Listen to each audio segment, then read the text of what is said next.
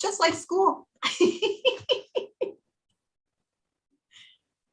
The big difference in that is the people in the audience or the students would not be as quiet as we are right now. I will tell you that right now. It's like, what's going on, Dodge? Yikes. Or you'd have a lot of helpers trying to fix it. My apologies. Thank you for being so patient. We are in fact live on YouTube now to the public. Thank you very much, Eli.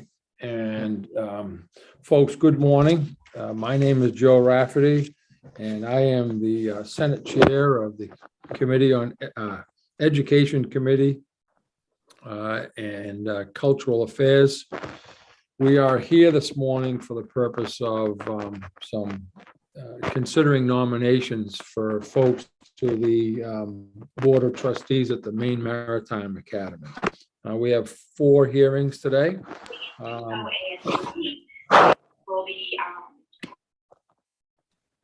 Folks will have had an opportunity, the public has had an opportunity to weigh in on those nominations. And we will hear from the nominees this morning. I'll give them an opportunity to speak as well. Prior to doing so, I'd like to give my committee members an opportunity to say hello. And in doing so, I would first like to welcome my co-chair, Representative Brennan. Good morning. And my name is Michael Brennan. I represent District 36, which is part of Portland. Thank you. And Senator Woodson. Good morning, Dave Woodson, Senate District 33 and Northwestern York County.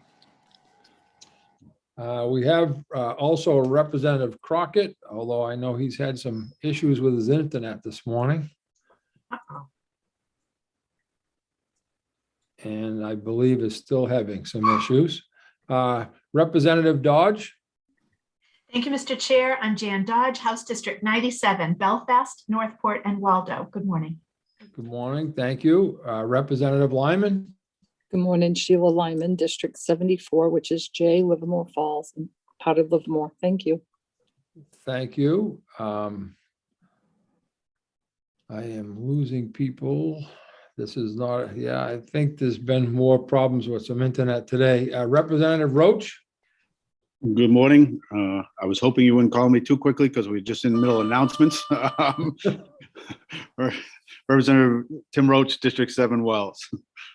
Things happen at school, Representative. You would have heard we were having chicken nuggets again, so.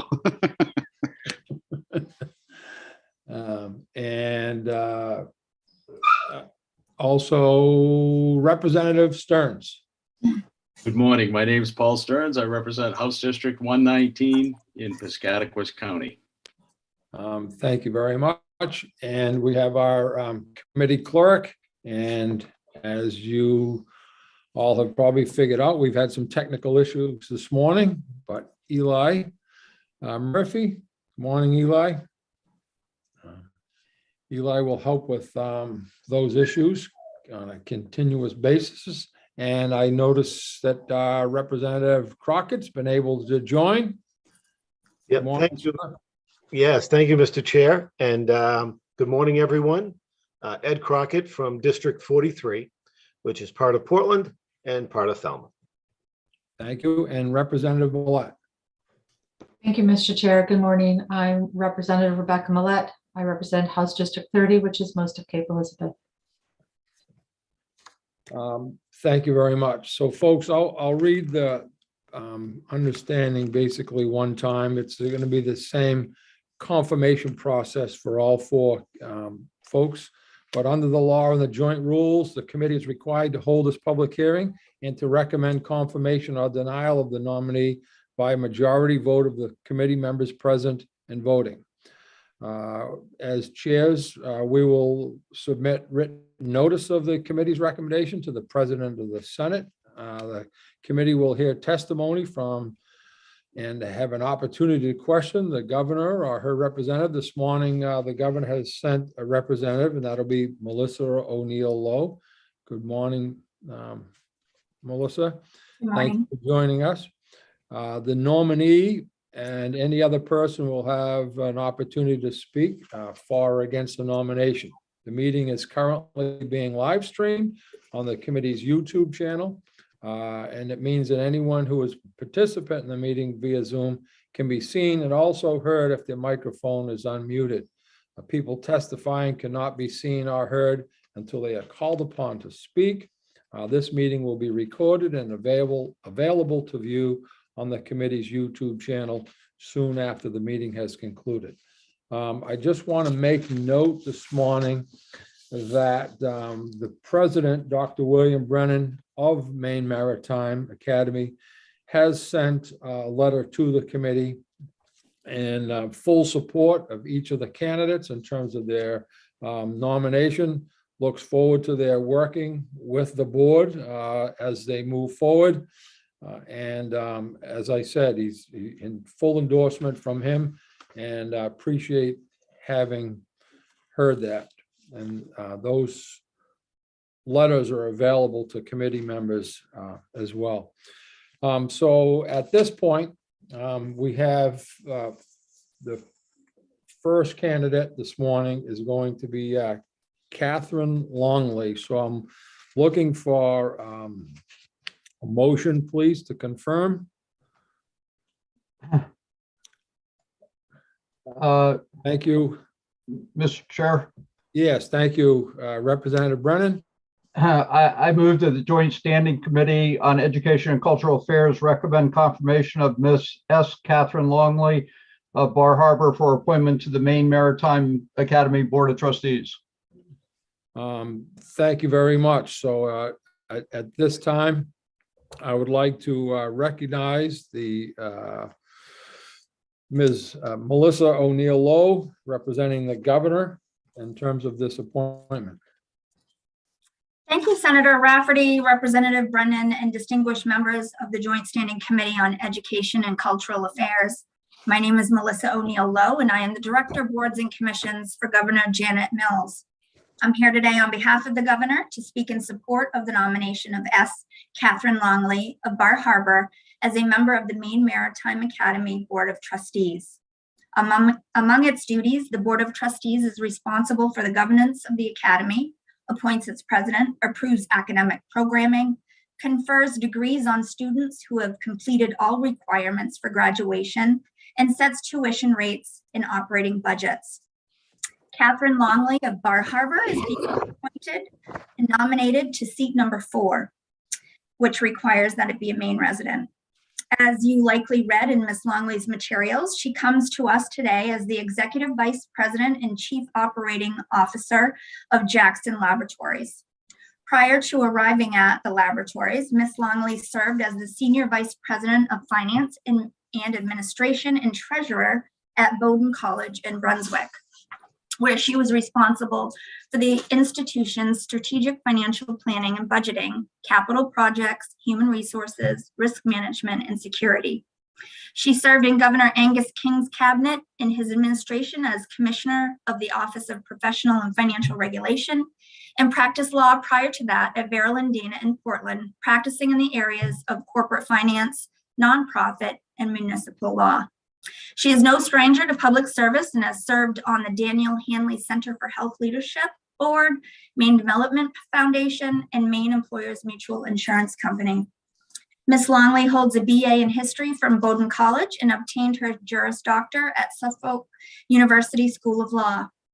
Her dedication to our state and her profession speaks for itself. Her deep understanding of finance and corporate and nonprofit structure will lend well to the Maine Maritime Board of Trustees. It is for these reasons and many more that I would ask that this morning on behalf of the governor that you support the nomination of S. Catherine Longley of Bar Harbor for appointment to the Maine Maritime Board of Trustees. Thank you for your time this morning. I'd be happy to answer any questions that anybody has at this time. Thank you very much. Do we have any questions of Ms. O'Neill Lowe at this time, folks? Thank you. Thank you. So that said, I would like to give the opportunity of Ms. Longley to speak to her nomination. Thank you for being with us. Thank you, Senator Rafferty, Representative Brennan, and distinguished members of the committee. My name is Katie Longley, and I'm here today to discuss with you my nomination to the Maine Maritime Academy Board of Trustees. First, I'm humbled and honored to have been nominated by Governor Mills to this important post. As you can tell from my background, I have a deep and abiding interest in higher education, and Maine Maritime Academy is one of the important Maine institutions that educates and trains our future leaders. By way of background, I grew up as a competitive sailor, small boats, and I have fond memories of Maine Maritime Academy in Castine, having raced there as a member of the Bowdoin Sailing Club many, many years ago. Suffice it to say, we lost the State of Maine Cup to Maine Maritime Academy the year that we raced there. And I still remember the actual event and sailing on Penobscot Bay, which is a magnificent body of water, and very much enjoying our interactions with the Academy. I also remember the calluses and line burns that I got from a very windy day on the water.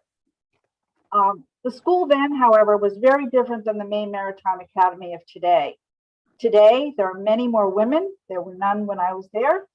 It offers diverse degree programs and is considered one of the best maritime academies in the country. In my current role at the Jackson Laboratory, we're very proud to have many MMA alumni among our employee base. And as a resident of Bar Harbor in Hancock County, I look forward to interacting with MMA and going to Castine just down the road, about 50 minutes. If you see fit to confirm my nomination today, I hope you can see that my background and skills will contribute to this wonderful institution, and I'm happy to answer any questions you may have. Thank you, Ms. Longley. Folks, do we have any questions at this time? Seeing none, thank you very much for, oh, yes, Eli. And I apologize, I mentioned this at our last set of confirmation hearings. These motions do require a second. I know it's not in the script to ask for one, but for my purposes, I guess we do require a second for these motions. Thank you very much. So, sorry for my omission. I'm going to work a little bit backwards here. I know this is odd, Ms. Longley, but I appreciate your patience with us. Can I get a second to Representative Brennan's motion for consider? Thank you very much. Seconded by Representative Stearns. Thank you, sir. And back to the president. Ms. Longley, again, my apologies. We have received, as I said earlier, we had a letter for endorsement by Dr. William Brennan. He's the president at the Academy and in full endorsement. And we have no opposition. So at this time, we're going to move towards a vote, but I will close the hearing relative to Catherine Longley of Bar Harbor's appointment to the Maine Maritime Academy's Board of Trustees. Now, normally, we would have to wait a period of time, no less than 15 minutes, unless the committee would agree to move forward. Is there anyone that objects to us voting at this time? Please raise your hand if you're in objection of doing so. Seeing no objections, I would like to move the vote for Ms. Longley's appointment to Maine Maritime Board of Trustees. And I would ask that keep in mind that a vote of yes supports the appointment, a vote of no, you're against the recommendation. And is the committee ready for a vote? Yes, I see a lot of heads nod. I'm going to ask that Mr. Murphy, sir, if you would be kind enough to call the roll. Sure. In the nomination of S. Catherine Longley to the Maine Maritime Academy Board of Trustees, Senator Rafferty. Yes. Senator Rafferty votes yes. Senator Daughtry. Senator Daughtry is absent. Senator Woodsum. Yes. Senator Woodsum votes yes. Representative Brennan. Yes. Representative Brennan votes yes. Representative Crockett. Representative Crockett is absent. Representative Dodge. Faithfully, yay. Representative Dodge votes yay. Representative Lyman. Yes. Representative Lyman votes yes. Representative McCray. Representative McCray is absent. Representative Millette. Yes. Representative Millette votes yes. Representative Roach. Yes. Representative Roach votes yes. Representative Salisbury. Yes. Representative Salisbury votes yes. Representative Sampson. Representative Sampson is absent. Representative Stearns. Yes. Representative Stearns votes yes. Senator Rafferty, there are 9 yeses and none opposed. Thank you very much, Eli, and congratulations, Ms. Longley. Good for you. Thank you very much for your willingness to do this, and we wish you nothing but good things moving forward. Thank you so much, Senator, and the committee. Have a nice day. Folks, before I open our next hearing, I'd like to give Representative Salisbury an opportunity to introduce herself. Thank you, Mr. Chair. My name is Sue Salisbury, and I represent House District 35, which is part of Westbrook. Thank you. And I know that most of you know this, but committee members do have commitments outside of our own committee. And so there'll be times when folks need to go testify or do some work with another committee. They'll come and go often. And thank you for your patience in terms of us doing so.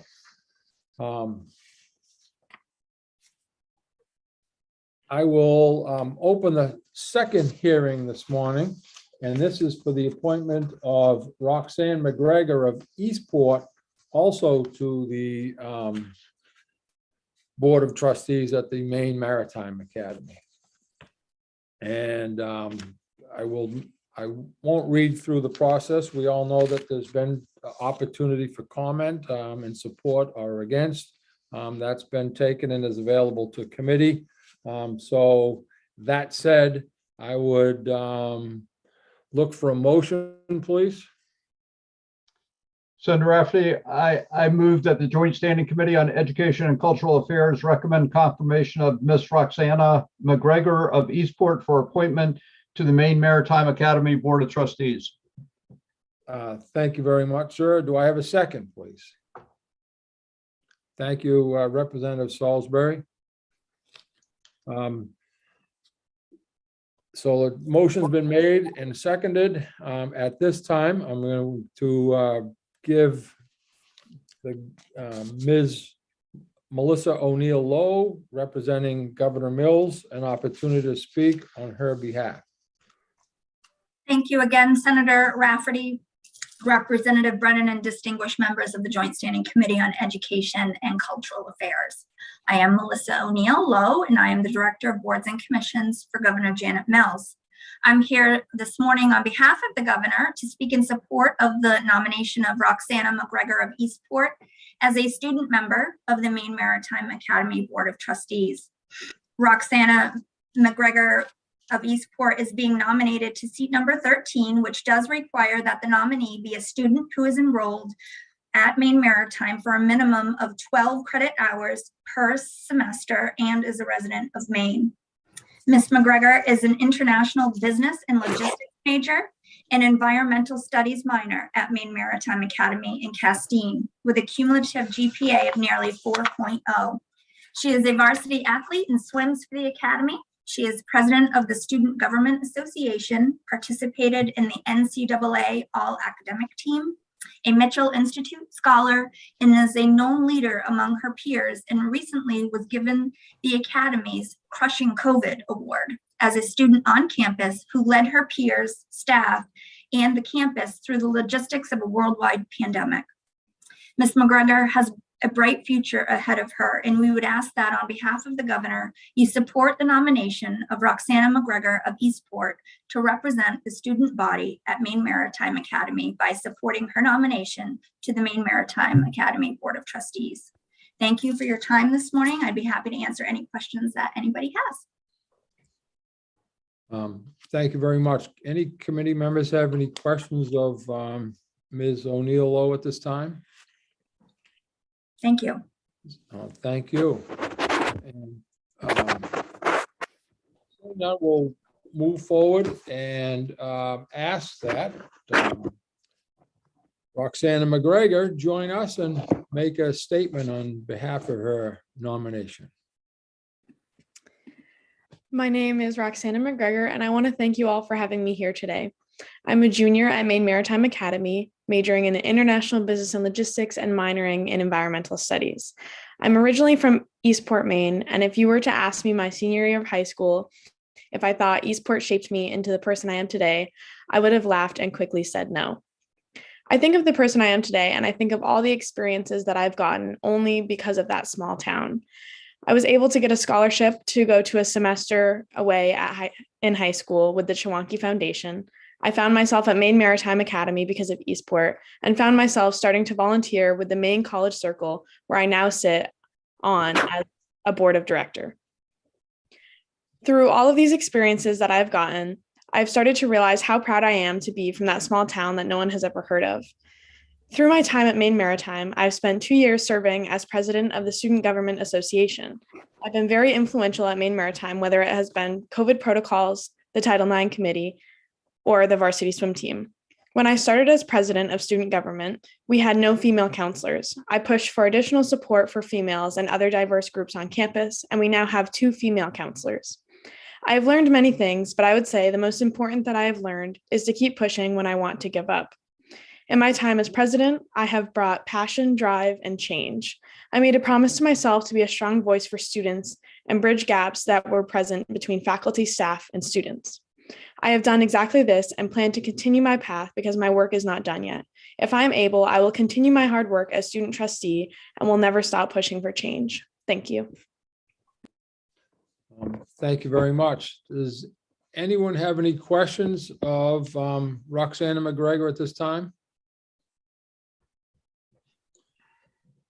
Yes, Representative Stearns. Thank you, Mr. Chair. Ms. McGregor, I do have to ask you, in your maritime career at Shed High School in Eastport, did you happen to run into Bobby Davis? Bobby Davis, yes, he was my athletic director for my whole high school career. Yes, of course. And I suspected that, and he was my classmate and teammate at really? way a Wow. long time ago in college. So congratulations. Thank you so much. Thank you. Representative Crockett. Yes, thank you, Mr. Chair, and welcome, Roxana. Thank you. I have to say, don't mean to correct you, but Eastport is very well known. Maybe because it's the first spot in the United States that gets to see the sun every morning. Yes. Very familiar with Eastport, and you are an incredible representative of that town. Thank you so much. Thank you for correcting me. It just, everybody I meet, I just explain, oh, it's near Canada, and that's usually where I leave it. But thank you so much. Any other questions, folks, of Roxana at this time?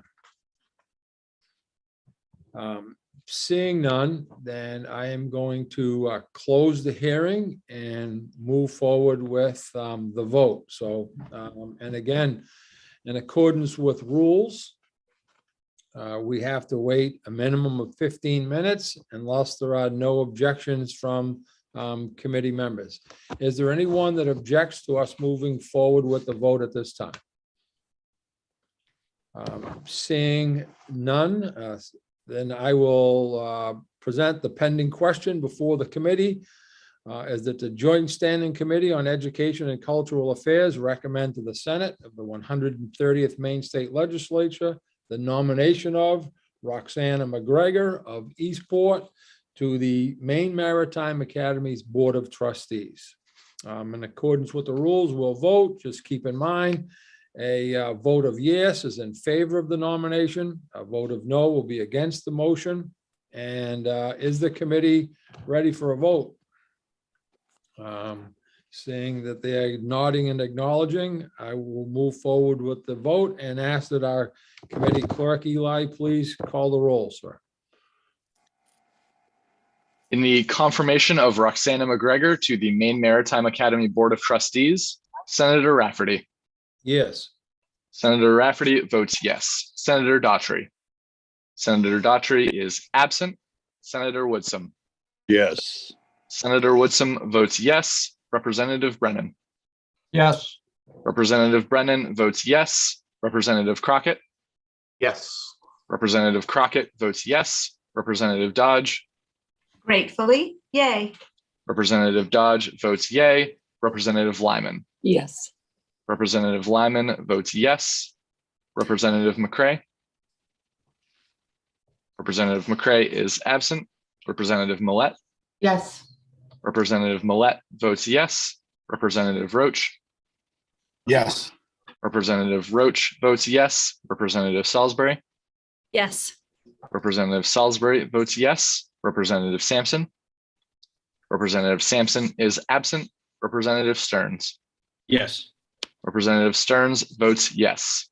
That is 10 yes and no opposed. Awesome. Thank you very much. And congratulations to you, Roxana McGregor. Very well done. Thank you all so much. Thank you, and good luck to you moving forward. Have a good day.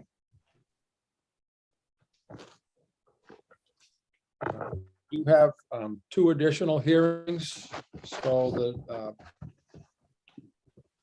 next up would be Dr. Elena B. Adams of West Roxbury. So in any case, folks, so I will open the hearing relative to Dr. Elena B. Adams's appointment to the Maine Maritime Academy's Board of Trustees at this time. And again, just a reminder that we've had opportunity to receive letters for or against. And we have done that. They're available for committee to review. And having gone through that process, I would entertain a motion, please, for confirmation.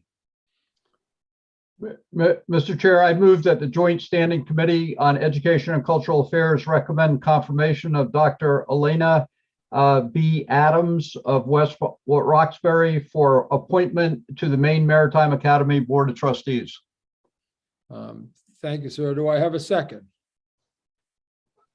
Thank you, Representative Dodge. That's been seconded. That said, I would, at this time, like to recognize Ms. Melissa O'Neill Lowe. She is representing Governor Mills at this time for comment relative to the appointment. Thank you, Senator Rafferty, Representative Brennan, and distinguished members of the Joint Standing Committee on Education and Cultural Affairs. My name is Melissa O'Neill Lowe, and I am the Director of Boards and Commissions for Governor Janet Mills. I'm here this morning on behalf of the governor to speak in support of the nomination of Elena Adams, PhD, of West Roxbury, Massachusetts, as a member of the Maine Maritime Board of Trustees. Dr. Adams of West Roxbury is being nominated to seat number 12, which does not require that the trustee be a resident of Maine. Dr. Adams is a 1998 Maine Maritime Academy graduate and a perfect example of how she has taken that education and thrived. She is currently the principal product manager and member of the product leadership team for Google's Fitbit Health Services division. Google LLC is an American multinational technology company that specializes in internet-related services and products, which include a search engine, online advertising technology, cloud computing, software, hardware, and as of 2021, all of Fitbit's platforms. For those not familiar with Fitbit, it's an American consumer electronics and fitness company. It produces wireless-enabled wearable technology, physical fitness monitors, and activity trackers such as smartwatches, pedometers, and monitors for heart rate, quality of sleep, how many stairs you've climbed, as well as related software. Dr. Adams is the lead on product execution, conceptualizing, and setting overall product strategy. She is responsible for identifying new product opportunities and has seen exponential growth globally. As you've undoubtedly seen further from Dr. Adams' materials, her experience in the tech and engineering space is that of which executive leaders are created, and likely because of her start as an MMA grad. Dr. Adams holds an MS in mechanical engineering from the University of Massachusetts Amherst and obtained her doctorate in 2008 in mechanical engineering from UMass Amherst. She was awarded NASA's Graduate Student Researchers Program Fellowship and the Eugene Eisenberg Scholarship for the integration of business and technology. Her awards and academic achievements alone are far-reaching and exemplify the success of what an MMA grad is capable of. It is for these reasons and many, many more that on behalf of Governor Mills, I would ask that you support the nomination of Alana Adams, PhD of West Roxbury, Massachusetts, for appointment to the Maine Maritime Board of Trustees.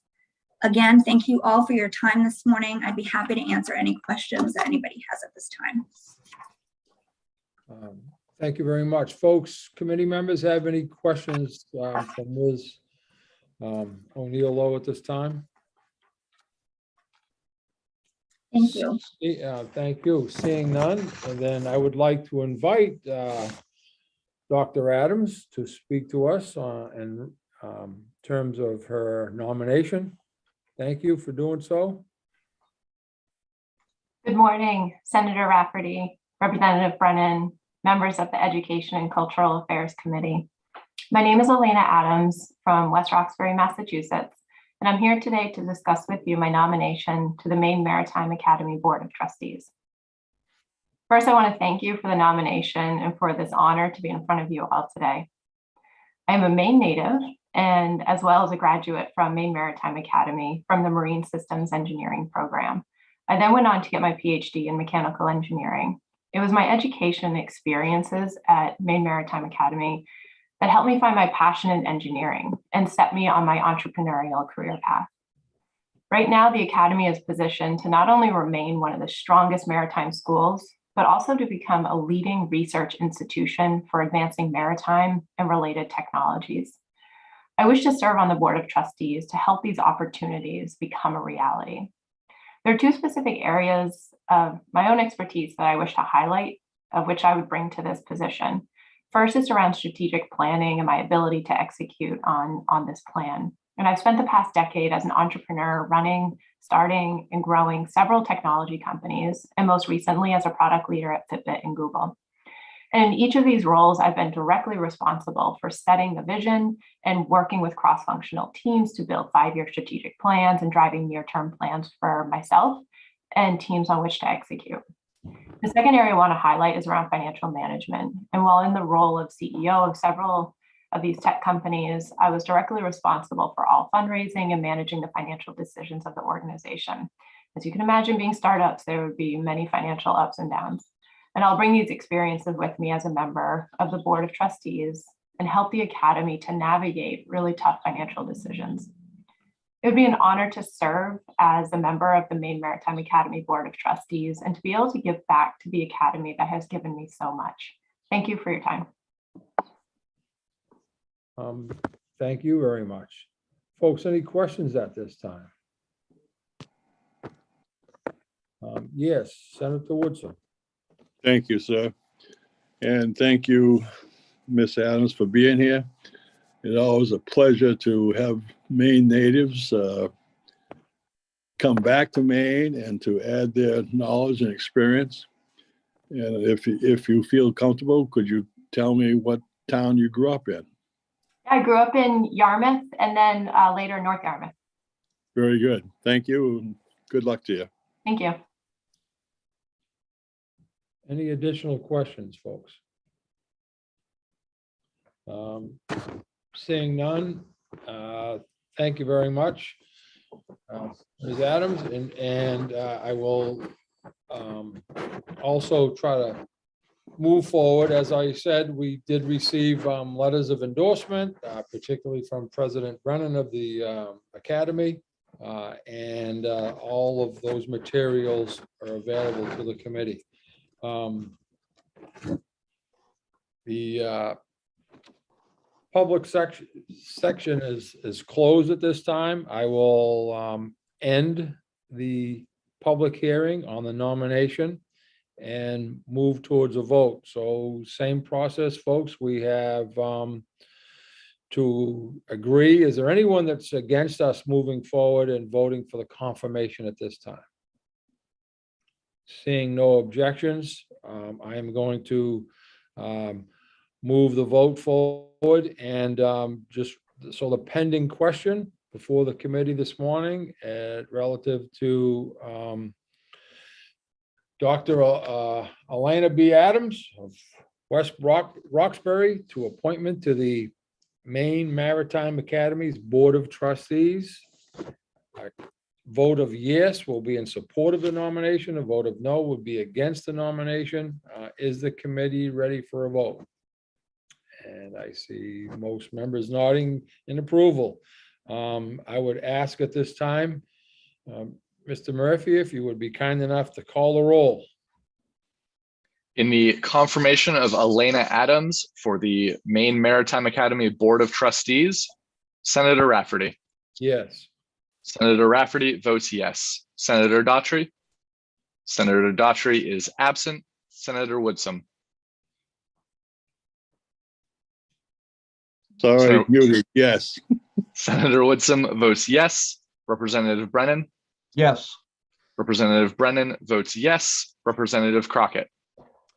A huge yes, with the caveat that hopefully Miss Adams can boomerang her way back to Maine someday. Representative Crockett votes yes. Representative Dodge. Gratefully, yay. Representative Dodge votes yay. Representative Lyman. Yes. Representative Lyman votes yes. Representative McCray. Representative McCray is absent. Representative Millette. Yes. Representative Millette votes yes. Representative Roach. Yes. Representative Roach votes yes. Representative Salisbury. Yes. Representative Salisbury votes yes. Representative Sampson. Representative Sampson is absent. Representative Stearns. Yes. Representative Stearns votes yes, with 10 yes and none opposed. Senator. Thank you very much, Mr. Murphy. So having 10 members of the committee voting in the affirmative and none in the negative, it is the vote of the Joint Standing Committee on Education and Cultural Affairs for the nomination of Dr. Elena B. Adams be confirmed. Congratulations. Thank you so much. Yes, thank you for your willingness to do this work, and we wish you well moving forward. Thank you very much. Thank you. You have a nice day.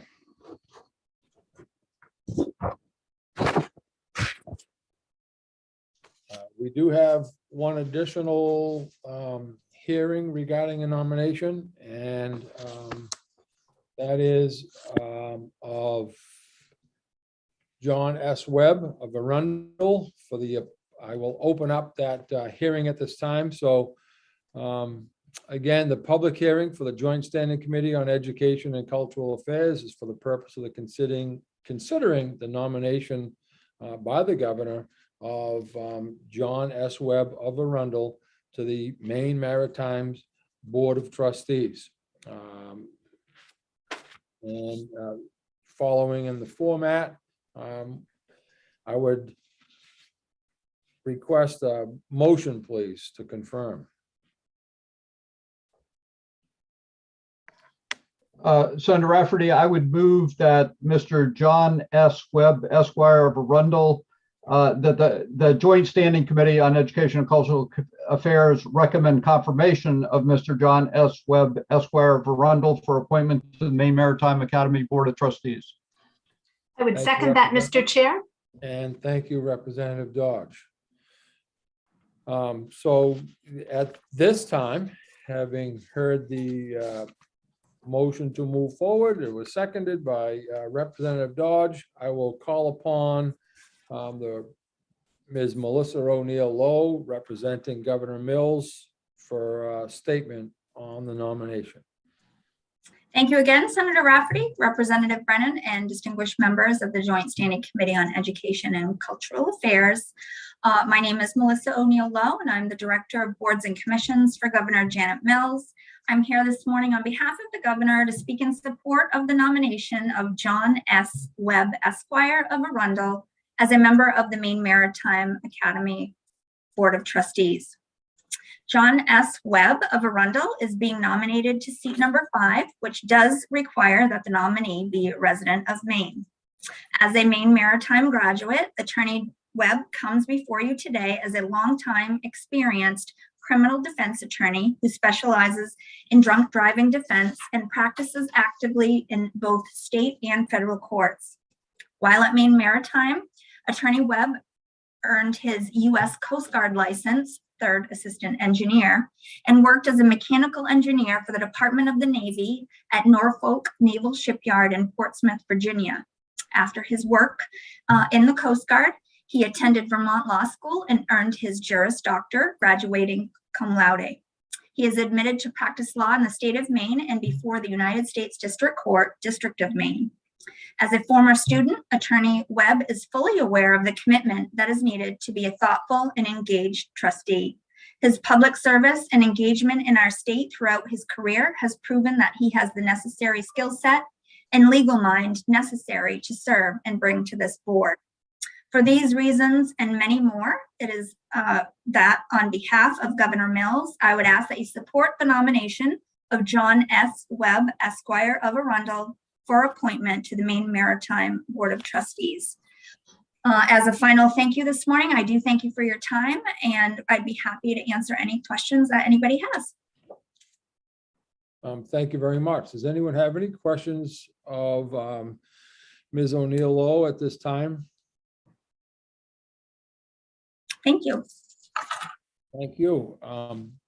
That said, we would like to invite John Webb, please, to make a statement on the confirmation itself. Good morning, sir. Good morning. Good morning, Senator Rafferty.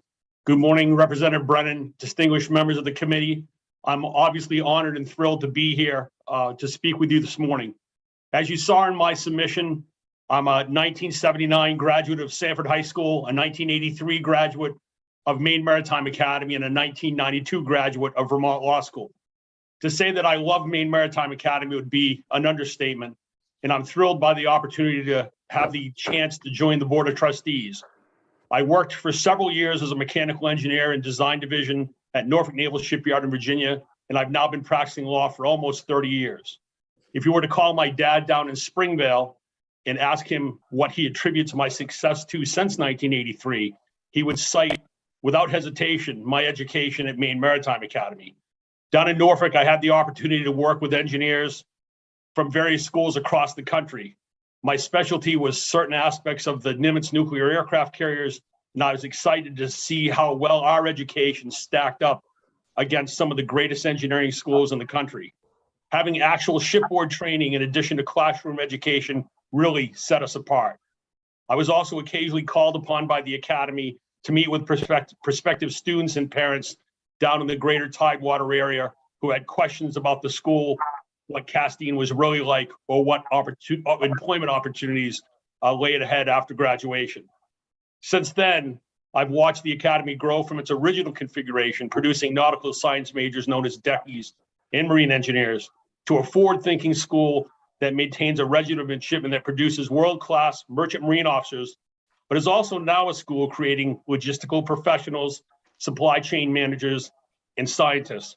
And I might add, you need to look no further than Roxana McGregor, who we heard from earlier this morning, to see just how well that's working out for Maine Maritime Academy. Maine Maritime Academy graduates carry a worldwide reputation for being well-trained, well-prepared, and extremely professional. I can say from all my travels here and abroad in both my professions, that reputation is well-earned. I believe I'd be an asset to the Board of Trustees due to both my experience in the industry in my nearly 30-year career as a practicing attorney. The Navy sent me all over the world, visiting ships that were having problems or witnessing system operations in preparation for upcoming shipyard visits. I was blessed to have a wide variety of experiences that really developed me into the person I am today. After the pressures and demands of that job, I honestly thought law school was a vacation, and I fell in love with the law. Nothing's changed. To this day, I enjoy commiserating with my shipyard friends, and I still do love the law. One thing law school does not prepare you for is running a small business with 10 employees, which I've now learned to do. And I think those experiences will also bring a helpful perspective to the Board of Trustees. As some of you know, due to being born with deformed feet and undeveloped legs, I've had both my legs amputated below the knee, and I now walk on prosthetics. Growing up, I still played 3 sports in high school. I was on the wrestling team, the racquetball team, and the rugby team at Maine Maritime Academy, and I'm still a very avid and addicted golfer to this day. After becoming an attorney, I spent almost 8 years confined to a wheelchair, driving nothing but adapted wheelchair vans and living a restricted life. I can promise you that the challenges, the frustrations, and the triumphs I've experienced and continue to experience will bring yet another unique perspective to the board. For all those reasons, I hope you'll consider me for this position. And I'd also just take a minute. I'd be remiss if I didn't note how good it is to see Clerk Eli here today. He was a fabulous clerk in the court system. He was so helpful to me.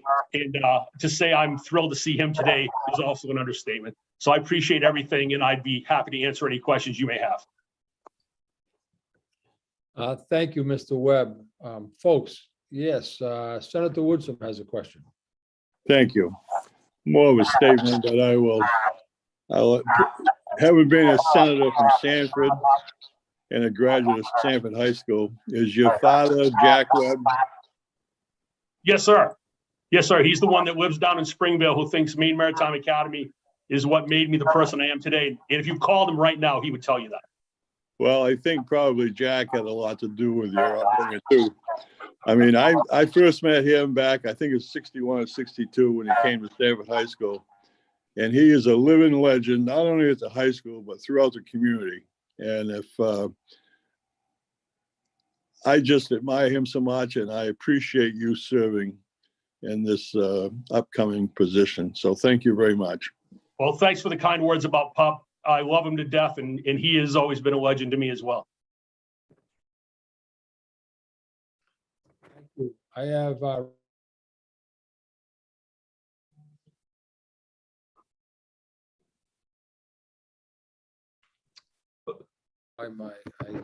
don't know if I'm muting myself or Representative Crockett. Yes, thank you, Mr. Chair.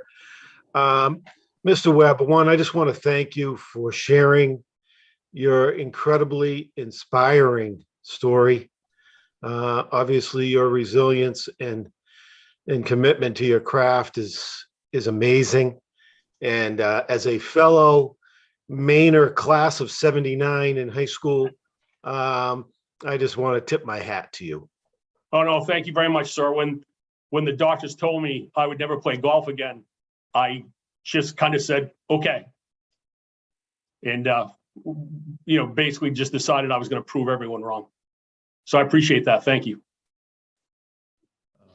Thank you. And again, I concur with, except for the class of 79 part, those comments I think could be made by all members this morning. So congratulations to you, and thank you very much. Any questions and additional questions? I'm sorry, Mr. Webb.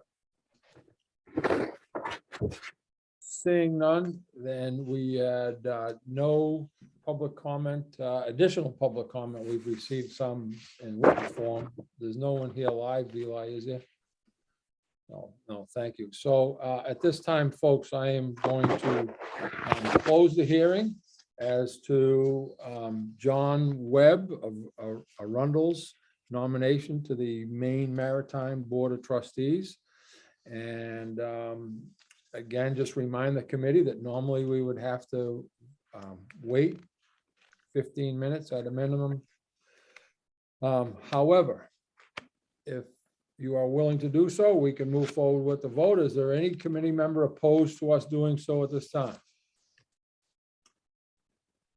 Seeing no opposition, then I would like to move forward with the confirmation. And so it is the pending question before the committee is that the Joint Standing Committee on Educational and Cultural Affairs recommend to the Senate of the 130th Maine Legislature the nomination of John S. Webb of Arundel to the Maine Maritime Academy's Board of Trustees, be confirmed. So a vote of yes will be in favor, a vote of no would be against the motion.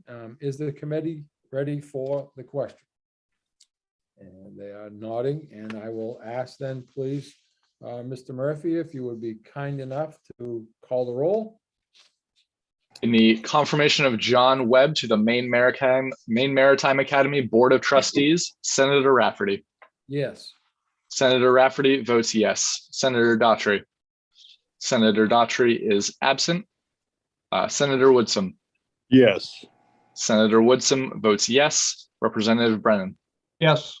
Representative Brennan votes yes. Representative Crockett. Yes. Representative Crockett votes yes. Representative Dodge. Gratefully, yay. Representative Dodge votes yay. Representative Lyman. Yes. Representative Lyman votes yes. Representative McCray. Representative McCray is absent. Representative Millette. Yes. Representative Millette votes yes. Representative Roach. Yes.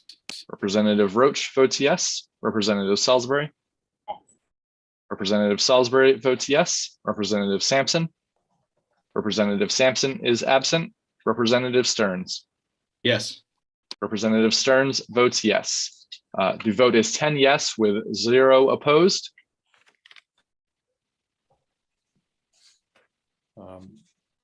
Thank you, Eli. So having 10 members of the committee having voted in the affirmative and none in the negative, it is the vote of the Joint Standing Committee on Education and Cultural Affairs that the nomination of John Webb be confirmed for appointment to the Maine Maritime Academy's Board of Trustees. Mr. Webb, congratulations. And Thank you, everyone. thank you. We wish you much luck moving forward. Representative Brennan. Thank you, Senator Rafferty. I just want to say at the conclusion of the 4 confirmation hearings, I want to thank Ms. O'Neill Lowe and the governor's office for advancing such 4 qualified people, and each that are expressed deep commitment to Maine Maritime Academy. And I think they're the Board of Trustees and the Academy is going to be well served by the 4 people that you've put before us. So thank you very much for your work and effort to present these people for confirmation before the Education Committee. Thank you, Representative Brennan. This group was really great, and I'm just blown away by their intelligence and dedication to both our state and to the Academy. So I think the governor made some really great choices, and I'm excited to see how it all works, especially with the new president coming in. So thank you all. I'm sure I'll be seeing you again soon. I think maybe on the 30th. So take care and have a great rest of your day. And hopefully we get things squared away over here so we can all be back in session. See you Thank later. you very much. You have a good day as well. Thank you. I know we have some work sessions coming up. We have, the first thing was to continue our conversations relative to the CDS discussions. We have some work sessions to continue with. I am just going to ask for your patience to give me a 5-minute break. I have 2 dogs that are doing a dance by the door, and I need to, sadly, I'm going to put them outside. They're going to come back all muddy. But in any case, I need 5, and I will see you. I got 10:41. I'll be back in 5 minutes. Thank you.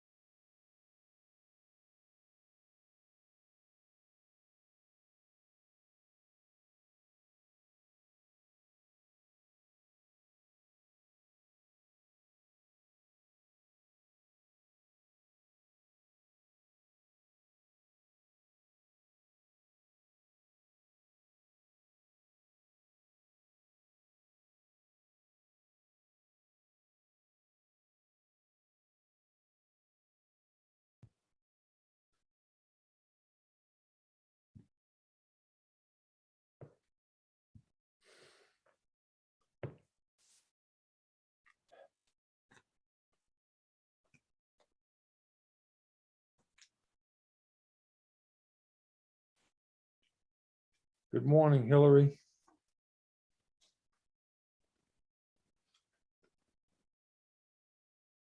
Good morning. How are you? I'm good, thank you. How are you? Good. I can't believe we've let you off the hook this long. It was helpful to have that extra hour this morning. Sure it was. I'm sure it was. And in any case, it looks like tomorrow you might actually have some time as well, hopefully. Yeah, hopefully that will be time that I can dig out of the pile on my desk of other things that keeps growing. You know, I'd go a little wider with my screen, but I'm embarrassed at what my table looks like here. It's incredible. And it seems like we have lots coming at us on the last few bills that we have working, you know. But on our schedule, we have supplemental budget, if needed, CDS, we get into work sessions. I think the budget stuff, we can just talk about that separately. Do we need to do that now? Or do you? No, we can start with CDS if that makes sense. Yep. Okay. I think that makes sense. And we have a number of people here from the department, et cetera, for the CDS discussion. Right. So go right into that.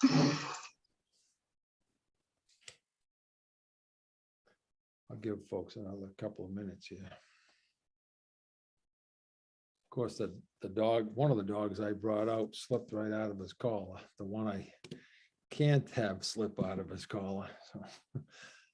But he did respond to my voice, which was, maybe he heard the panic in it. I don't have time to chase you.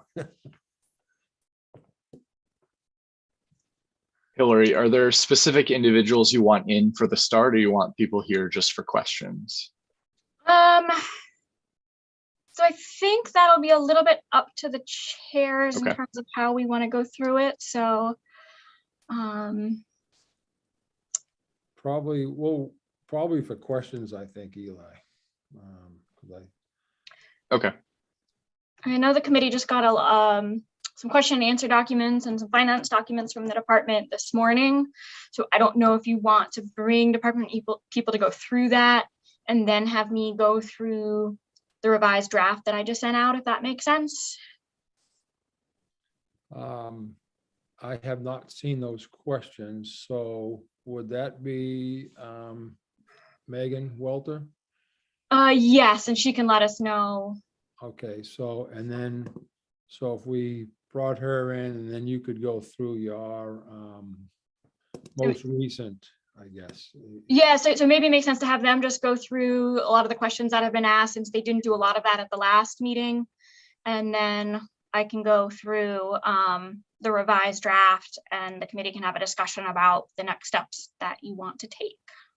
So if we could bring Ms. Walter in, I'm sure we had a lot of communications just in that hour or so that we were in our hearing, so. Thank you, Eli.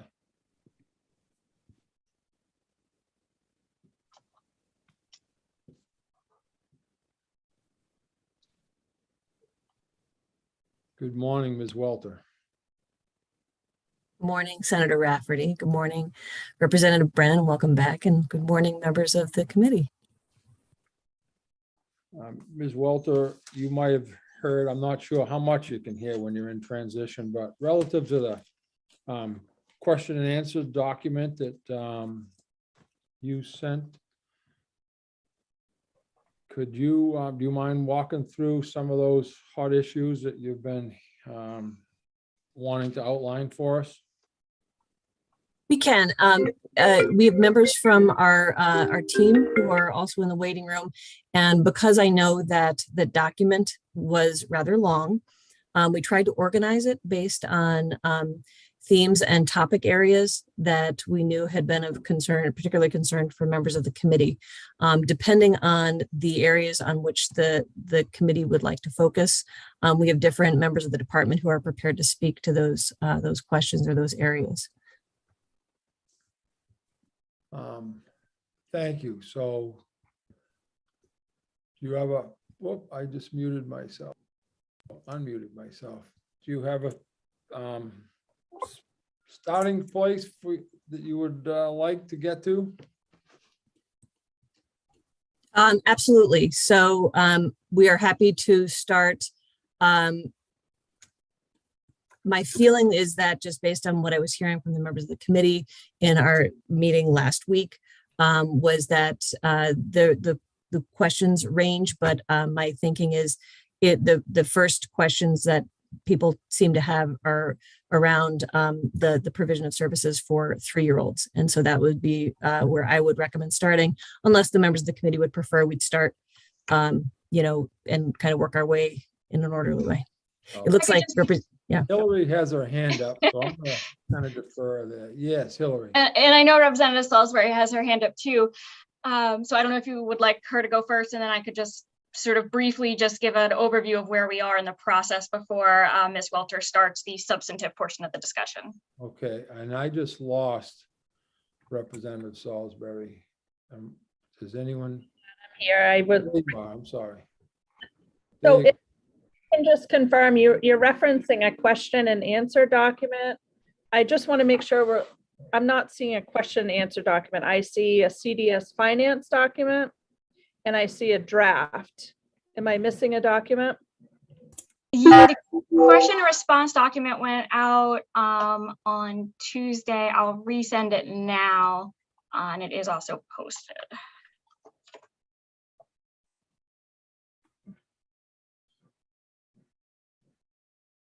I think I just want to make sure that I'm following along with the right document.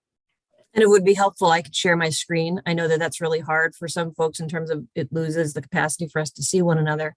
But if that would be a helpful way to walk through the document, I'm happy to do that if that works.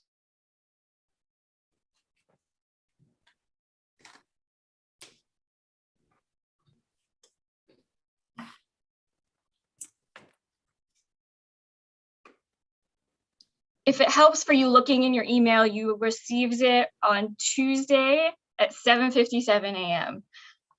For those on the public who are watching, it has also been posted on the committee's webpage. What's it called? Q&R doc version 1.0 and MOU. But I'm resending it now as well. So it should be right at the top.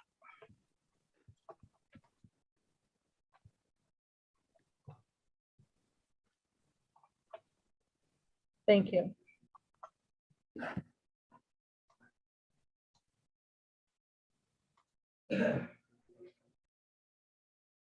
All set, Representative? So Hillary, if you just kind of give us an overview of where we are, that would be great.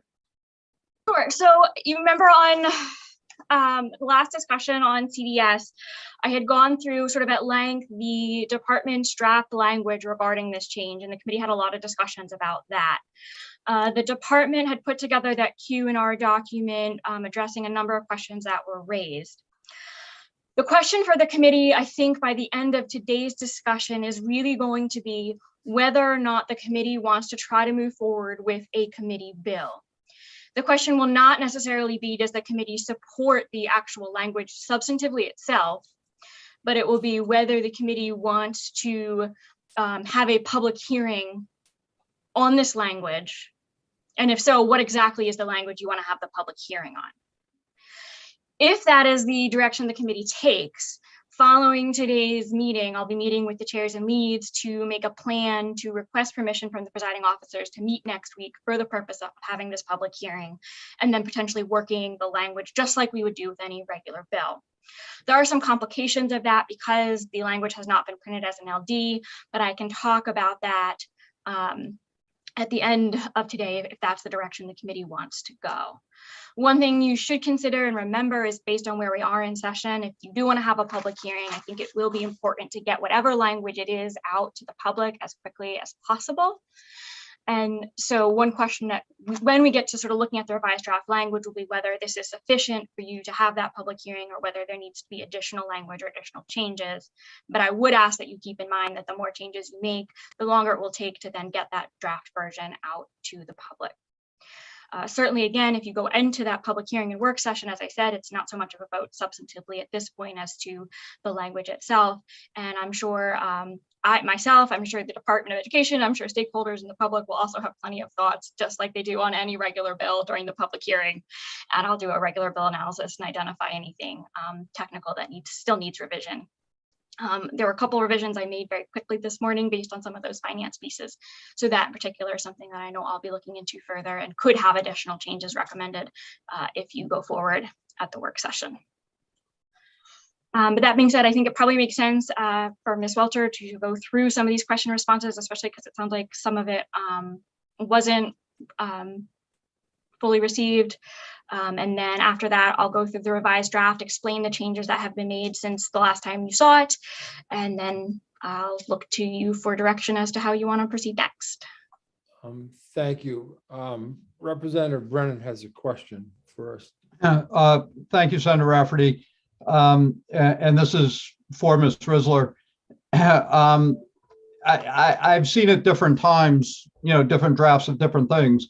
And at one point, there was a draft either from the department or Attorney General Forrester that basically just stuck to the statutory changes that would be made relative to proposals from DOE. Is that a good starting point for us in terms of having this discussion in regards to putting a bill forward for public hearing next week? Yes, so the draft that was put forward by the department was the one that I walked the committee through at our last meeting. The draft that you're going to see today is that same draft, but with a few components that there seemed to be consensus around in conversation last week. This includes, for example, some language around the main PERS retirement. Both the department and I reached out to main PERS yesterday to get some answers there.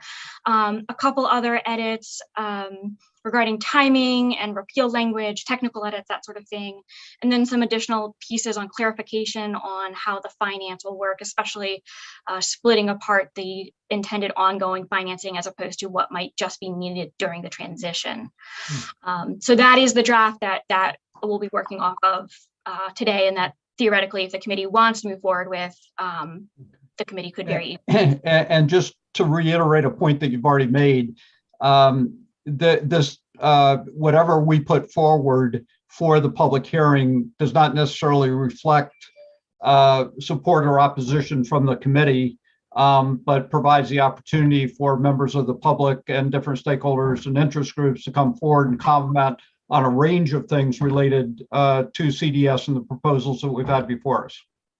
That's correct. And the way we would do that, because we don't have an LD printed, the way we would essentially do this is take the language if the committee votes to move forward in this manner.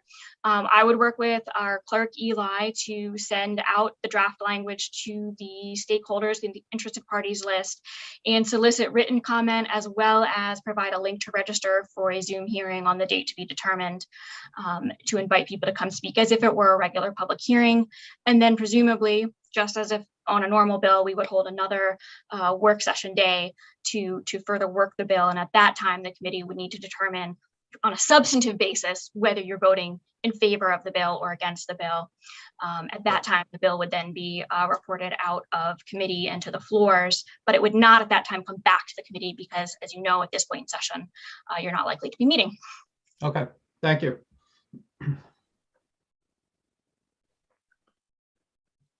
All set then. Ms. Welter.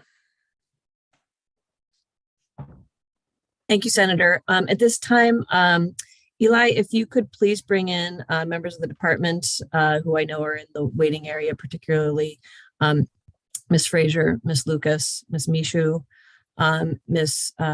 Dennis, and Ms. Holmes, I think are all there. And I believe Ms. McGowan is also there, but I don't know that we need to force her in just yet. She has some really specific knowledge related to some of the financing questions. So if we start to dabble in finance, we'll definitely pull Ms. McGowan in as well. Thank you.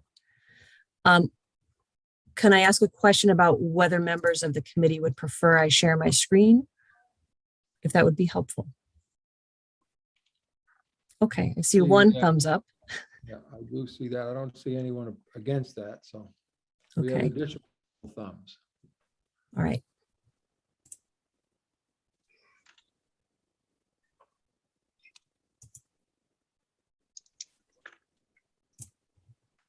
All right, my intention is to be sharing the document where you should be seeing right now the question response with the heading main care here on the left.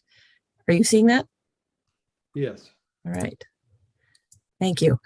So as I mentioned before, I was going to start with part C and then move into talking about our 3-year-olds. However, I just want to, and Senator Rafferty, I'd like to just check to make sure it's okay with you. If during the course of going through, if I can occasionally just check for understanding with members of the committee, or if you'd like that to be more formal and asking you to do that. No, that's fine. I think that I know it's tough, but I don't know what you see. But I know that if somebody raises their hand, they're gonna come to the top and we'll see them as well. Because I know I'm only seeing about four people right now. We don't have the gallery view is what we lose. So I see. If they raise their hand, they'll usually slide right to the top. So. All right, well, I'll keep an eye out. All right, so at this time, I'm going to ask Ms. Fraser just to quickly just go over some of the high points about some of the questions related to main care. And then we'll move down into part C. Ms. Fraser. Thank you. Good morning, Senator Rafferty, Representative Brennan, and esteemed members of the committee. The first question was around the joint guidance documentation that was issued by the Maine Department of Education and DHHS. That guidance was around reimbursing for Section 65 and 28 services, which we call day treatment in Maine for our 3 to 22-year-olds. And that guidance was released in, released in March 2020 and then re-released in March 2021. And that shows the correct documentation to list medical services around behavioral health services. So that was the guidance around that was issued, and the field is using that to make sure that they have the medical services appropriately documented in the IEP to gain reimbursement.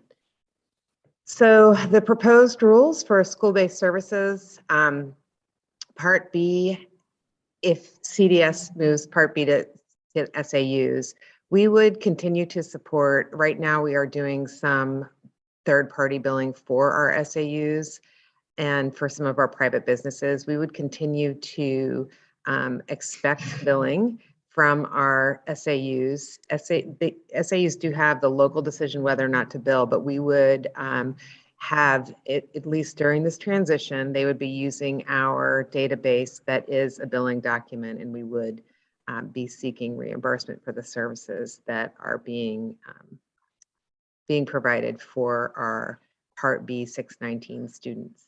And we would provide support for districts, SAUs to do that. Will adoption of the new main care health policy have any unintended consequences for covered services? No, it will expand the services and it will make it easier to bill for services. So it will, we are hoping that we can increase the percentage of SAUs that are billing based just on the ease of actually how to bill in main care. Ms. Fraser, I'm going to pause you just for a second. Senator Rafferty, I noticed that Representative Millet's hand is up, and I'm wondering if I notice that because I can see the full gallery on my screen. Okay. If it's okay if I call, or how do we do this so that we don't lose folks? If you see the question, that's fine. Thank you. Thank you, Ms. Welter. Yeah, I just wanted to ask a couple of process questions on the billing before we get too far down the document. I remember a number of years ago, I believe districts saying that they were having a very hard time utilizing current special ed systems to report Medicare coding or wording in order to actually get the reimbursement. I'm wondering, is that still the case? What has been changed to allow that to happen more easily? So I think that there's an inherent problem with the IEP in that it's not a billing document. And the services that are authorized by the IEP team, it cannot have as a stipulation how those services will be paid, because we have to offer them regardless of whether there is the capacity to bill main care or not. So it's very important that we get that part right, that we're not using the IEP document as a billing document, nor are we saying that any service is contingent upon Medicaid reimbursement. So the confusion in the field was around Section 65 and 28 services, which are our highest level of services. And they're actually a bundled service. So it's very, very complex, the difference between 28 and 65. And the revision of the main care law will make that incredibly more easy, because it's not going to be a bundled rate. You'll just get proof of, you'll just have the recommendation for the service and you'll get reimbursed for it.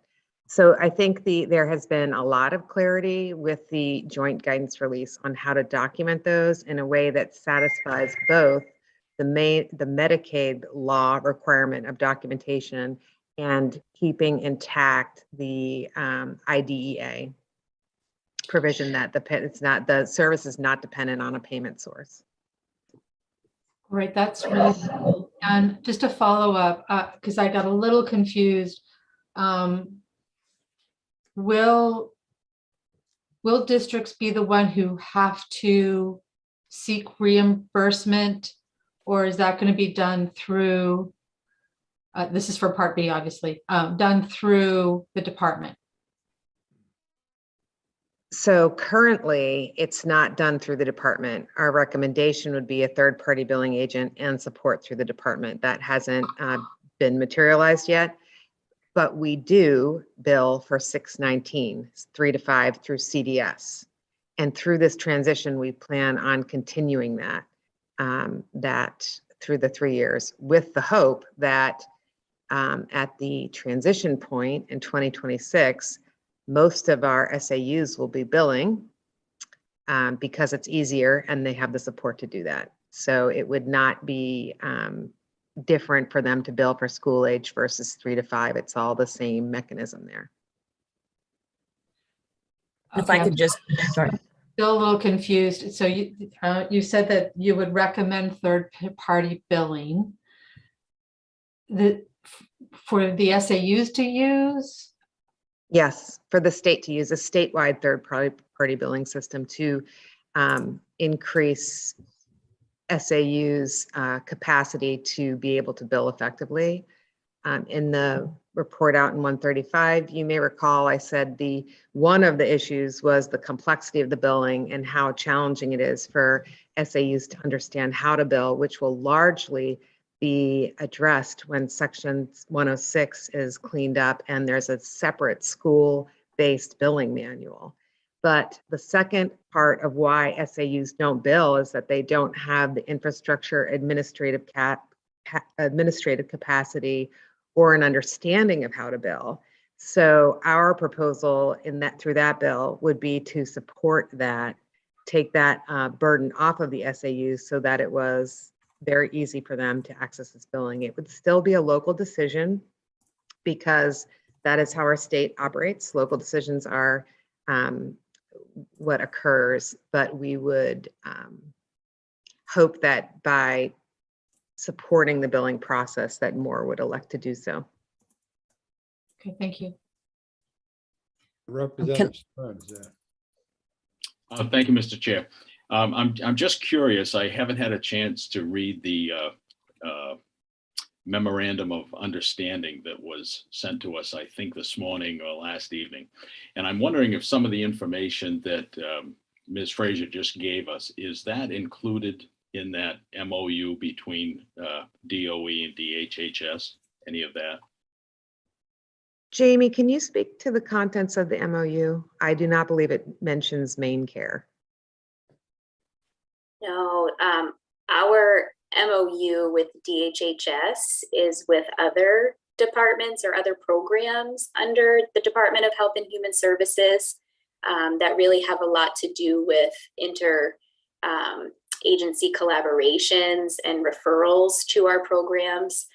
So there's a lot in the MOU through the Office of Child and Family Services, the Maine CDC, and Maine Birth Defects Program, many of those programs that we have overlap amongst our services in the same population. So the Office of Maine Care Services is currently not part of that MOU. Okay, thank you. And I would just like to add here, as we're walking through everything involving Maine Care, the committee, obviously, LD 1775 has not been reported out yet, but that does direct the department to work collaboratively with the HHS in the development of the comprehensive system that's going to support Maine schools in and child development services to be able to implement a better system for billing that supports the field. So that's something that's going to be in place, so that we'll be reporting out in the next session on the nuts and bolts of how that will happen. Okay. Thank you. All right. So are you still able to see my screen? I just realized I've been shifting around looking at different things. So are you still able to see the question and response document? No, Okay. I'm seeing the summary page. Okay, well, I'm going to stop sharing and get control again then. All right.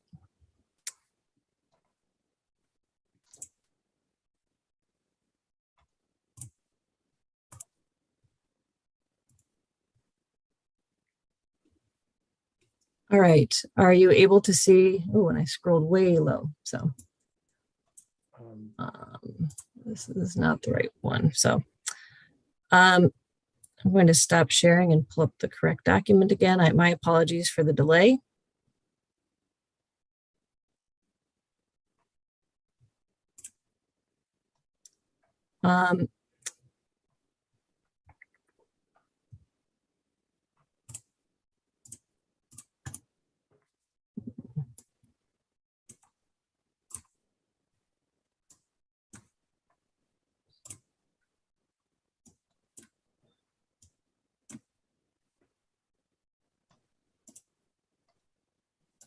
Thank you for your patience.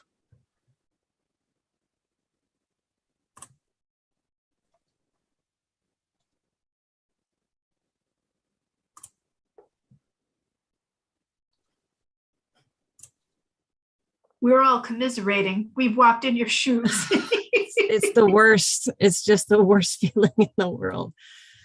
All right. Thank you for that kind moment. Thank you. And it sometimes can sense your urgency. So, yes. So, you know, yes. breathe deeply and just pretend it's all cool. And I've begun sweating. Yes. So thank you. All right. If you just want to, if you're great, I was gonna say, if you just want to pull up online, I'm sending the link to the online version that's posted in the chat. All right. Thank you. I pulled it up as a PDF. I realized that. So I apologize for that time. I know that time is a valuable commodity, and I wish I'd been moving a little faster there. So where we left off, our heroes, we were here with, first of all, can I just get a thumbs up that we're looking at the same document? Great. Thank you for that. I think what I'm going to do is I'm going to walk us kind of quickly through, and if it's okay with Chairman Rafferty and Chairman Brennan and members of the committee, I'm going to just quickly highlight the question. And if it is a question that you would like more discussion about, I just want to make sure that we are using our time effectively. And I want to make sure that we're targeting the questions that make the most sense. So there was a question that was raised by the members of the committee about the percentage of the 17,000 students that are main care eligible and the percentage of students that are served by child development services and main care. I do want to also point to the questions and responses that are in this section of the Q&R document were submitted to us by our partners at DHHS. So Ms. Patterson and her team put together a lot of these questions. Ms. Frazier is absolutely able to speak to these. She has co-presented with members of DHHS, and so is certainly very knowledgeable. But is there interest in going through in greater detail this first question related to the percentage of students that are main care eligible?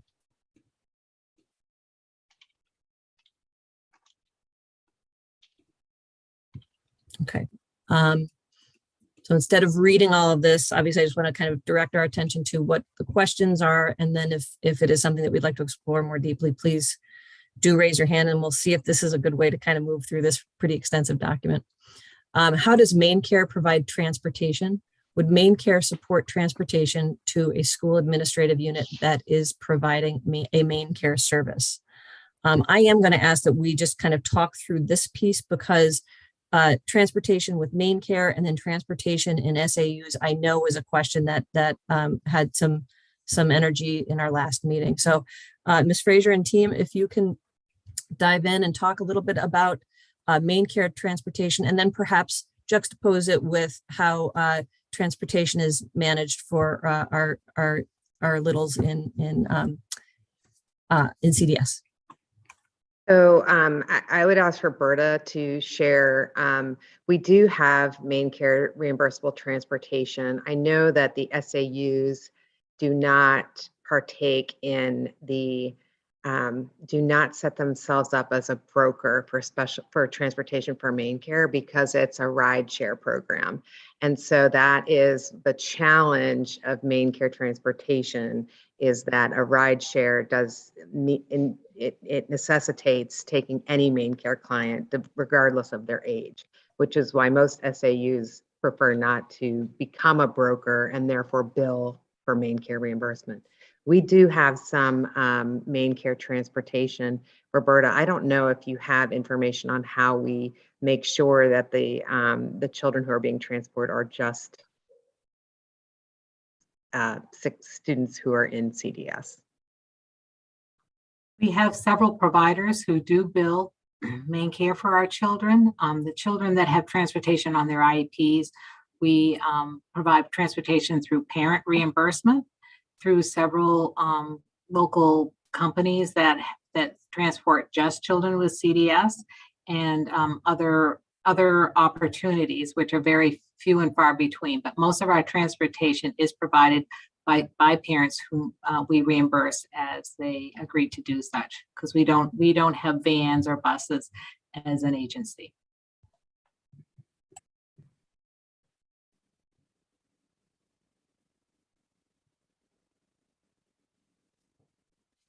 Thank you. Okay, well, I'm going to keep us moving then if that works.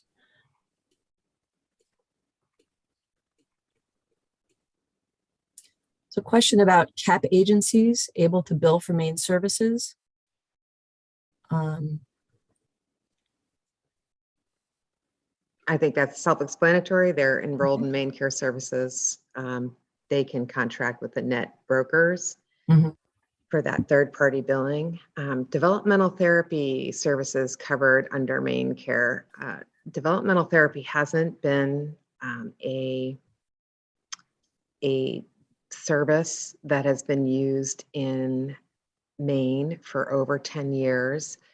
It essentially was directed toward non-academic portions of the IEP, and it was not well understood in terms of how to shape and divide that out. So the OMS decided to take it off as a service. As you know, main care will cover services that are not academic. So if we wanted to look at this again, we would have to come up with a very defined rule of, what developmental therapy would be and who would be certified to provide that therapy. Again, because we provide these services at no cost to parents, we provide functional, it's instruction for children 3 to 22. It's not been something that we have spent a lot of time thinking about or pursuing, nor do we think it's significant enough that it would be a standalone service. It is not just for children with developmental delays. It is for children who are identified. But again, these services are hard to differentiate out because functional behavior is very connected to instruction in the IEP model. So in other words, in IDEA, we consider behavior intervention to be specially designed instruction.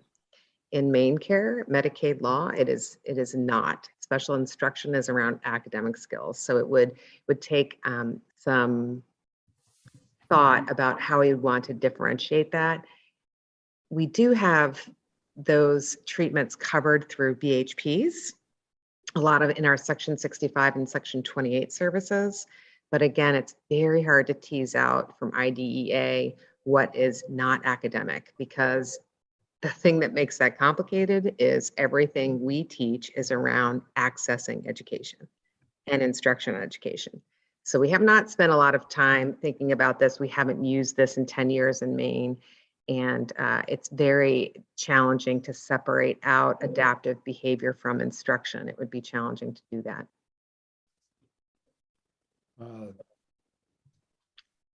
There is a question I see from Senator Woodson. Yes, thank you. You said it's not, I forget the word you said, developmental development is not something that hasn't been used for 10 years. But it is an issue, is it not? I mean, go ahead. We don't feel that it's an issue. We feel that functional behavior is very connected to academic skill development and acquisition. So to just limit what we are doing to a functional aspect of an IEP, we don't feel that there is, that would be challenging to do. We could do it. We don't think it would yield a great difference in our level of Maine Care billing. So are you saying that the developmental stages has been basically redefined or incorporated in other areas, or it's just not considered anymore?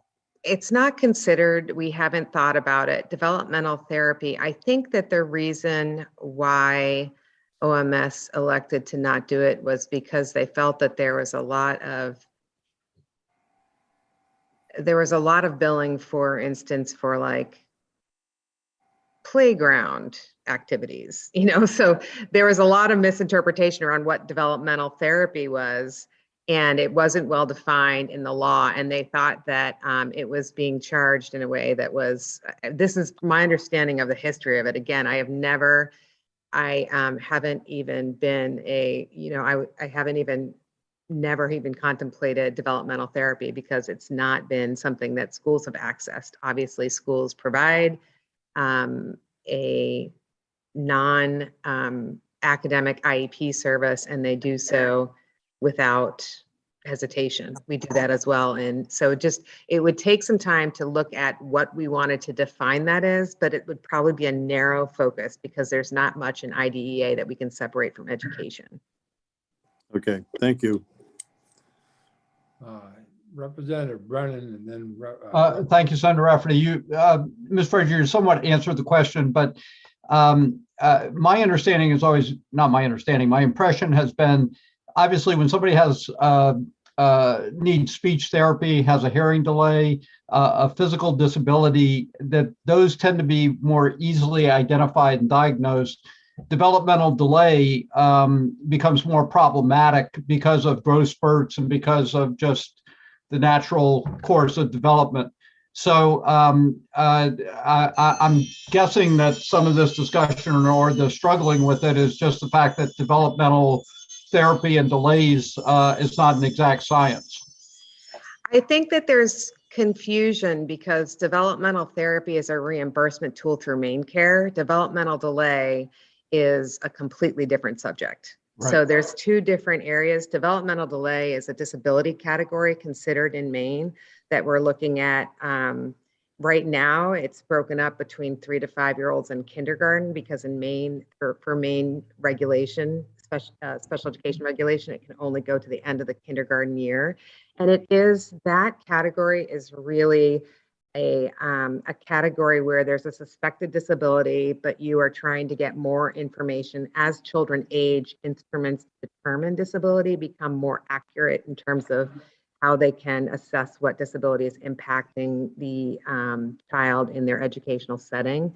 So developmental therapy is not connected to developmental delay. So that's, it is just a mechanism of getting some main care money for something that is not an educational service, but connected to that lagging functional behavior, such as behaviors or, functional independence with eating and toileting and things like that. So that is where there's a little bit of confusion. What this is discussing right here, the developmental therapy, is a category that we used to be able to bill for. And again, it's very challenging to do that because the two laws don't look at adaptive skills and those behavioral skills like, Medicaid does. So that's where the laws don't intersect well. We have lots of conversations with OMS about these very topics, about what is what is the behavior needed to access your education versus what is the medical necessity. So those things it's very complicated, but there is a misunderstanding between what developmental therapy is and developmental delay, because those two things are unrelated. Thank you. Do I see another question? I think. Representative Millette. Thank you, Mr. Chair.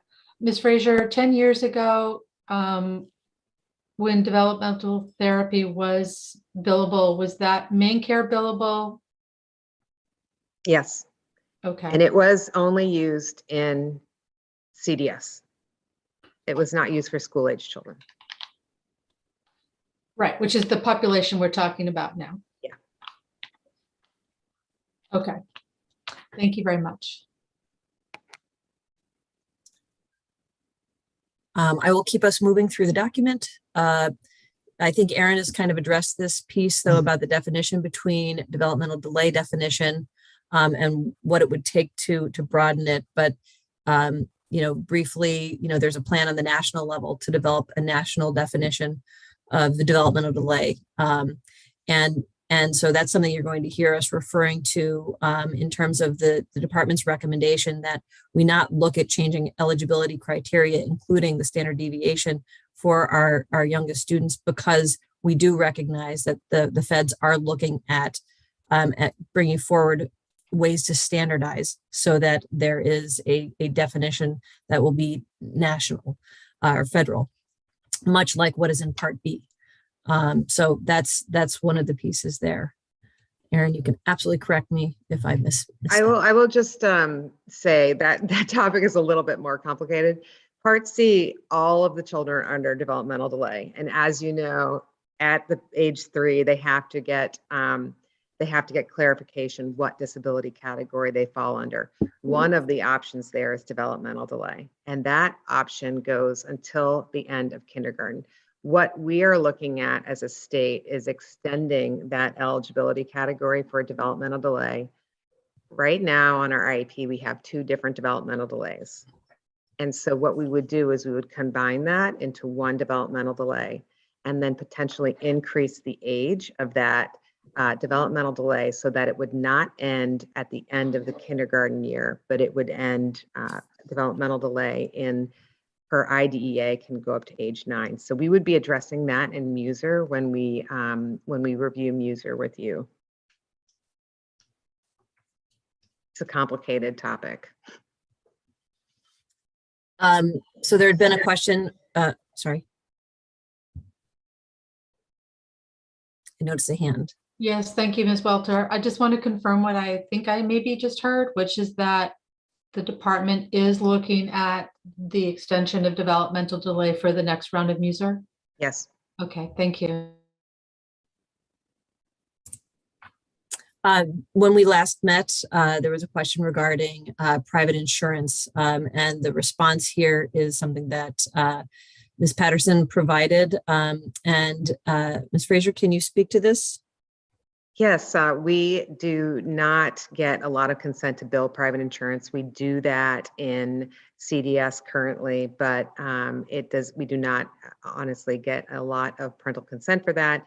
We do bill where we can. School SAUs are not used to, and I keep mentioning SAUs in the thinking of trying to integrate this with when SAUs may or may not be providing these services, but they typically don't bill private insurance at this point. Sorry, do have a question, because this was an area that PCG did specifically bring up and referenced, like nationally, we rank pretty low in terms of our use of private insurance. And it wasn't just for Part B, it was also mentioned for Part C. So I still really would like us to dig into that. Don't need to do it this morning, but it just appeared, I don't think PCG would have raised it if there wasn't something there that we could maybe leverage. Thanks.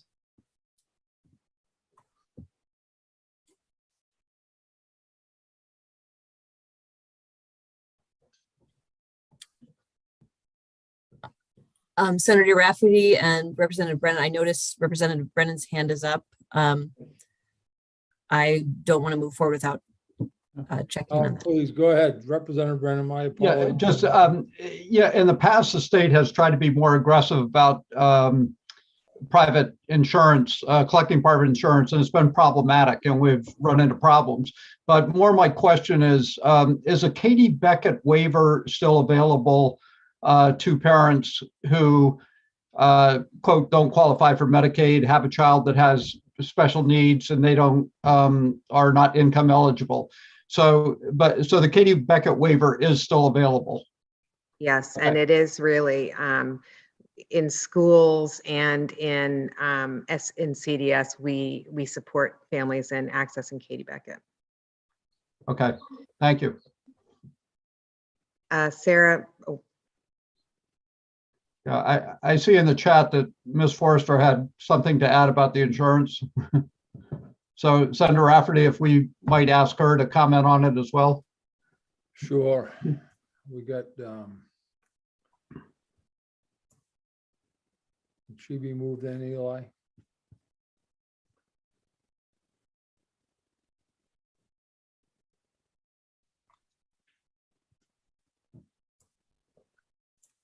She should be transitioning now. I just wanted to make a very quick point, which is that the reason that parents are reluctant to allow billing to their private insurance is that that billing counts against caps and other things in their private insurance. And other states, you're correct, other states use private insurance better. And the reason I'm commenting on this is to point out that that is because their insurance regulations require companies that do business in the state to cover certain things that happen to be services that are required under IDEA without having deductible issues and cap issues. In other words, you could leverage another part of state government to help relieve that pressure. And that's what other states have done. Thank you.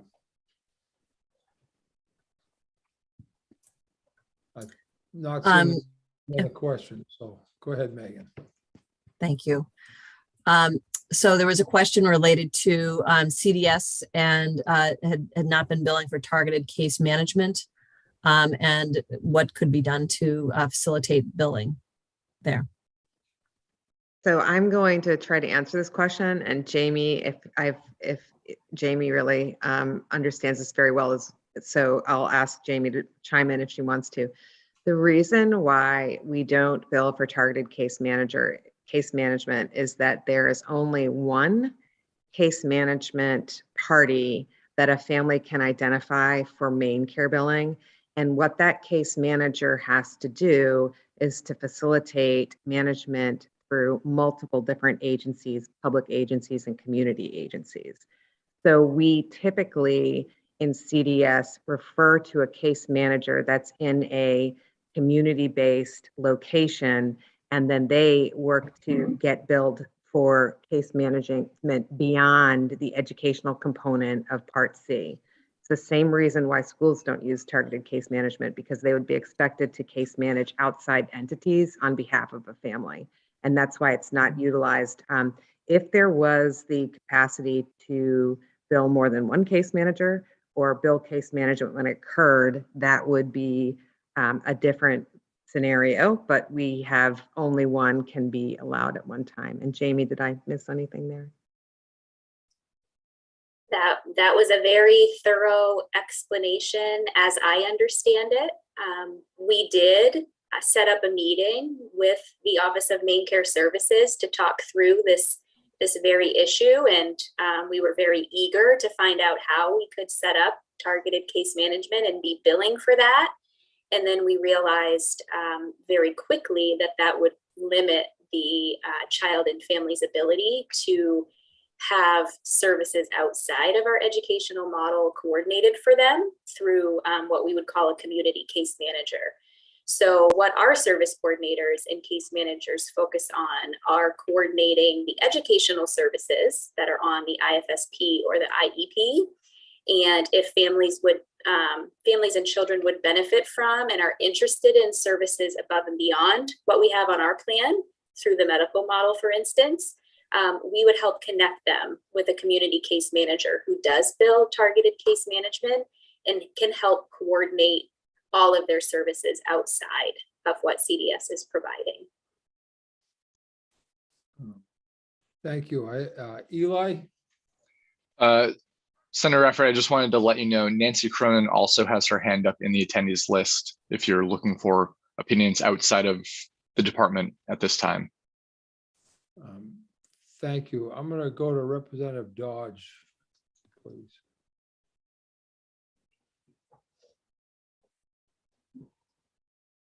You're muted, Representative. Why? Did that work that time? Sorry, I unmuted myself. Thank you, Mr. Chair. So my question, and thank you all for being here and trying to help us better understand. It is appreciated. My question is around the possible reduction of case management services as we make our shift, specifically for 3- and 4-year-olds. Is what you have just shared as an answer, does that in any way negatively influence a parent's ability to access either targeted case management under one silo or the case management that Ms. Michaud just described for the broad accessing of services? How did I do with my question formation, please? So again, for our 619 3- to 5-year-olds, we also would refer out to a targeted case manager in a community service to be able to support multiple different systems versus just the educational system. We would do the same thing, and schools do that as well.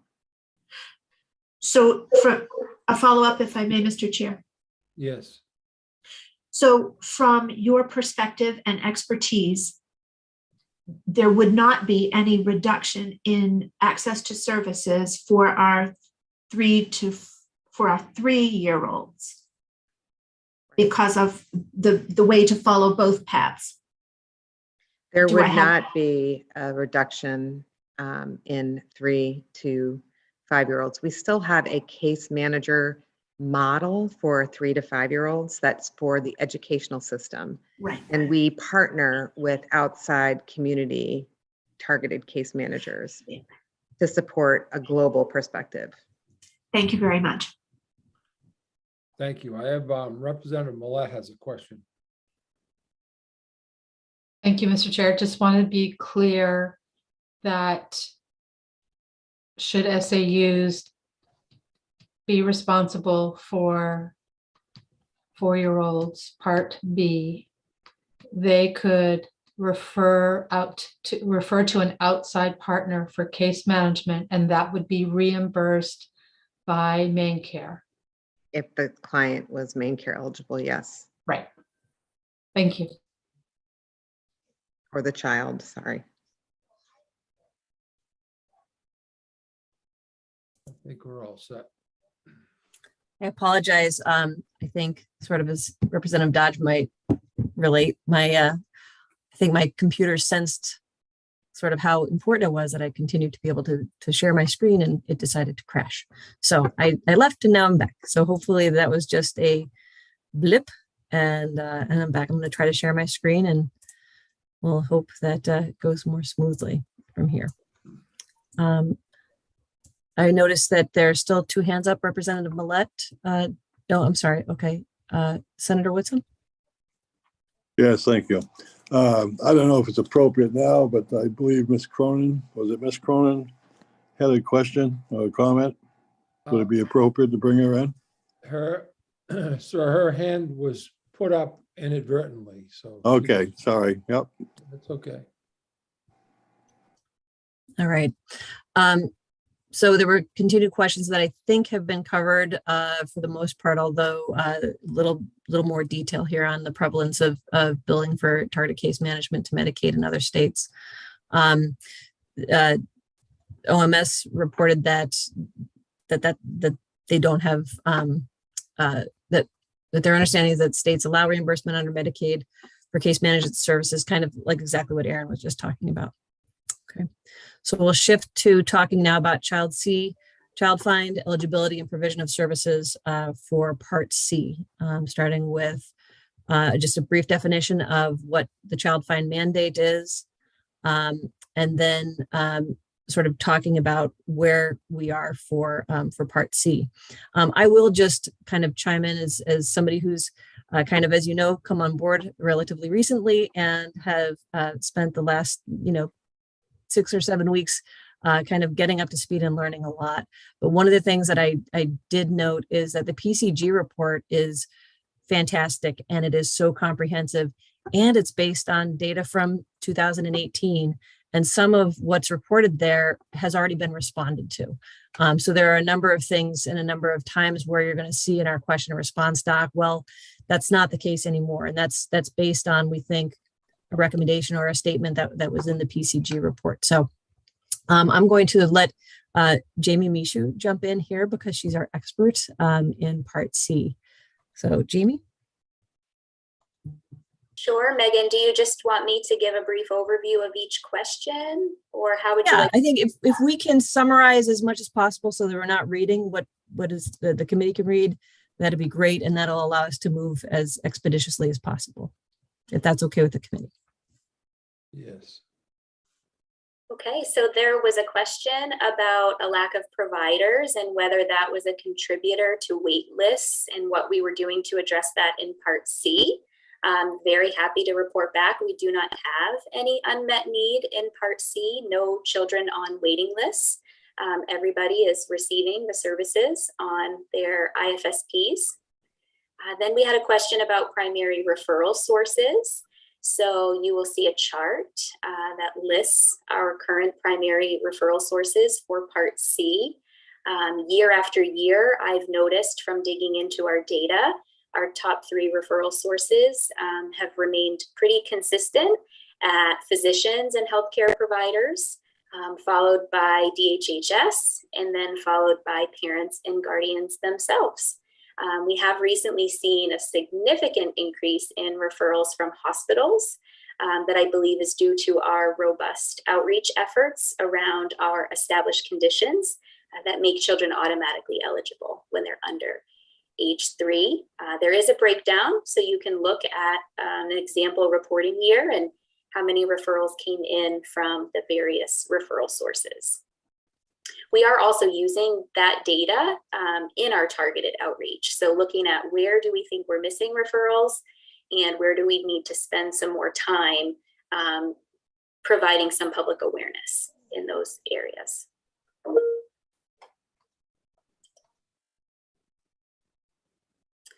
What's being done to improve child find procedures is just what I was speaking about.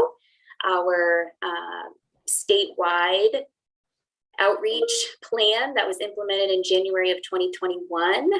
We have seen growth not only in our referrals, but also in our child find percentages, meaning we are serving more children in Part C year after year. There was a question about a child find committee and whether one had been established. And the answer to that was no. And the reason for that is that child find is part of our federal requirements. So this is heavily monitored by OSEP, the Office of Special Education Programming, and it's something that we are required to report on and be evaluated on annually as a state. And our state's Interagency Coordinating Council is currently utilized to help provide improvement strategies, much of which in recent years has been around child find, since this has been a focus for our Part C program. I'm pausing. I see a hand up from Representative Millette. Thank you, Ms. Michaud. Really appreciate it. Yeah, my question is in regards to that particular question and answer. PCG very specifically recommended establishing a child find committee. I'm not clear on how it being a federal requirement would prevent a child find committee from being established. So just wanted to get a little bit more clarity around that. Thank you. Yeah, certainly. A child find committee is certainly something that could be explored and developed. There has been a lot of work between state level CDS staff and site level CDS staff, almost an informal committee around this, as well as collaborative efforts within each region with community collaboratives that are happening in the various counties around Maine. So there's no reason that could not be formed, but we are required to report on this and have steps outlined that get reported to OSEP each year. I would just add that the ICC is a place where that is heavily focused. And so that is a, when the PCG report came out, their understanding was there was not an ICC available. That was not entirely accurate. There was one that just needed to be reinvigorated, which we have done prior to the PCG report even coming out. So that committee really looks at those issues and serves that function. I have Representative Salisbury, followed by Representative Dodge, and then Representative Millette. Thank you so much, Mr. Chair. Just a quick question about the referral process for child find. What's usually the time frame between when a child is referred and when they receive services? I know it's a guesstimate, but yeah, well, we actually have federal requirements around this. So when a child is referred to Part C, we are required to move them through the eligibility process, and if eligible, have their IFSP developed within 45 days. And then services must begin within 30 days of parental consent. So when that plan gets developed and the parent signs off giving us permission to implement that plan, we have to start within 30 days. And in our last reporting period, we were 99% compliant with beginning those services within 30 days. Okay. Great, thanks. Thank you. Representative Dodge, please. Thank you, Mr. Chair, and thank you, Ms. Michaud, for being here today. I continue to receive emails urging me to ask some of these questions. What is the process that is currently being used to identify children from 0 to 1 who are suffering the effects of exposure to drugs in utero? all of the 697 average number of students born with low birth weight and at high risk for developmental delays receiving services? And if so, by whom were they referred, please? Yes, so your first question about substance exposed infants has been an area we've done a lot of work over the past year around. We updated our list of established conditions that make children automatically eligible for Part C. We did that in April of 2021 with a cross-department collaboration amongst various DHHS programs. And part of that revision meant that we added substance-exposed infants to our list of established conditions. So any child born and identified as substance exposed can automatically get Part C services until the age of 3. And as a result of that, we created a new referral pathway through our Cradle Me system, which is a free referral system in our state that connects all birthing families with services that their child or family may need and benefit from. So lots of work around substance exposed infants has been done and moved along really quickly in our system. Your second question around low birth weight, that would also fall under established conditions. And that's been part of what we have really been trying to promote public awareness around and connecting with our birthing hospitals so they are aware of these established conditions. And so any child who is referred to CDS with one of those conditions, the family is offered services. And if they take us up on our offer and want to move forward, then they would be receiving services through an IFSP. Thank you. A follow-up, if I may, Mr. Chair. Yes. Thank you, Mr. Chair. So I have some numbers in front of me, but perhaps you could share what is the current number of infants who are receiving services for those two conditions. Yes, the number 98 is coming up on my paper also.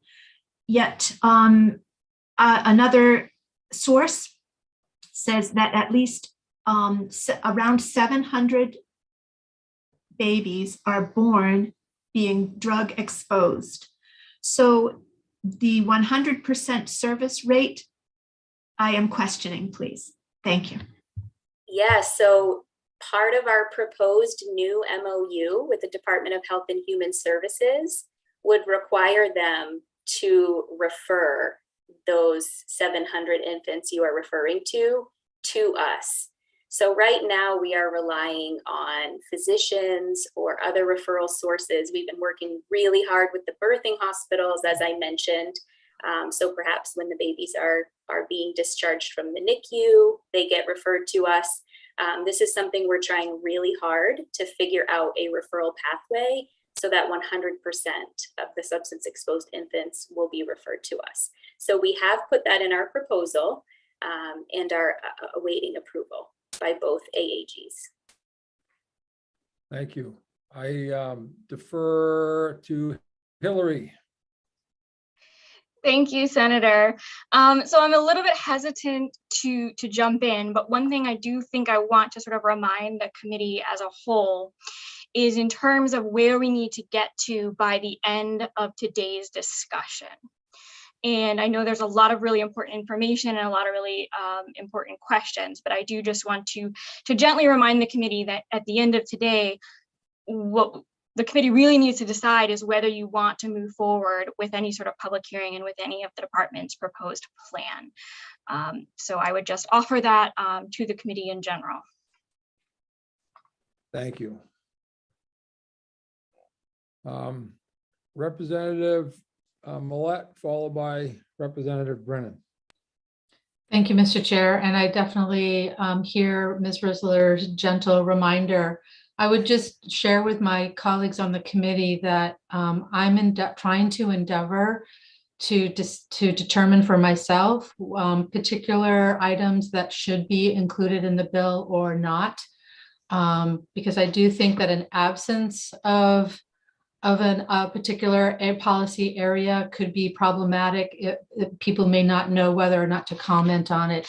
especially being the general public. So with that, I would just want to have a final remark around Child Find and the Child Find Committee, and this is really directed for my colleagues.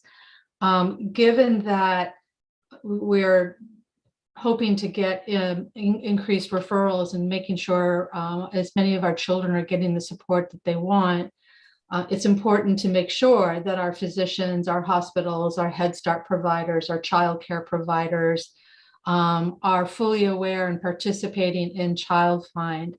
And that goes beyond the ICC.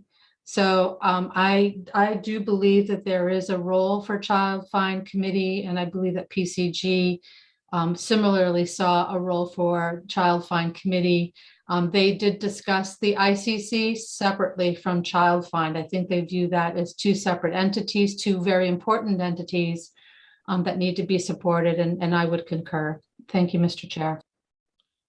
Thank you. Representative Brennan?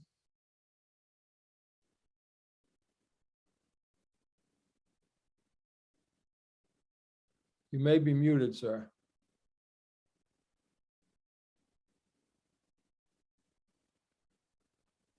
Am I muted? Thank you, Senator Rafferty. I was just going to follow up on Mr. Rizzo's comment that maybe we should postpone this discussion. We would have time later this week or to be able to come back to it even later today, but that we might take up the draft that she has submitted to us and move through that and try to complete that so that we can again be in a position fairly soon to decide what we want to do with the bill and a public hearing for next week. Thank you, sir, for that suggestion. So I can make a formal motion, but it would just be saying maybe at this point we should postpone this discussion and this presentation and move to the draft of the statute. Well, I think I agree. I think we're almost holding a hearing, but do we want to make sure we include all pieces? I'll give an additional question to Representative Millette, please. Thank you, Mr. Chair. Not a question. I just would say that literally my comment was that this information is helping to inform what should or should not be included in the draft for public reaction. So I definitely feel that that is a premature motion. Thank you.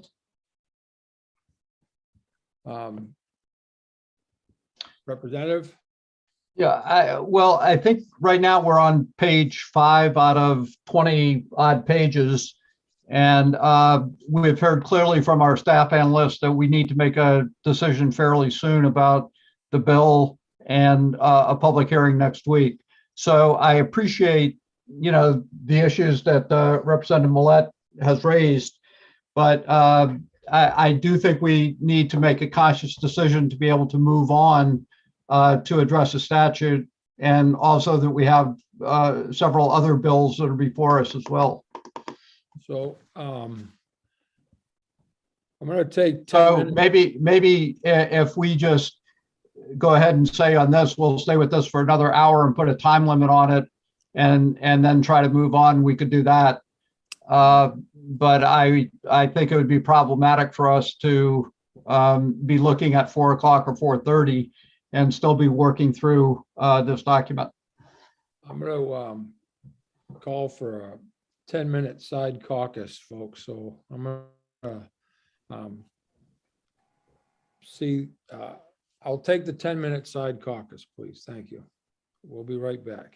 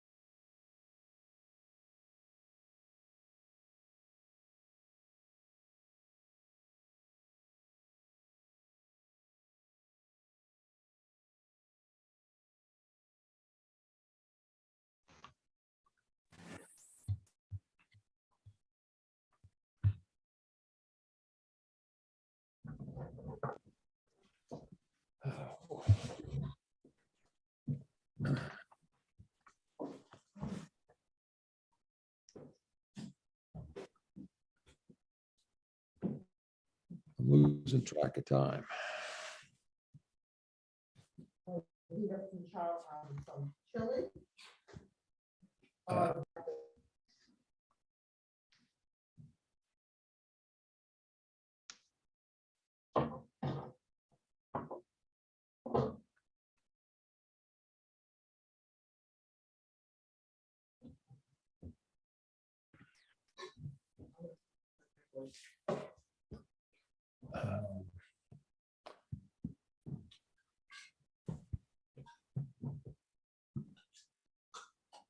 Get rid of the stress.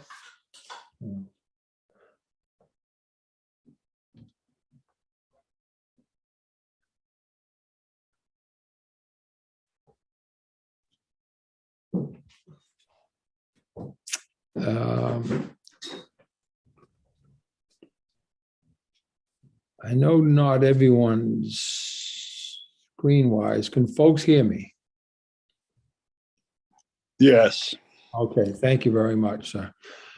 All right, so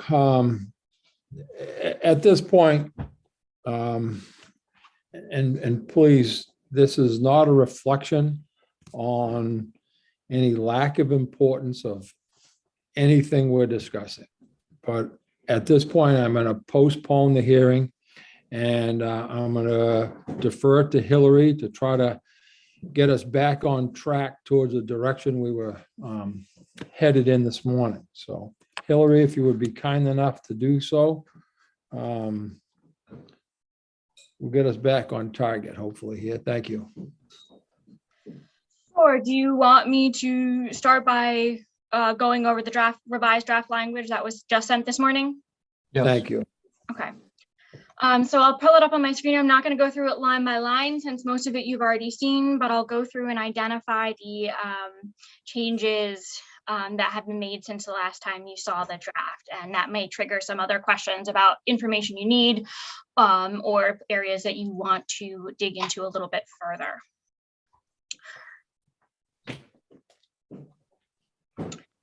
So one of the main things I did was put in an effective date clause at the very end of the draft, and that would apply to all of these various provisions that would not come into effect until July 1st, 2026.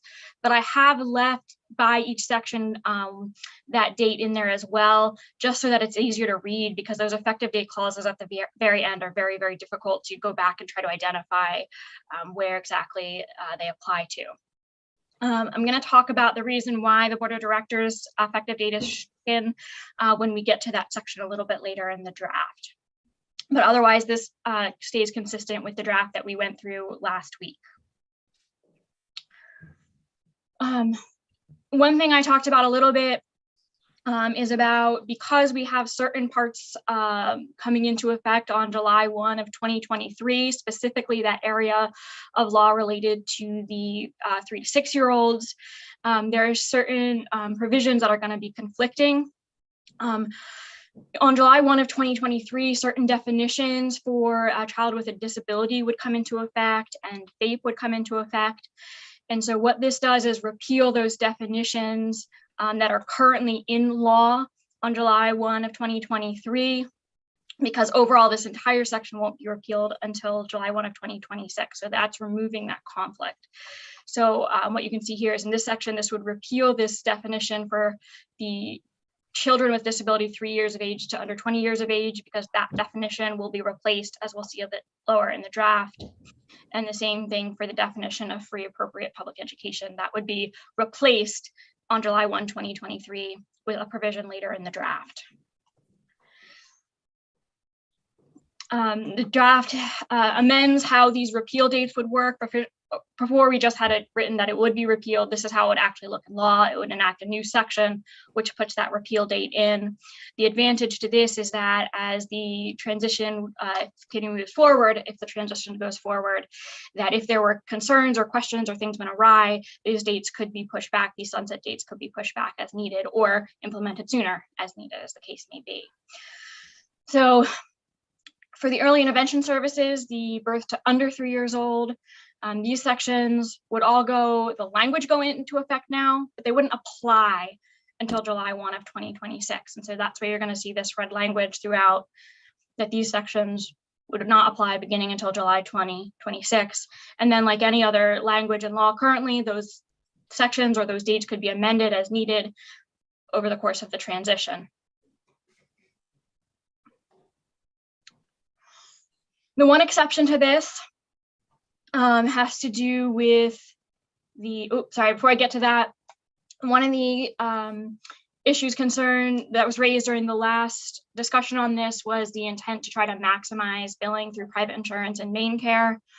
And so that was included in when the department is developing the funding mechanism for the birth to under 3-year-old state intermediate educational unit, that the funding mechanism must maximize billing through private insurance and main care.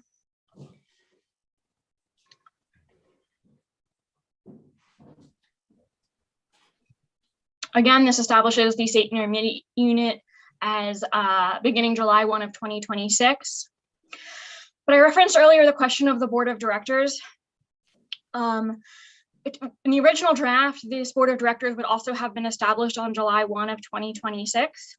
But as I started thinking through that, especially by adding that this board of directors would need to be reviewed by this committee and confirmed by the Senate, that I think the intent here is actually that this board of directors would need to actually be in place and functioning as of July 1st of 2026, because otherwise you would have a gap in that leadership. And so what I've done in this draft is this language would go into effect now. And when we get to the unallocated section a little bit later, you'll see that there's a space where the committee could put in the particular date by which the governor would need to make said appointments.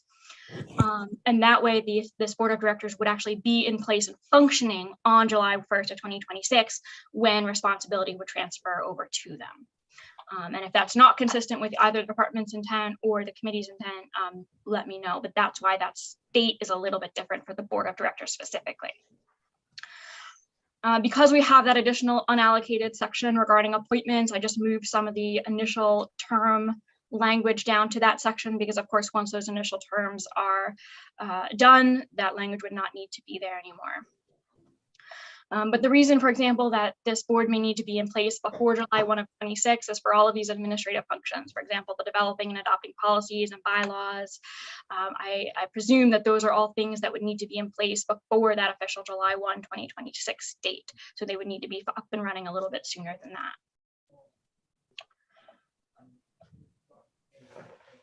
However, of course, their actual programmatic functions in terms of child find and child count, that would all begin as of that July 1st, 2026 date.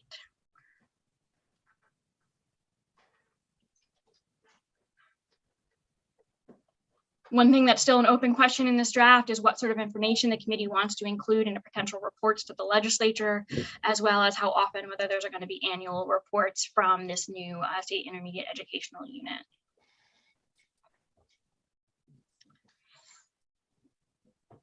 I mentioned earlier those definitions. So this would be the new definitions that would apply for the older children, the Part B Section 619 services. So these definitions would become effective July 1st of 2023, and they would replace those other definitions that are currently in law, specifically for a child with a disability and for free and appropriate public education.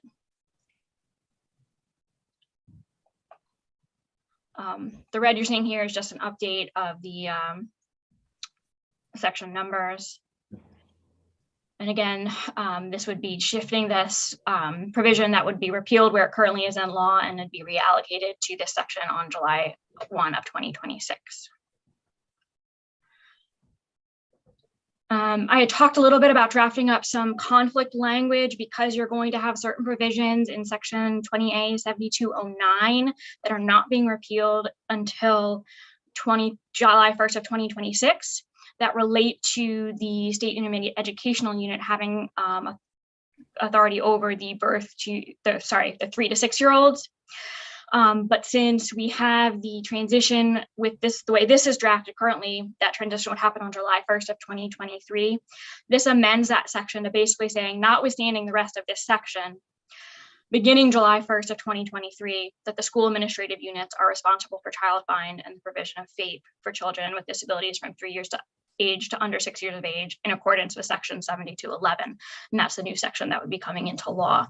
So even though there will be some language that for those 3 years, this will make it clear that even though that language is still there, provision for these children has moved down to this new section.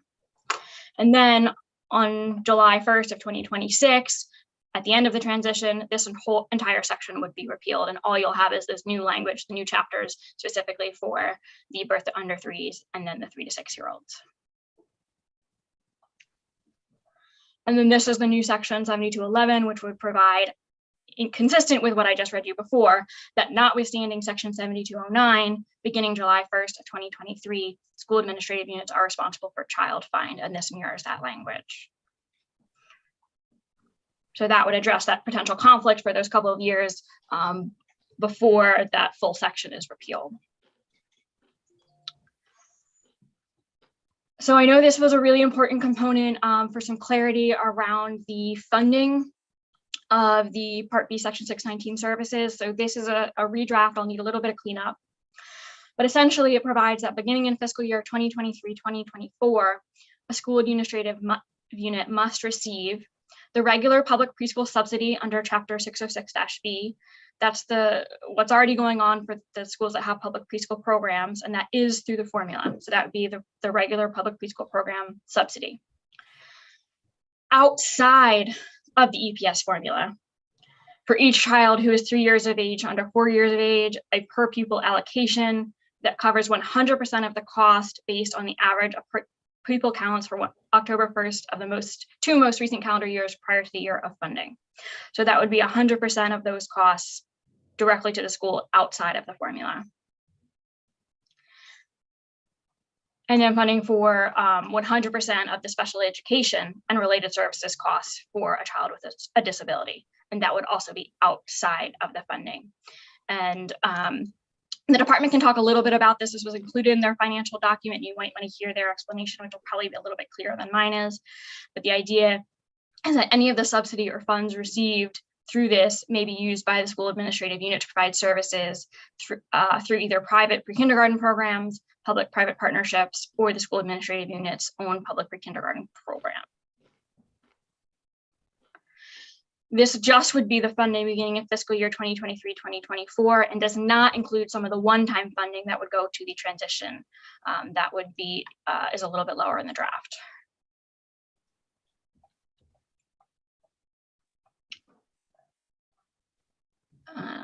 There were no changes in this part. So now we're getting down to the transition provisions.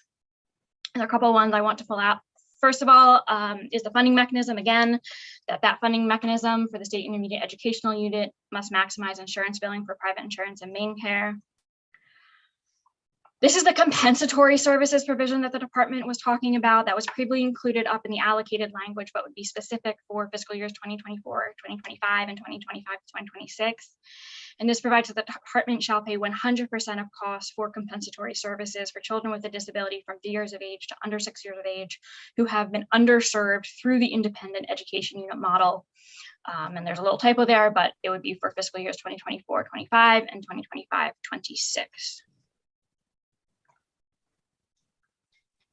The other part that was mentioned regarding funding and costs in the department's report on financing was specific to developing these projections of the total cost for not only each year of the transition, but also the anticipated total cost for each year after the transition.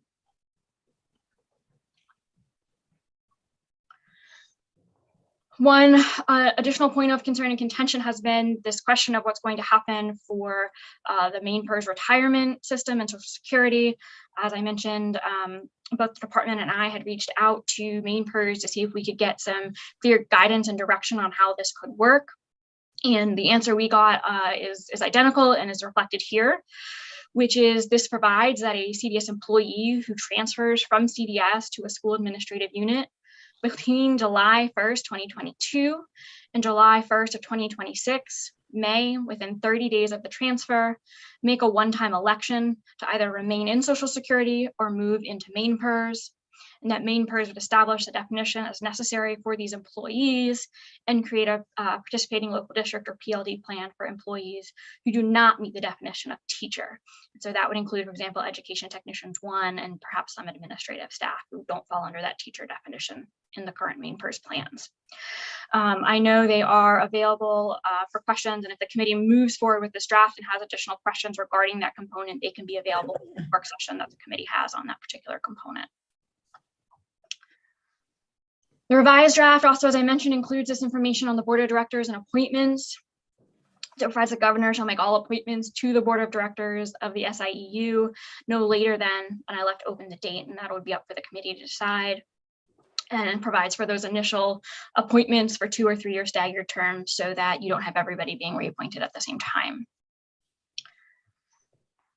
And then this was the effective date I mentioned for those provisions of law that will not go into effect until July 1, 2026, that are not the portions that would go into effect now but not apply until July 1st of 2026 can be reflected in this effective date clause at the end. And that's for a lot of those little cross references that I mentioned right at the beginning of the draft.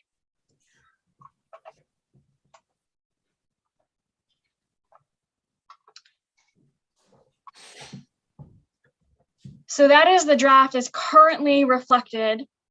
And so my question for the committee would be, based on the information you received from the department, based on what's been included in the draft so far, what sort of additional questions are there either about the language or questions or information you would need from the department in order to make a decision as to whether this language is something you want a public hearing on?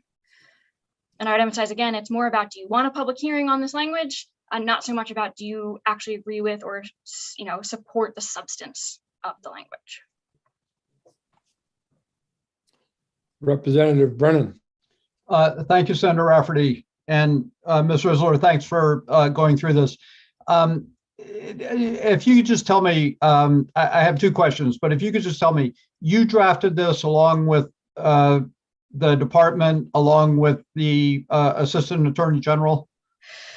So I want to be pretty clear on this. So the initial draft was done by the Assistant Attorney General, Sarah Forster, but solely at the direction of the department. She was not making any policy decisions. She was simply reflecting in statutory language as directed by the Department of Education. So policy-wise, it's the department's draft.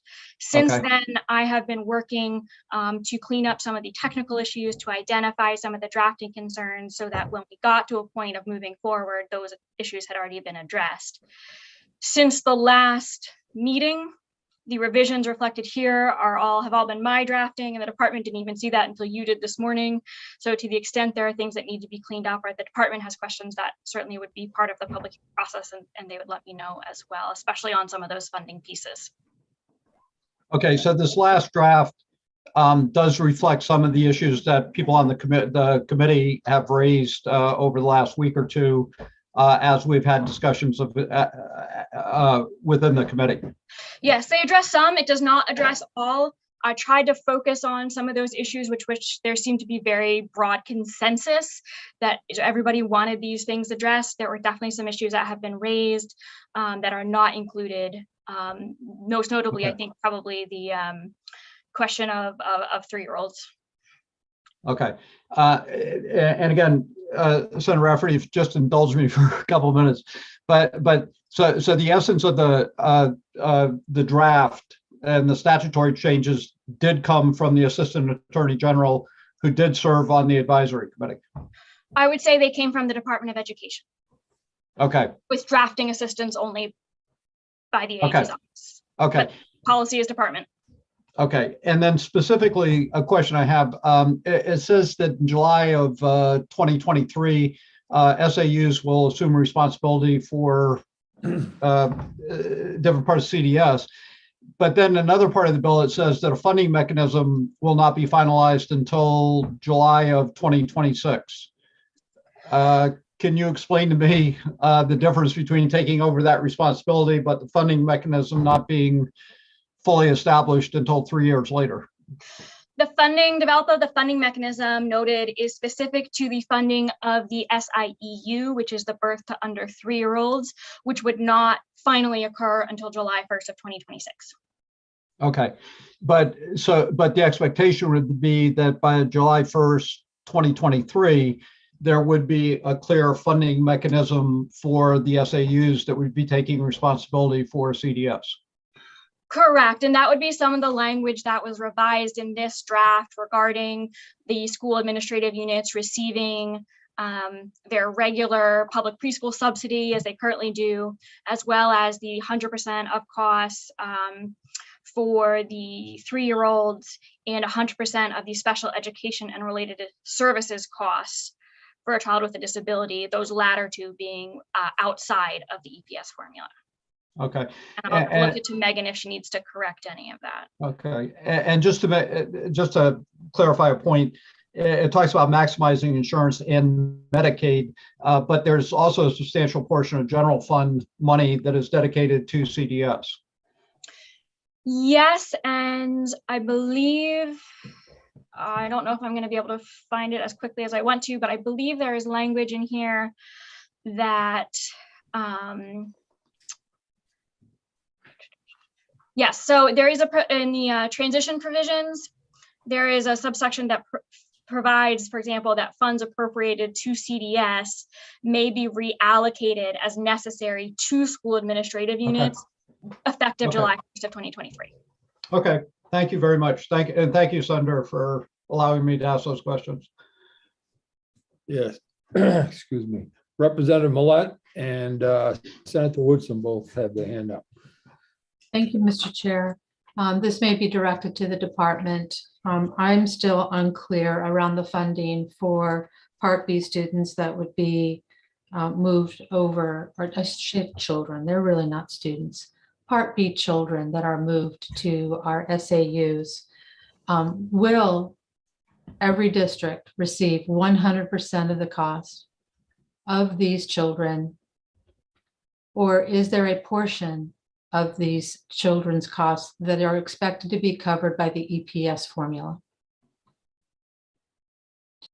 Ongoing. Ms. Welter.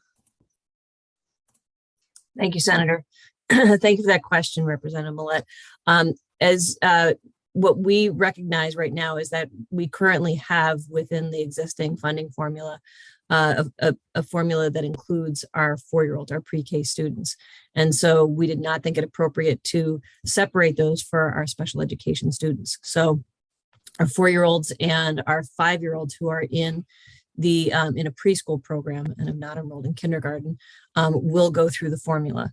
The special education costs will be separated, obviously, and those are never included in the formula.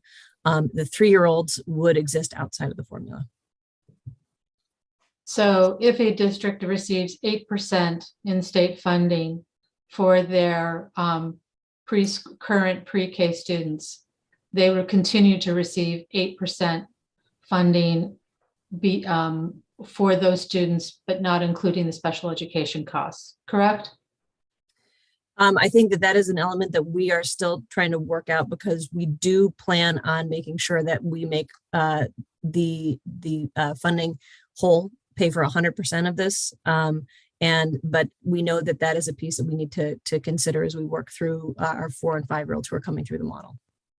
Because the current, as I read this new language in the bill, currently it's saying it's going through EPS. Yes, for the 4 and 5-year-old students. And if it's okay, I would ask Eli or Hillary, if it's okay with you, Senator Rafferty. We have a couple of folks for our finance team who are not yet included as panelists. Nicole Dennis, Barb McGowan, and Joanne Allen. Joanne may not be here, but if the other folks are able to come in, they would be able to also assist me in my explanation. Thank you, Eli. If you can do that, that'd be helpful.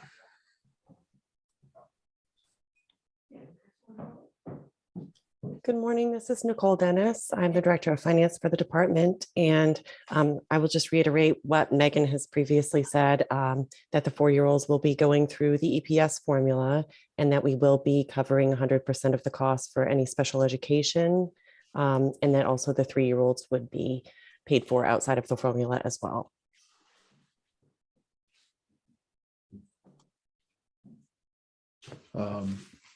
I have Senator Woodson has a question, please. Thank you. And this is for Hillary, I think, in the beginning. Just a clarification, would the decision on either joining main peers or staying in Social Security, would that be by July 1st of 23? So the way it's currently drafted is CDS, the transition, the way it's currently drafted is that the transition is sort of going to start in July of 2022 with career counseling and that sort of thing, under the expectation that school administrative units would start taking over, would take over provision of FAPE on July 1st of 2023. But ultimately, the transition is going to be through July 1st of 2026, which is sort of the date of when CDS itself would finally be gone and the new SIEU would be established. And so it's drafted to provide that throughout that transition, beginning July 1st of 2022 through July 1st of 2026, when these CDS employees transfer over to an SAU, they would have 30 days, within 30 days to make that one-time election. But some, I presume, will be moving over sooner than others. And so this would cover that time period throughout the transition. That's my understanding of the intent.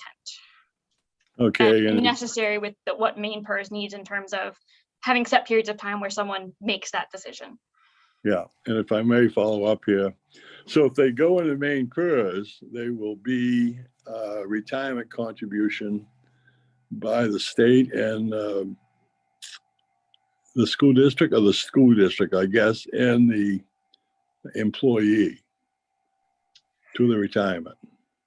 Yeah, I would be hesitant to answer that definitively because I'm just not extraordinarily familiar with the retirement system, but it's something I could put as a note and make sure we get an answer from the experts.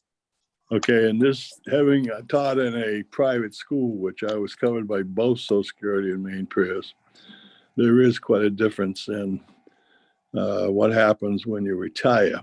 So if these people, and this is a question could be defined later, choose to stay in Social Security, which probably depends on their spouse or situation, would the state also contribute a certain amount of money along with the employee that they would have, say, an IRA or their own retirement program?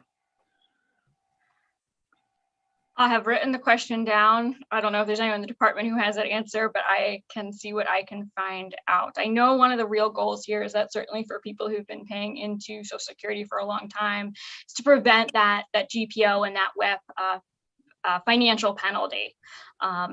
So I know that addresses this, but in terms of some of the weeds of how it works out when someone comes to retirement, I can see if I can get some answers for you. Okay, thank you. Thank you. Any other questions, folks, at this time?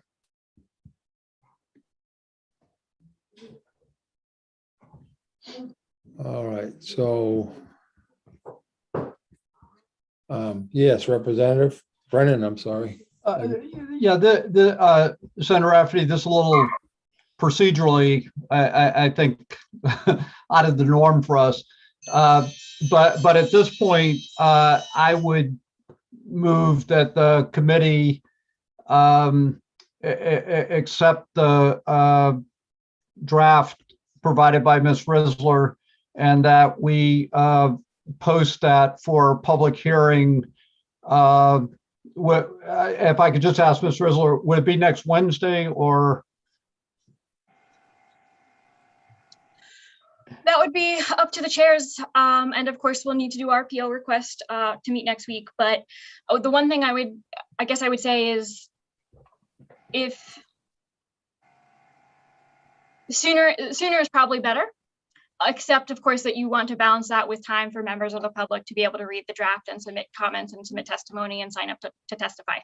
So whatever that date is that the chairs think is the appropriate balance between those two, I defer to you. Well, let me ask it this way. What's the soonest that we could reasonably schedule a public hearing, allow you to draft what you need to draft and post it for the public to at least have a reasonable time to review it and to speak at the public? Is next Wednesday a reasonable time frame? A week from today? So if there are no, so my first question would be, are there other things that the committee wants to see in the draft that gets posted for a public hearing? And if the answer is no, you think this is enough to move forward, I could get this posted tomorrow morning. Okay. If the answer is yes, and you want to add a few things, I might need an extra day or two to put that together. The only other consideration I'd offer is, because we do not have the option of using the traditional testimony portal, that all of this testimony is going to come in through our clerk, Eli, and he'll have to forward that out to you. And so you will not likely be able to get that testimony over the weekend. So, Okay. But on Monday and Tuesday, he could forward everything that you have received. Okay. All right. So I guess what I would do at this point, Senator Rafferty, just to move the process along, but if it's problematic, I would just make the motion to ask Ms. Risler to draft a bill to be submitted for public hearing next Wednesday. Certainly after I make the motion, if there's a second, we can have discussions about if people want to add things or amend that motion. We would certainly be able to do that. I second. Okay. I have, excuse me, I did hear the motion. I heard a second. I have some hands up. Representative Stearns. Thank you, Mr. Chair. One of the pieces moving forward, let's see, that has been moved and seconded, correct? Yes. Yeah, okay, thank you. One of the pieces moving forward that I think might be helpful would be if we could have before us a 2 or 3 scenarios regarding the funding, particularly with 4-year-olds. And what I'm getting at would be, let's say situation A, you're a school system, you currently have a 4-year-old program for all 4-year-olds. What would it look like moving forward regarding the EPS breakout and the extra subsidy, if you will, for special education? Another scenario would be you're a school system that currently does not have a 4-year-old program, and that those youngsters, their FAPE needs, if you will, are taken care of in another agency in the system, within the geographic system. What would that scenario look like after the FAPE responsibilities came in? I think that would be helpful. Those 2 or 3 different scenarios would be helpful moving forward. Thanks. Sir, just for me, did you recommend that would be available before the hearing or at the hearing? I'm sorry. You just want that information. Yeah. At some point, obviously. So, I mean, even if it was prior to the work session, that would be appropriate. That'd be great. I've kind of in the last 10 minutes tried to do them in my head, how I see it working. And I think if someone a lot more clever than me would have put that on paper, it would be a great help. Thank you. So we did have a motion. We had a second. Any further discussion or questions? Yes, Representative Brennan. I would just add at this point, Senator Rafferty, I think Representative Stern's suggestion is a good suggestion. And I do think that members of the committee between either now or between now and Wednesday should think about similar informational requests. Thank you. Representative Salisbury. Thank you, Mr. Chair.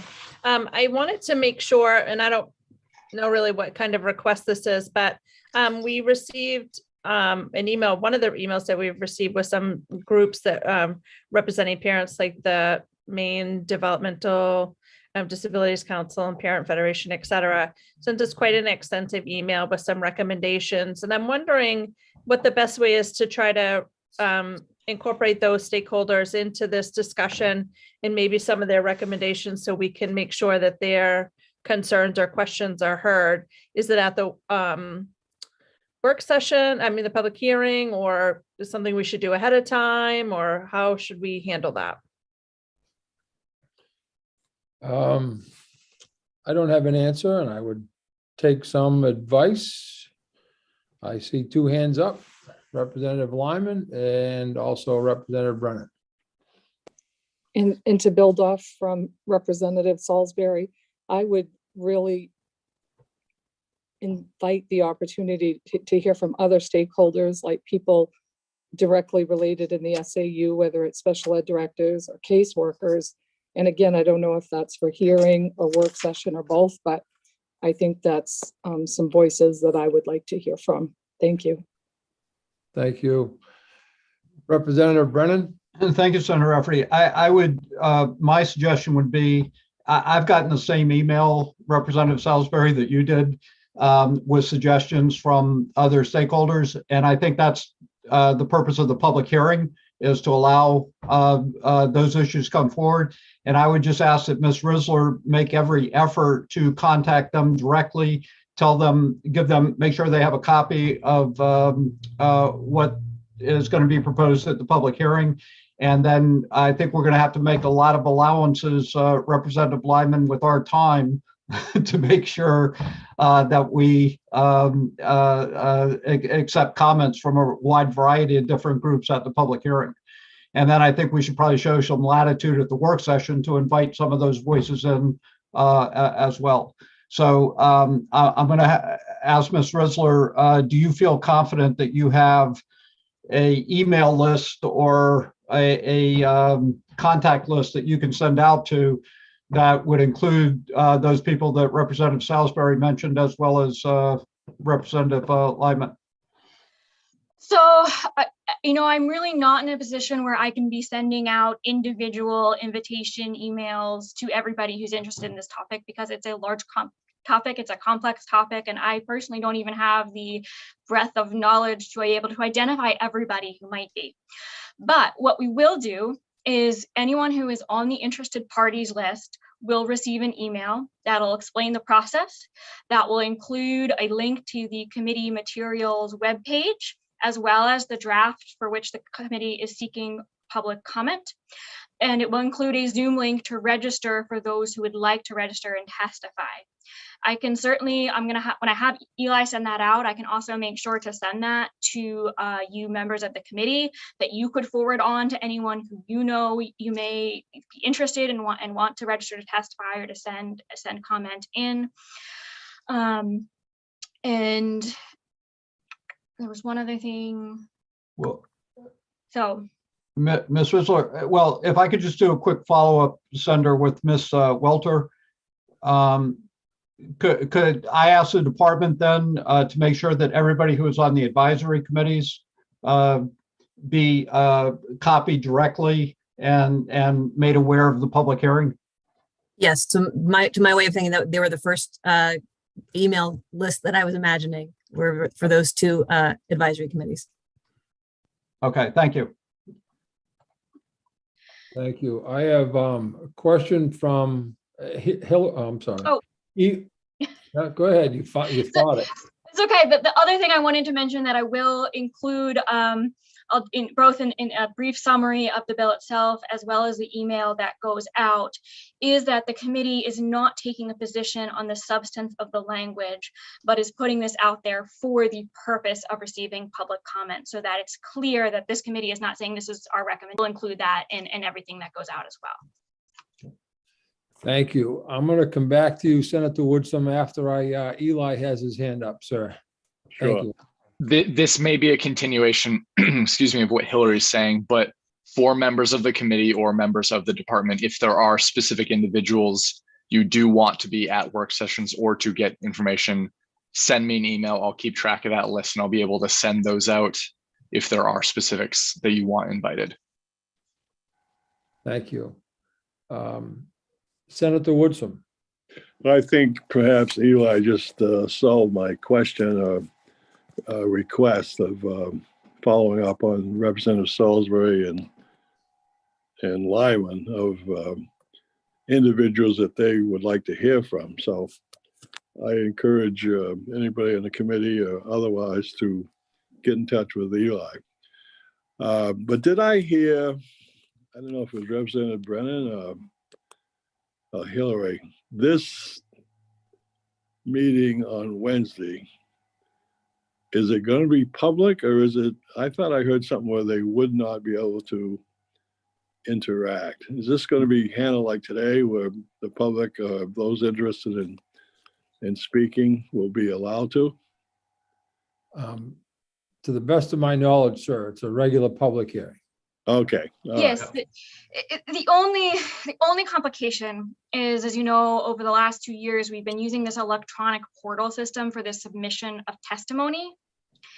We're not going to be able to use that system, and that's because that system is built upon LDs that are printed and referred in the normal process, and this just isn't. So Eli and I are going to make sure that all of those components that normally exist happen. They're just going to happen in a slightly different way. So you're not going to have to be able to submit testimony via the portal. We're going to be very clear that if you want to submit written testimony, to submit it to Eli, and he's going to forward it to everybody on the committee. And my office will work to get all that testimony posted, but it's going to be in a slightly different place.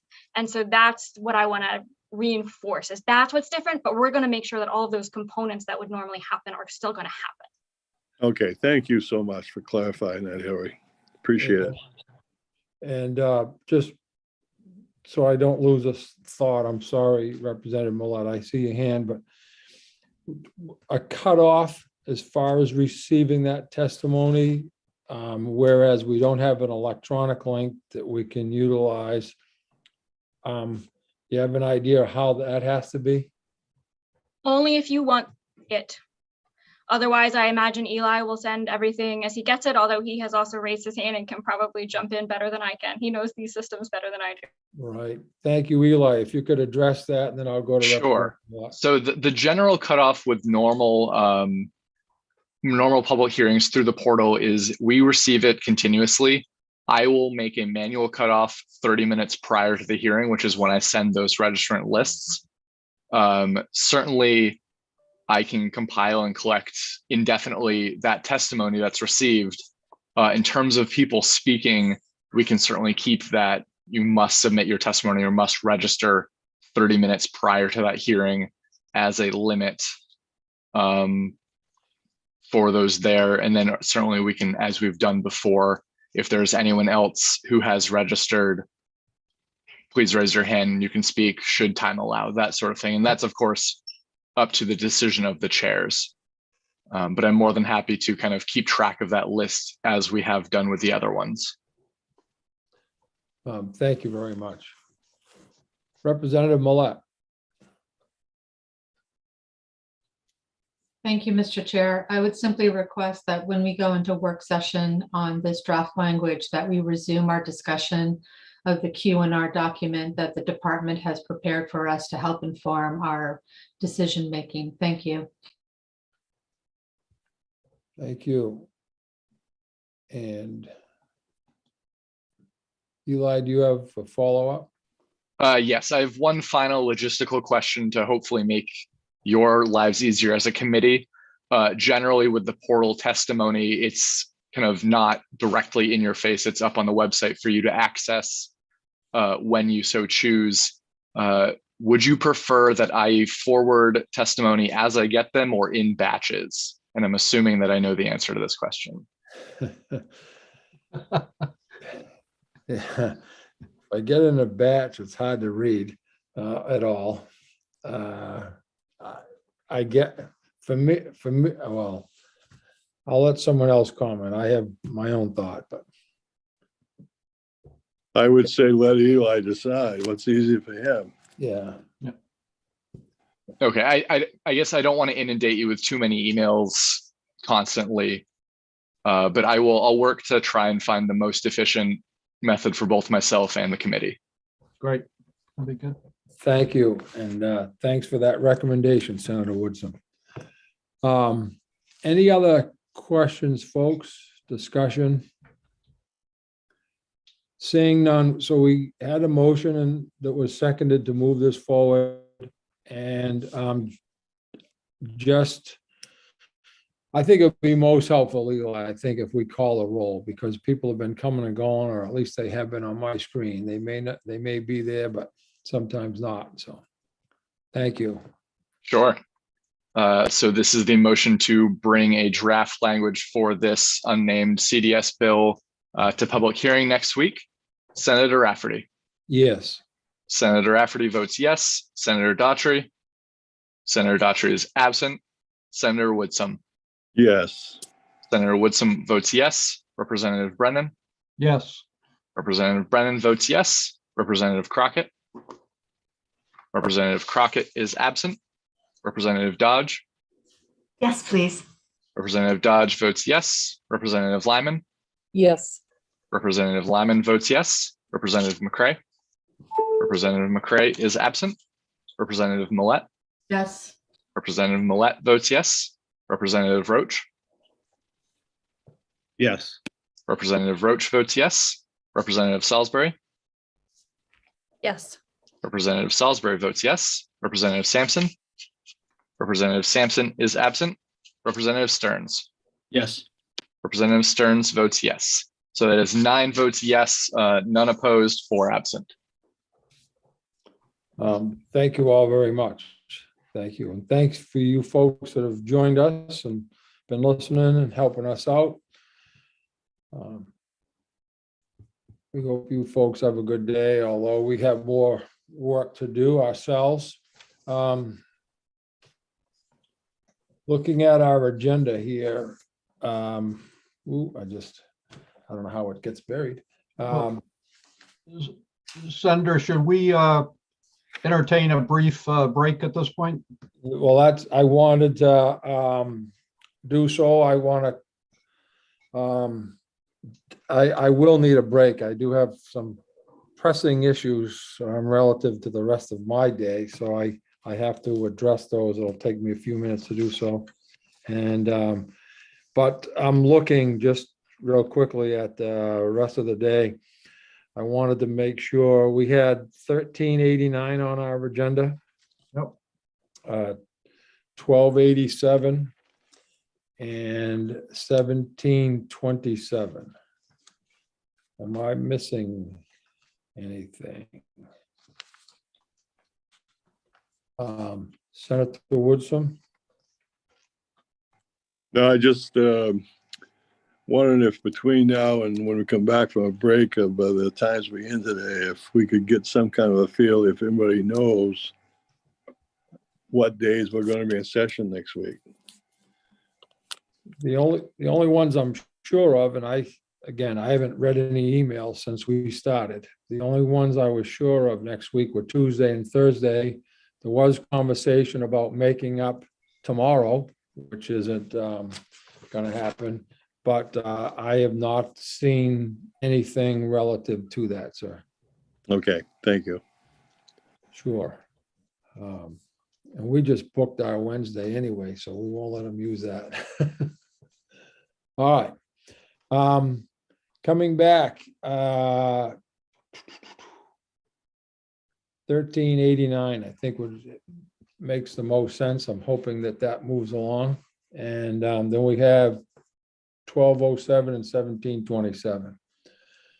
All right, so I have one, yes, Hillary.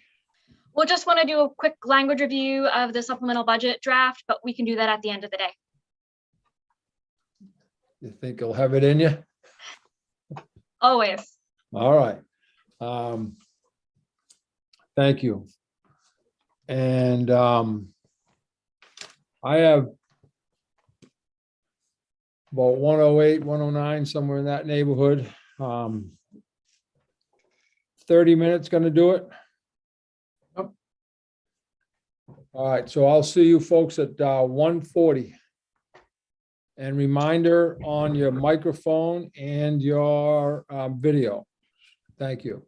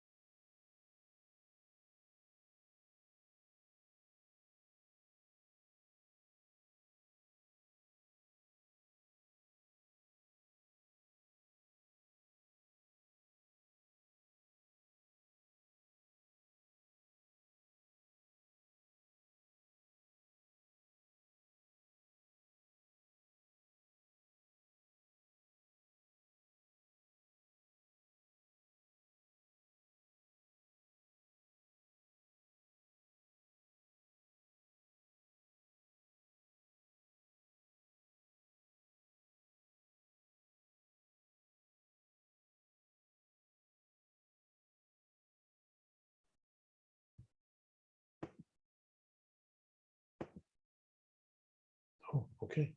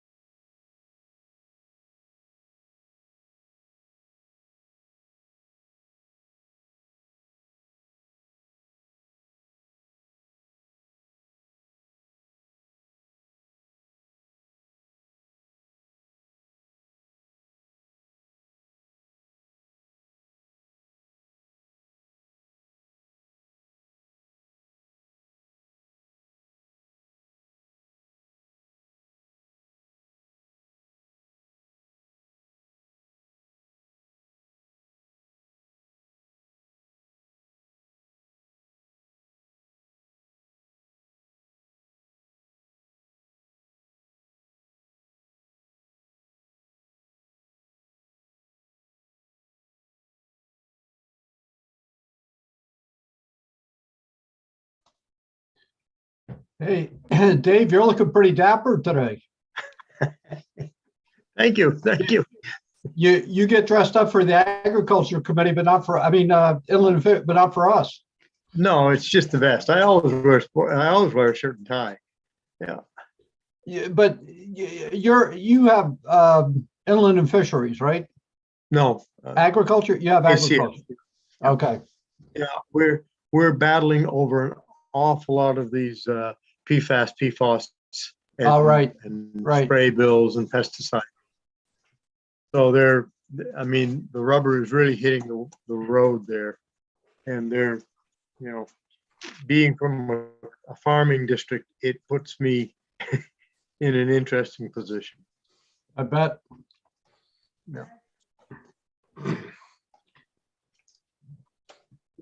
Ed, I raced from there to here, and there was nobody home.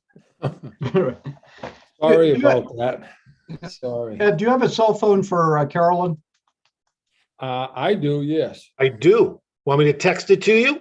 Or if you give it to me right now. Well, it would go statewide. Yeah, we're still live, so I won't do it. Oh, okay. Then text it to me, fine. Yeah. I will text it to you. She probably wouldn't appreciate that. I know she wouldn't appreciate that. Not that I've ever done anything like that before, but yeah.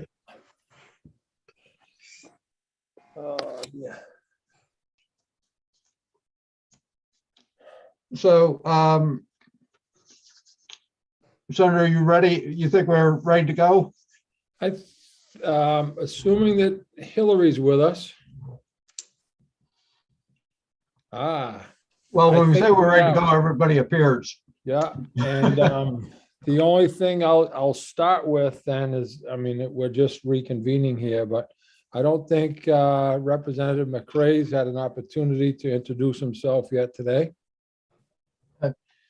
And Eli, do we have Representative Cuddy with us and the people from Ocean School? We do have Representative Cuddy. I believe we do have some others as well. Okay. Yes. All right. So we're going to reconvene the committee, the Education and Cultural Affairs Committee, just for people that are watching. We do have Representative McCrae who is with us, and would want to give him a second to introduce himself. Yes. Thank you, Mr. Chair. I'm Representative David McCrae.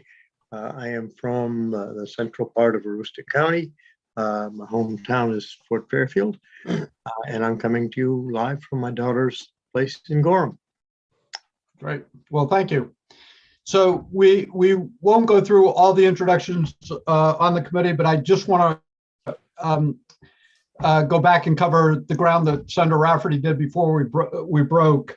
And our intent now is to go back and to open a work session on LD 1389 in regards to the Ocean School. We will next follow that with the work session of 1207. And we will then have if time permits, a work session on 1727. And that finally, we will have language review on the supplemental budget. And this is not official by any means, but the chairs and the leads will be meeting probably later this afternoon to talk about scheduling the remainder of this week and next week. And if we do have to table or delay something today, we do have our presentation at 9:30 on Friday before the Appropriations Committee, and we would then schedule work sessions or additional items for later in the Friday morning or early Friday afternoon, just so people on the committee understand that. And then we'll be trying to plot out the schedule for the following week, and we'll get that to you as quickly as we possibly can. And Ms. Rizzler, I think you and others said that right now we're scheduled to be in session next Tuesday and Thursday. Yes, to my knowledge, the only days you will be in session next week are Tuesday and Thursday. Okay, and then this morning we scheduled the bill on CDS for Wednesday, and I think we're talking about starting that at 9:30, and it could go on for a little bit. So everybody should prepare their lunch beforehand. on next Wednesday. And then we'll see if we need to schedule. Do we have confirmation hearings next week? I don't believe so. No. Nope. I Okay. think those are going to be scheduled for the 30th. All right, so that we would probably then look to schedule things on Monday and then work our way through the week. Okay, any questions from members of the committee before we get started? No. All right, so I will officially open the work session on LD 1389. And I don't have the official title, but I know it is a bill that has to do with maritime, marine education, and the ocean school. And the first thing I'm going to do is ask Ms. Risler if she can present us with the amendment that she has drafted in consultation with Representative Cuddy. Sure. So good afternoon, Representative Cuddy. We're glad to have you here, and we'll call on you as needed. So if we could start with Ms. Risler, that'd be great. Sure. Just to sort of reorient everyone, this is LD 1389, which is an act to improve maritime education in Maine. At the last work session, there were a number of discussions, and the committee had asked me to put together some draft language regarding this sort of transition of the Maine Ocean School to instead being established as an educational program-based model. So I'm going to pull up my screen to just go through this draft language for you, and then I'll turn it back over to you. This is the same language that you received, I don't know, maybe it's a week, 2 weeks ago now. But all right, so this would be the potential committee amendment. Obviously, the vote is empty because there has been no vote on this language yet. It would strike and replace the bill, and it would push back that sunset clause for the Maine Ocean School until the first regular session of the 131st legislature. And then it provides some unallocated language specific to this transition of the Maine School for Marine Science, Technology, Transportation, and Engineering, otherwise known as the Maine Ocean School, to a educational program-based model. It provides that notwithstanding its establishment as a public magnet school pursuant to Title 20A, Chapter 312-A, that the Maine Ocean School shall transition from a public magnet school to an educational program-based model focused on marine-related science, technology, engineering, and mathematics, no later than 90 days after the adjournment of the first regular session of the 130th legislature. And that aligns with the sunset clause above that we just talked about. In order to provide for this transition, it directs the Maine Ocean School to develop a new funding model that will support the program, develop a new supervisory model for the program, which may include agreements to join Regional School Unit 20 or another educational partner as a program instead of a diploma granting educational institution. And notwithstanding any other provision of the law to the contrary, it authorizes the Maine Ocean School to make and sign any agreements necessary to assist in the transition to this new supervisory model. It requires the school to design the program to operate regionally and accept students at the program's physical location and through remote, virtual, or distance-based learning for students attending from the local region and throughout the state. And it requires the school to determine eligibility for and seek grant funding to support the new program from federal and private sources. The bill also requires the Ocean School to submit a report no later than January 15th of 2023 to the Education and Cultural Affairs Committee on the progress towards the transition of the new program-based model under Section 2 of this bill, including suggested legislation necessary to finalize the transition, which would of course be anticipated based on the school's current establishment as a school. So it would need some statutory language addition to a program-based model, depending on what that ultimately looks like. And then it authorizes the Education and Cultural Affairs Committee to report out a bill related to the Maine Ocean School to the 131st legislature in 2023. Great. Thank you very much for not only drafting the amendment, but providing the summary. And at this point, are there any questions from members of the committee? Let's see, Representative Salisbury. Just really quick, and I'm really sorry if you just said this, Hillary. I was following along and reading some notes. One of the questions that I had that we had talked about last time was the relationship with RSU 20 or 22, and like that had been talked about, but it hadn't been finalized. I know they were waiting until we made the amendment and stuff like that, but I didn't know if there was some further conversations that had been had, and if that sounds like that was still something that was a go. So, So go ahead. I was going to defer the question in terms of what has actually been done to either Representative Cuddy or members of the Main Ocean School. But the bill does authorize the school to make and sign any of those agreements as they need to, regardless of the fact that they're currently still a school in statutory language. But I would defer the status of those agreements to the proponents of the bill. Thank you. I was going to call on Representative Cuddy and ask him if he could answer Representative Salisbury's question. Sure. Thank you very much. I'm Scott Cuddy. I represent House District 98, which is Winterport, Frankfort, Searsport, and Swanville. And you can see I've moved into the office that I was using last year when I was in front of your committee, which is in a non-heated part of my house because it was supposed to be almost 50 degrees in Winterport today. And I'm feeling I may have been a bit aggressive in moving over here today. But so to get to your question, Representative Salisbury, I don't know the specifics about conversations that they've been having and how many that they've had. Melissa Landon and Kylie Bragdon are here today if you'd like to get into specifics. But the trajectory of this connection to the possible connection to RSU 20 was a much longer trajectory than the weeks that we've had in between the public hearing and today. So the hope was that we would be able to get this worked out over the summertime, not that we would be able to get something finalized by now. So I don't want to speak for them because I'm not certain what other conversations they've had, but it was my understanding of what we presented at the public hearing that it wouldn't take place that quickly. Okay. Thank you. Did that answer your question? Okay, thank you.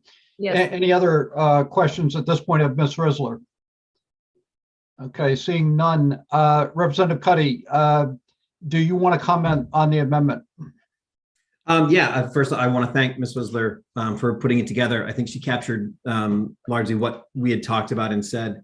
I did have one comment, which is under section 2, number 4, where it says determine eligibility and seek grant funding. The school, it has a little concern that technically the law would require them to seek the funding. And if they determine they are ineligible for any grants that are out there currently, they didn't want to have the requirement that they seek grants if they determined that there wasn't something they were eligible for. It's something that I would like, unless it's necessary for some reason, I would like to remove just because it puts a burden on them that it's possible they'll be able to meet, but it's also possible they wouldn't be able to meet, and they didn't want to be out of compliance for that reason. Okay.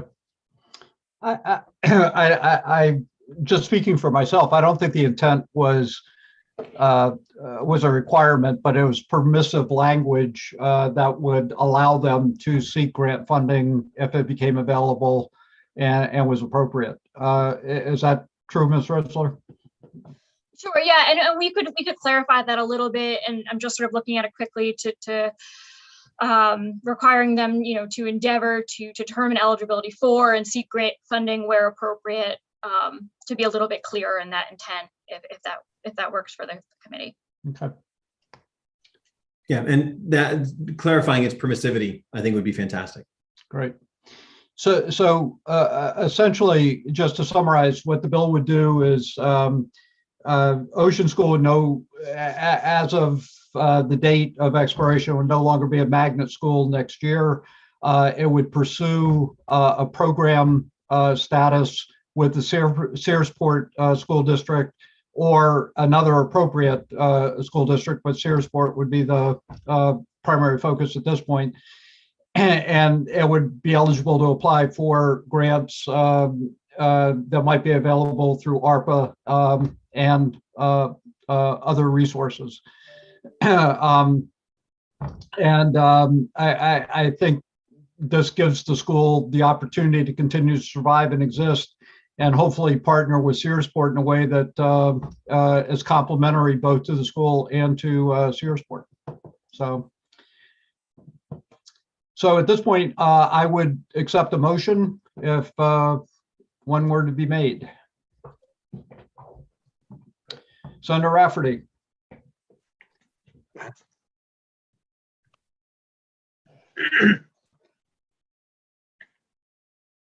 You're muted, Senator. You've probably been waiting to do that all day today.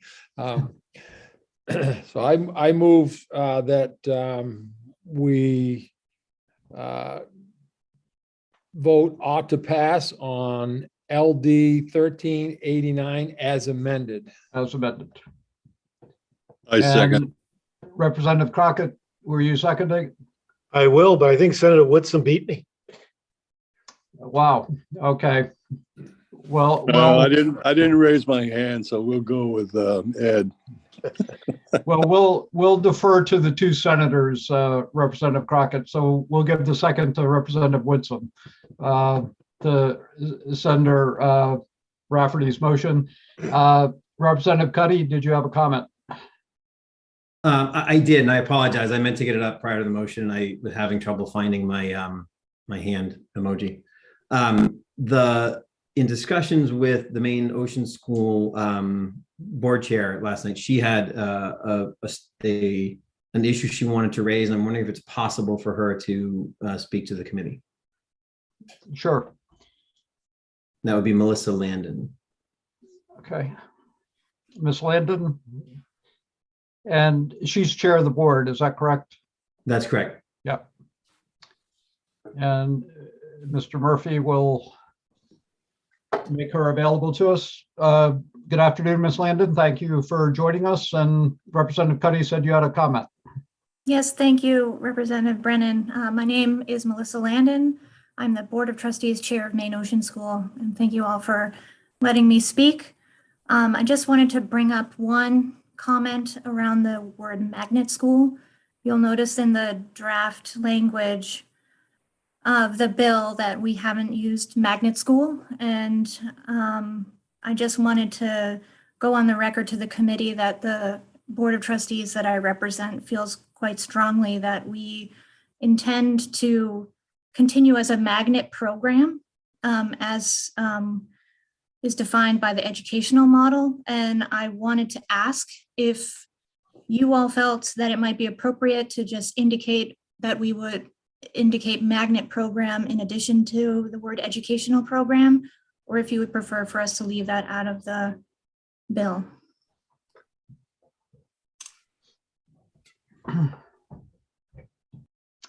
Representative Millette. Thank you, Mr. Chair. I think that the decision about what to name the program is up to the folks who will be running it. I don't think we want to be in a position of saying what the name of it is. Thank you. I would just have to say at this point, I agree with Representative Millette. I think what has been drafted, we've had a number of different discussions about this, and quite frankly, and I've talked a little bit about this to Representative Cuddy, the definition of what is a magnet program, magnet school, varies so much across the country. I think it would be problematic to try to craft a definition at this point. But as you noted in the bill, it does allow the committee to make adjustments in school funding or to the program going forward. So if at some point you feel you need to come back to the legislature and have a proposal for us, we'll have the opportunity to respond to that. So Representative Stearns. Thank you, Mr. Chair. I noticed that one part of the bill is very specific about the ability to recruit and retain students both regionally and statewide, virtually. In essence, that speaks to the school being a magnet, if you will.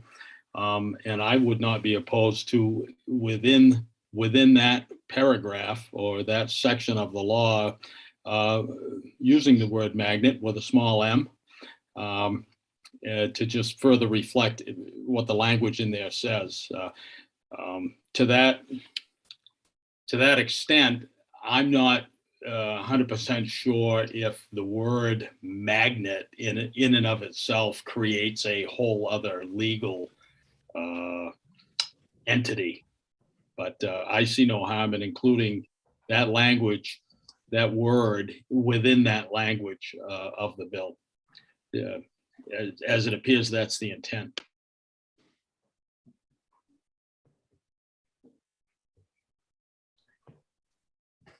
All right. Are there any other questions, comments of Ms. Landon? Okay. Seeing none, again, thank you very much for being with us today. We do have a motion that has been made on 1389 ought to pass as amended. It's been seconded by Senator Woodson. Any additional comments from the committee before we vote?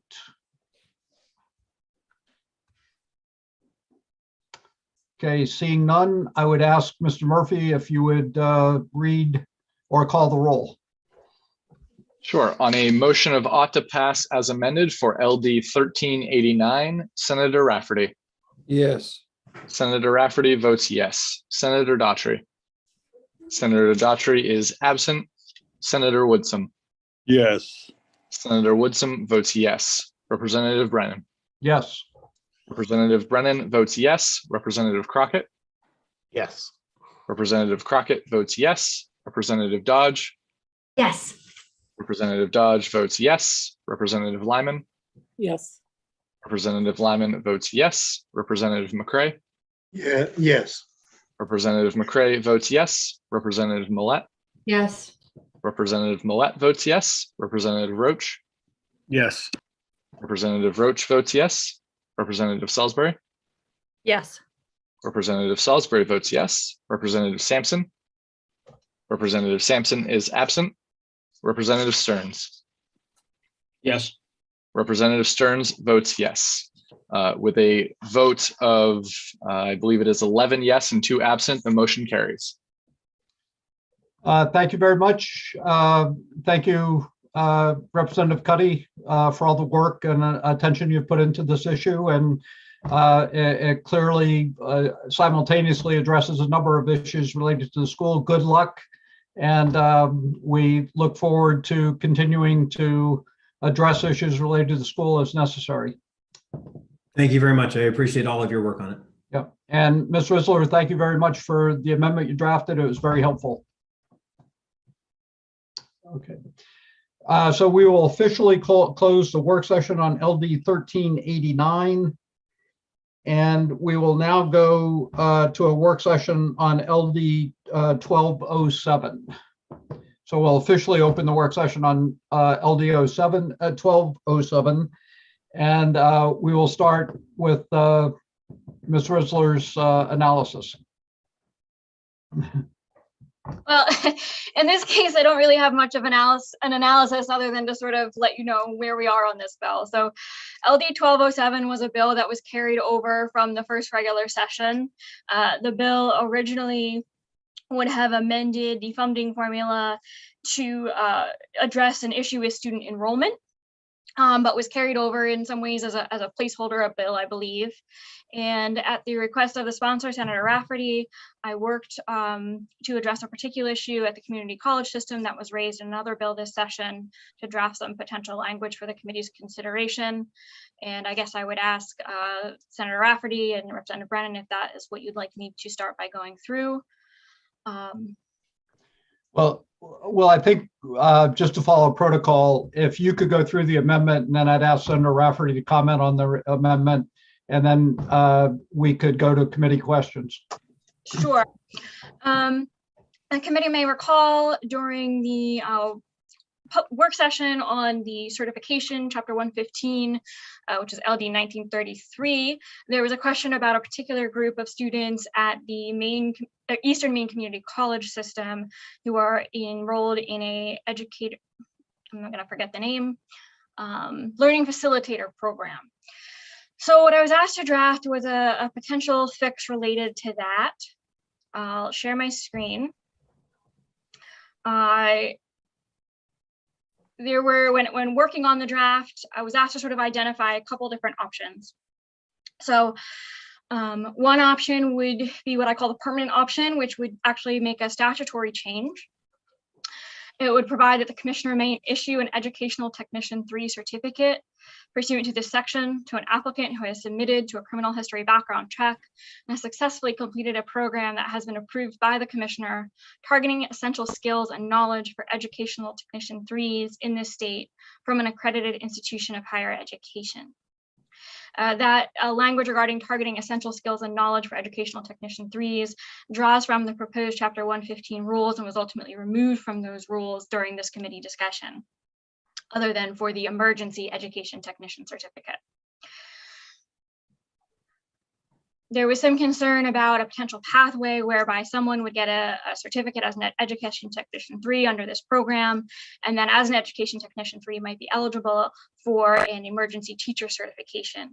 So if the committee wanted to, the committee could provide a limitation or a restriction on this language, for example, being that an individual who receives this type of certification pursuant to this section would not be eligible for that emergency teacher certificate.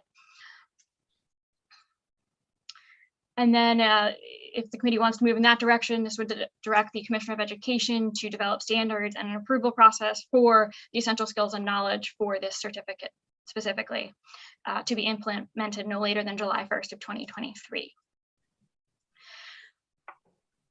There was also a specifics concern, and I'm going to let the proponents of this actually talk to their concerns, but my understanding is there was a specific concern about a group of 150 or 200 or so students who are currently enrolled in this program and may not be able to be certified. So another option, depending on how the committee wants to move forward, would be to specifically allow this particular class who are currently enrolled in this program to be certified. If the committee would like to do that, that's this sort of temporary option. It would be unallocated language that would provide that notwithstanding the requirement for a minimum of 90 credits of approved study in an educationally related field for certification of educational technician 3s pursuant to the State Board of Education Rule Chapter 115, that the commissioner may certify an applicant as an education technician 3 if the applicant has successfully completed the learning facilitator program at Eastern Maine Community College in 2021, 2022, or 2023, and received emergency educational technician certification, so long as the applicant meets all of the other eligibility requirements. And same as above, if there was concern about these education technician 3s then becoming certified under emergency teacher certification, you could also provide the same limitation that they would not be eligible for that emergency teacher certification.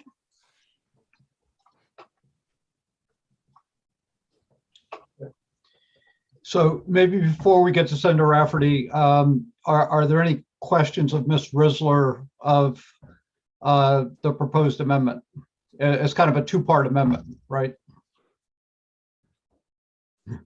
Sure, it's sort of two options, two directions that the committee could go in. The one thing I will say is if the committee wants to move forward with the statutory language, I would still recommend that you still include that unallocated language specific to the Learning Facilitators Program, just so that it's absolutely clear that that is the intent and that it would apply to them.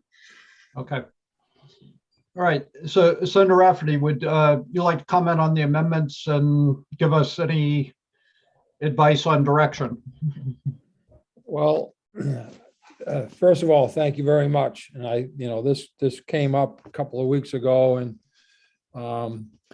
I had originally thought that 1207, it was sort of a placeholder, and there were a lot of folks that were suggesting they may use it or need it. And this was a need I felt I wanted to address, having heard that it appeared as though we might have left some students in limbo, having come through a program inadvertently. So that was my first fix. And I would at a very minimum want to see that. And if it helps us address a need in terms of moving forward with our workforce, then if it's, I think that making the The temporary fix I definitely want, and if we can help ourselves in terms of a workforce moving forward, I would, appreciate support on that as well. Okay, any questions at this point of Senator Rafferty? Representative Millette. Thank you, Mr. Chair. Has the State Board of Ed had a chance to review this and provide feedback? Thank you. The only answer I have to that is that I know that the President Dagler worked with Dan Shooter at the department. I don't know beyond that. Can't answer it.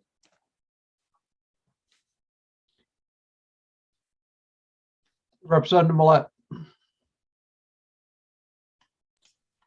Thank you. I'm looking through the attendees to see if there's anybody here from the State Board. I don't see any.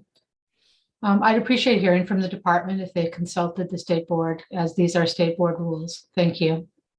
Okay. Mr. Murphy, is there anybody here from the department? We have a few members of the department in the attendees list. If there's someone in the attendees list who could respond to perfect. Megan Welter. Maybe they raised their hand. Yes, Megan Welter will be joining us momentarily. Okay. So Ms. Welter is here and had raised her hand.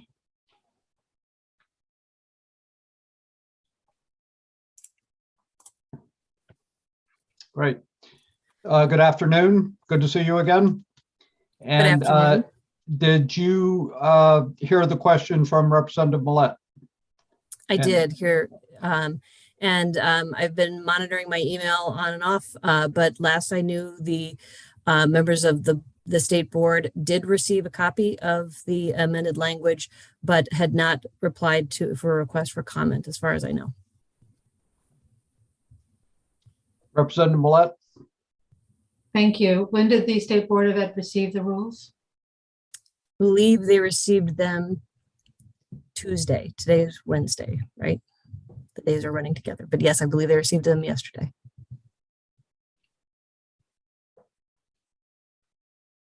Okay. Ms. Welter, maybe if you stayed with us, there may be additional questions. Representative Stearns. Thank you, Mr. Chair. First of all, I'd like to really thank the good senator for allowing this his bill to be used as a vehicle to bring this forward and fix what could have been really an egregious problem. And the second comment is I'm in favor of what is listed on the sheet as a permanent fix, although we all know that in certification it's constantly evolving, constantly shifting, and nothing we do is permanent.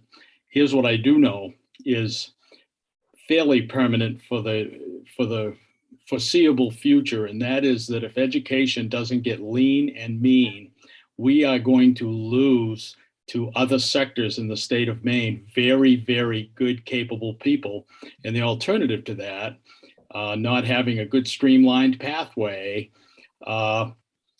is that we will have substitutes or people with lesser qualifications filling in for those jobs. So I like the language, and I also really like the piece of language that prohibits someone from using that as a stepping stone into the emergency teacher certification. That's not the intent of that bill. So I like the way it's written and appreciate the work that's been done on it. Thank you, Representative Stearns. Other questions?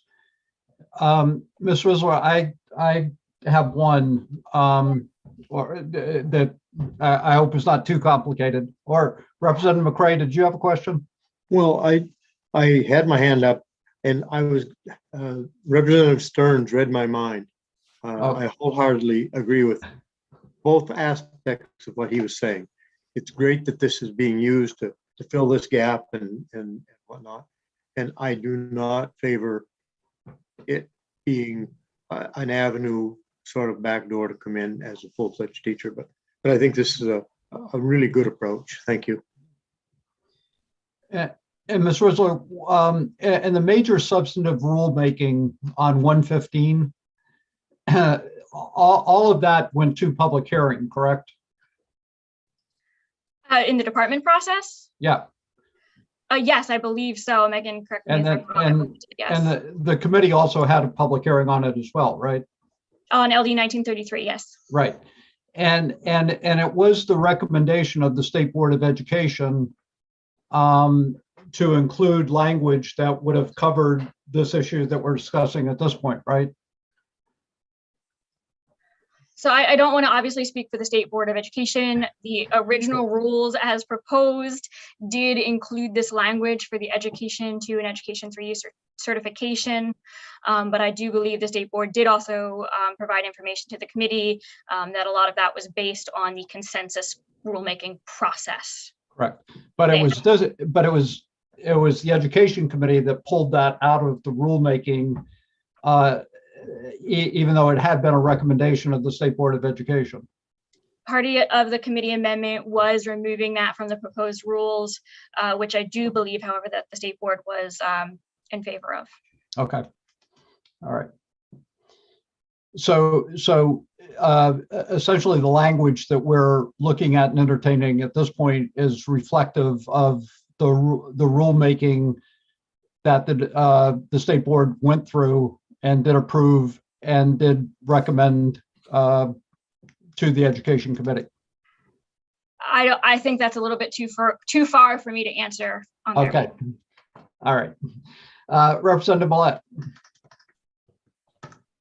Thank you, Mr. Chair.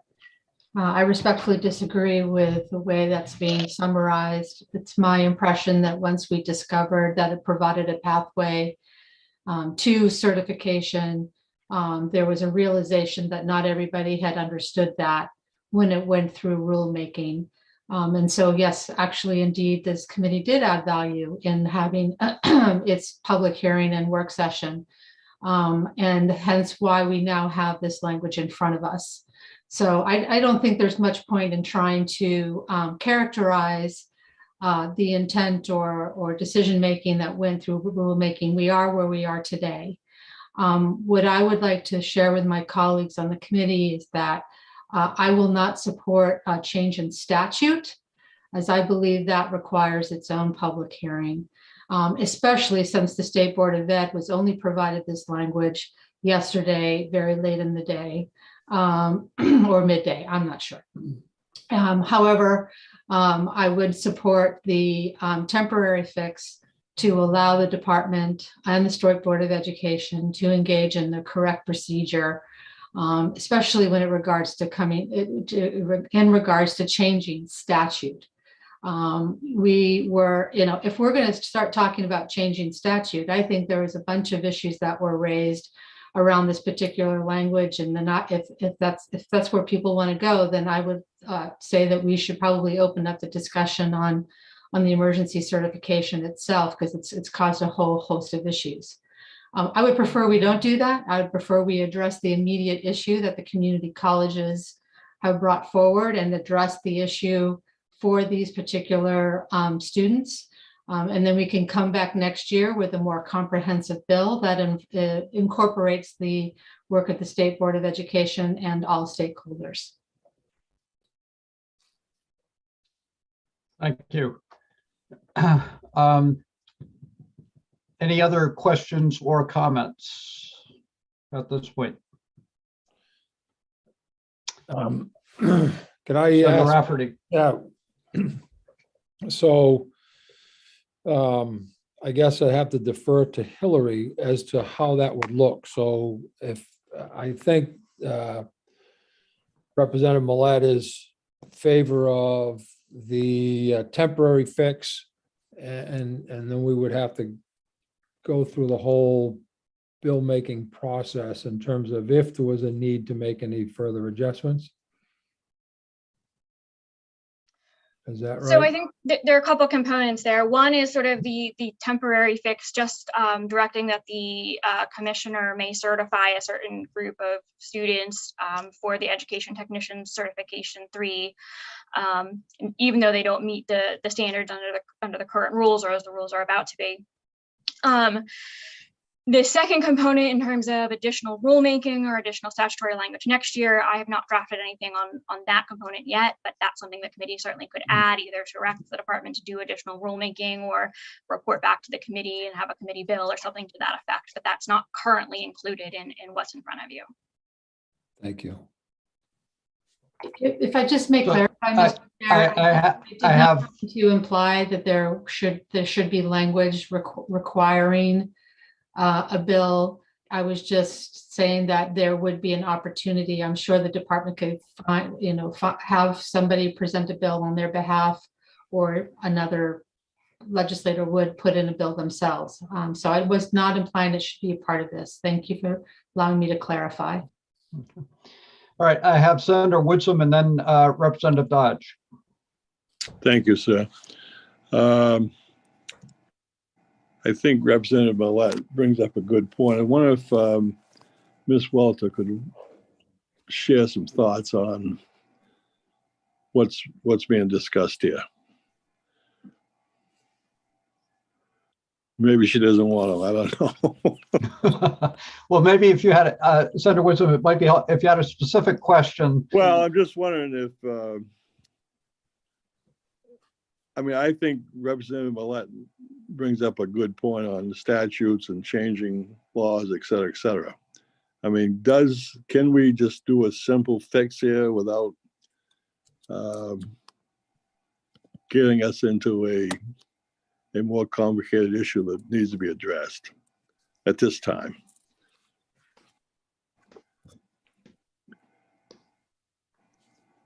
Thank you, Representative Brennan. Thank you, Senator Woodson. I think the intention of this amended language was to do what Senator Rafferty explained, which is to sort of find a way to address the group of students who went through the learner facilitator program. The department agrees with wanting to support that. We do have a number of educators who are, employed, and we recognize that for many of them, getting 90 hours of coursework, even in 5 years, because they're maintaining jobs, many of them also have families and other circumstances that could be very difficult to do. We also support the language related to, having this, the pathway to emergency certification be one that is not possible for this group of educators. So I don't think the intention was to open things up more broadly. I think the intention was to address this particular concern.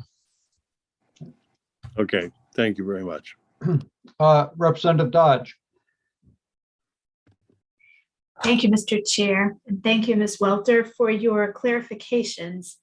I am not sure, but this question may need to be answered perhaps by someone from the community college system, or perhaps Ms. Welter will be able to answer it.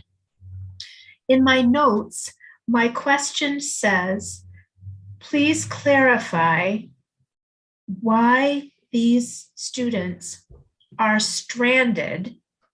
And perhaps you have just answered that question in a sort of a way, that they have been granted a carve out, but despite the carve out of the credit hours, they are wishing to have full certification. So going forward, are we creating a situation where there are 2 tiers of Ed Tech 3s who are proceeding with Ed Tech 3 duties, and the subset is not ever going to be required to fulfill those credit hours?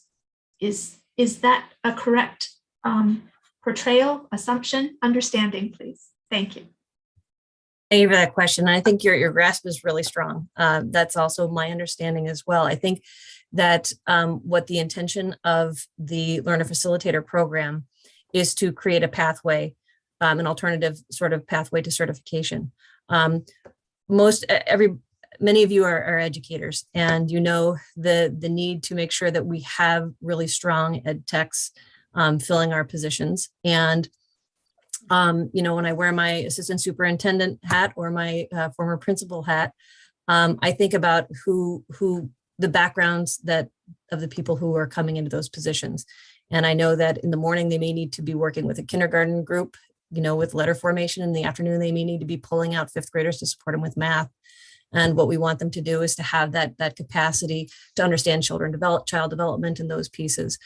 The part that I think that we are concerned about or that we want to think through is how is there a pathway that's going to provide the schools with the most qualified folks. And we don't want to shortchange the requirement for college credits. We want to make sure that it's also a meaningful opportunity for them. So I think that the idea with the learner facilitator program, the concern that was there was that they were granted this emergency authorization for 5 years. And at the end of the 5 years, they would be left sort of on a cliff without a pathway to certification, even if they had been employed by a school or a school district and earning satisfactory evaluations for their work.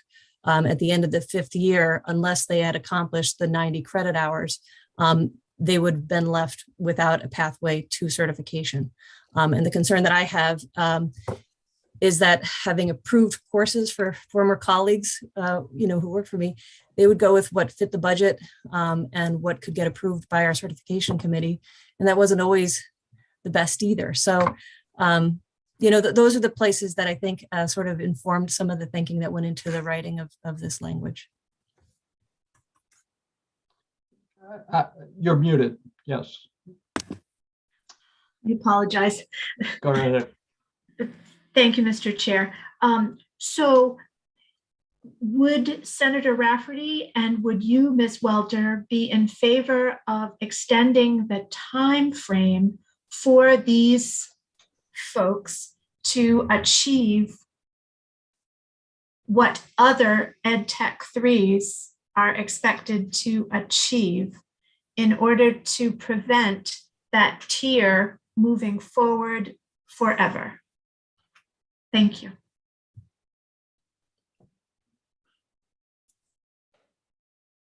I do think that is when that gets to be a conversation that needs to be done in partnership with the state board, as those certification rules really are theirs. I did just get a word from Deputy Commissioner Chuda that Wendy Alt is available to come into the session. So if we could email her a link, I think she's willing to come in. So sorry about that. Thank you.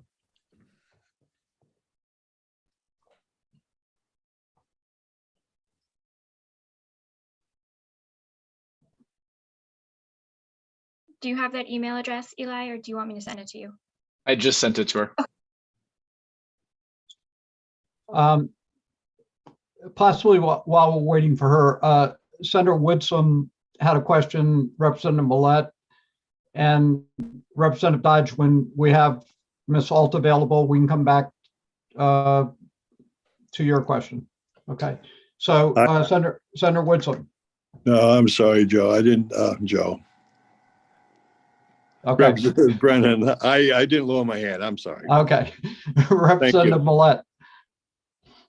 Thank you, Mr. Chair. So I think we are all starting to understand that this issue does continue to remain multifaceted, and it impacts other aspects of education policy. I would urge us again as a committee to support the language that Ms. Risler wrote that takes care of the issue for this particular population of students, and allows us breathing room, us being the department, the State Board of Education, and the legislature, to consider deeply what we're doing by creating this pathway and making sure we're not creating unintended consequences. I really do think that Ms. Risler has found a pathway that will give us that space, and then we can move on to other issues that we're facing today. Thank you. Thank you. And again, Senator Woodson, your hand is raised. Did you have a question?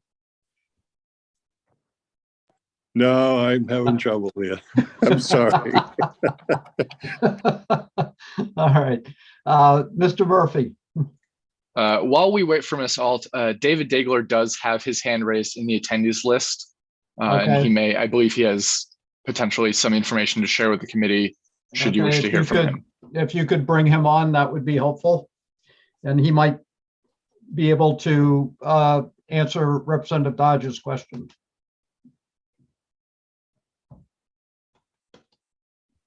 Welcome, President Dagler. Good to see you. Thank you for being with us. And I don't know if you're in a position to answer Representative Dodge's question or if you had additional comments on the amendment. Well, a refinement to the answer that Megan gave. I would not necessarily have considered this a carve out. What remind the committee from our earlier discussions that the Learning Facilitator program was actually built before the pandemic broke out, 4 years in development with the school departments and school districts engaged in the development of that program.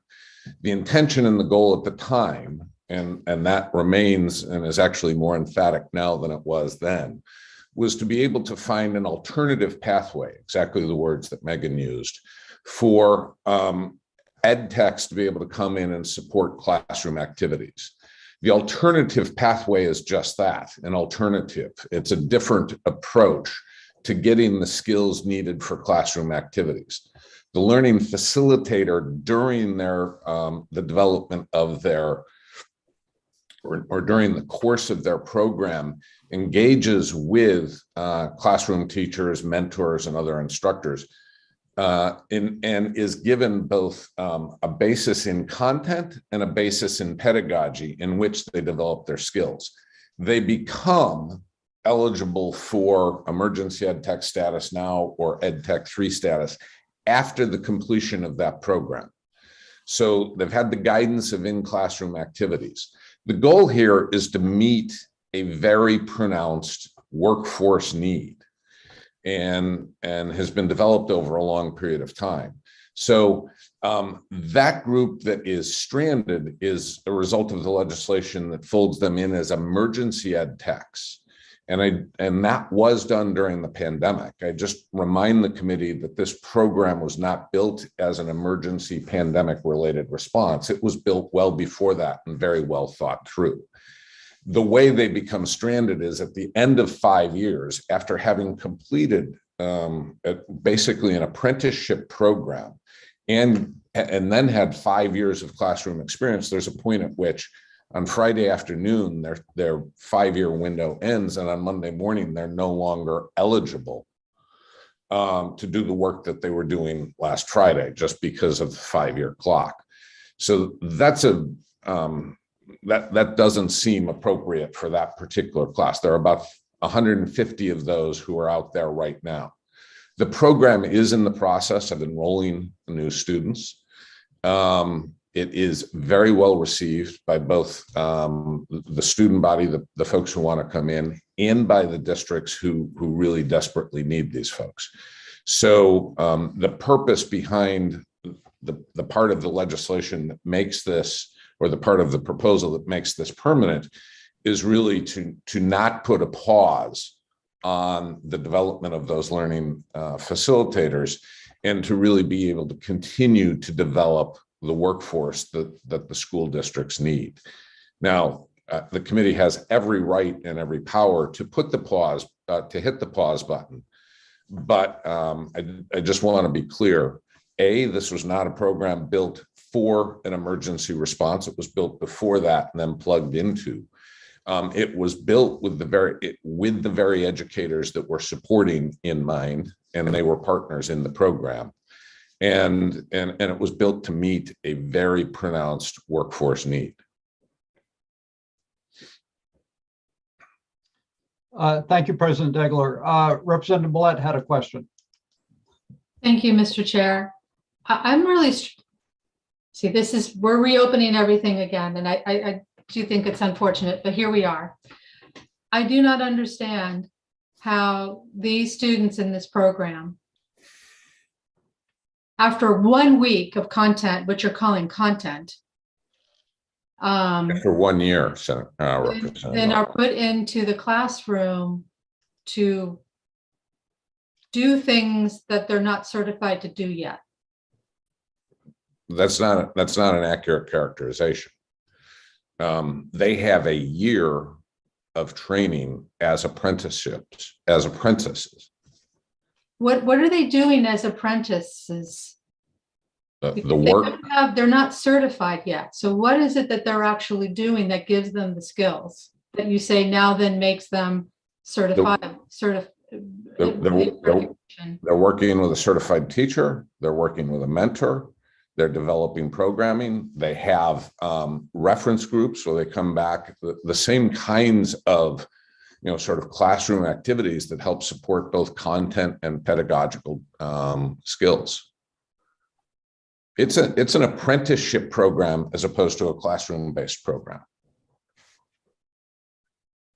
The skill development is learned by doing with a mentor at your side. It's an older educational technique than the higher education system itself. I see that Representative Lyman has a question, but I also, Representative Dodge, has your question been answered or still, you're okay? All right, Representative Lyman. Thank you, Mr. Chair. I think this is for Mr. Dabler. It's what you're describing in this apprenticeship program. Is it fair to say it's very similar to what a classroom teacher and their student teacher or intern is, the role of that? Are you saying that it's similar in their apprentice work as an Ed Tech 3, though they're not going for teacher, they're learning from the person they're working with, just as a student teacher does? So let me answer as clearly as I can, and but make sure that I'm understanding your question. I think the answer is yes. And if you're looking at a person who is coming up, desires to be a teacher, and they have a practicum experience. Exactly. That is what we're replicating. Yes. Yes, that's what I was asking. Thank you. Whoops. Okay. Again, President Degler, thank you for being with us. Thank you for having me. Not to, I guess my question is used. We have two options before us. Do you have a preference on which option the committee would pursue at this point? Well, yes. I think the school districts that are contacting us for these needed folks would prefer the full inclusion and the continuation of the program. So my preference is that we add the language to the law. The unallocated language that Hillary, who has been fantastic, by the way, that Hillary has proposed really is designed and intended to take a group of people who were told that they could be ed techs, right or wrong, and really cure that. They'll have 5 years of experience at that point. I mean, they're certified as emergency educational technicians. They'll have 5 additional years of experience, and they should, I think, be entitled to continue their classroom work. So the two options really address two different problems. One is the unallocated language addresses the current population of people who have completed the program. And then the new language addresses the going forward workforce initiative. And my preference is that you include both, to answer your question directly. Thank you. And if you, hopefully you could stay with us for a couple more minutes as we continue I'd be happy to sort through this. I now see with great pleasure that we have Ms. Alt with us from the State Board of Education. Thank you for joining us. And there were a number of different questions that were raised. Have you been listening in? I have. Okay. I can't say I've listened to the entire conversation, but I think I have a basic understanding. Okay. So if you'd like to comment on this point, that would be helpful. Okay. Unfortunately, I'll speak on behalf of my committee, the Certification and Higher Ed Committee. We have not had the opportunity to meet with the community college system to discuss and learn more about the Learning Facilitator Program. So what we have learned is that we would very much like to have that opportunity and also learn much more about the program. We did have a meeting with the Department of Education on Monday, and we had a great conversation, I think, and throughout many different suggested resolutions. To be honest, this was not one of the resolutions that we discussed. It was alluded to that there would be a vehicle perhaps to rectify what the community college articulated is a concern, the amendment language by your state board about it. But I was hoping that we could have a deeper conversation and perhaps take the next few months and then consider having some sort of legislation introduced in January at the end of the conversation with the state board. But so that's what I was hoping, that we could be thoughtful and deliberate and come to some sort of better agreement. Thank you. Are there any questions for Ms. Alt at this point? I see that Senator Rafferty had his hand up, and then Ms. Welter. Ms. Welter, did you want to respond or comment? I believe, Representative, that Ms. Welter had her hand up first. So yeah, I think you're right. So go ahead, Ms. Welter. Ms. Welter. I was just going to build on what Ms. Alt said, that we did have a very good conversation where we had an opportunity to talk through a number of ideas and also raise some shared questions and concerns, and are in the process of trying to establish, have a conversation between the community college and the state board so that we can all work together and be on the same page. As you can imagine, at this time of the year, in this session, everyone moving at the pace that we are, we got our signals crossed a little bit, and the department didn't see the language until after that conversation. And so, got the language as quickly as we could turned around to the board, but certainly wanted to make sure all players were on board in the conversation. So just wanted to clarify that. Thank you. I have Senator Rafferty and then Representative Stearns. So question first, and then a follow-up comment. President Dagler, I'm assuming that this program is still, there's a group of kids that are in it now. So, is there another group lined up to come in behind them already? They're pending the outcome of these proceedings, yes. So, thank you. So, at this point, Representative Brennan, I don't know if it needs an amendment. I guess that it to move. My original goal was to rectify the situation for the 150 kids. I think that the so-called temporary fix does that. And if it means more conversations have to take place between the community college and the state board, I'm sure that can happen before we go back to session. And I'd be happy to come back in January with a permanent fix. But I think if that moves this along today, I think that's a good direction for us to go in. So. Okay. I won't take that as a form of motion at this point, and until we get a question from Representative Stearns and Representative Millet.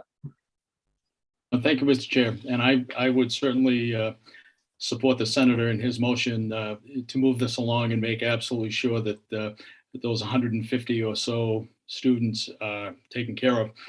But I really want us to reflect a little bit on the idea that we're taking a group of students who are studying specifically how to help in a classroom, how to assist students to learn through an internship-like process where they're hands-on working with students in order to give them a parallel pathway to a group of students who can take 90 hours of ancient and medieval history, never even have any contact with a student, and are automatically certified.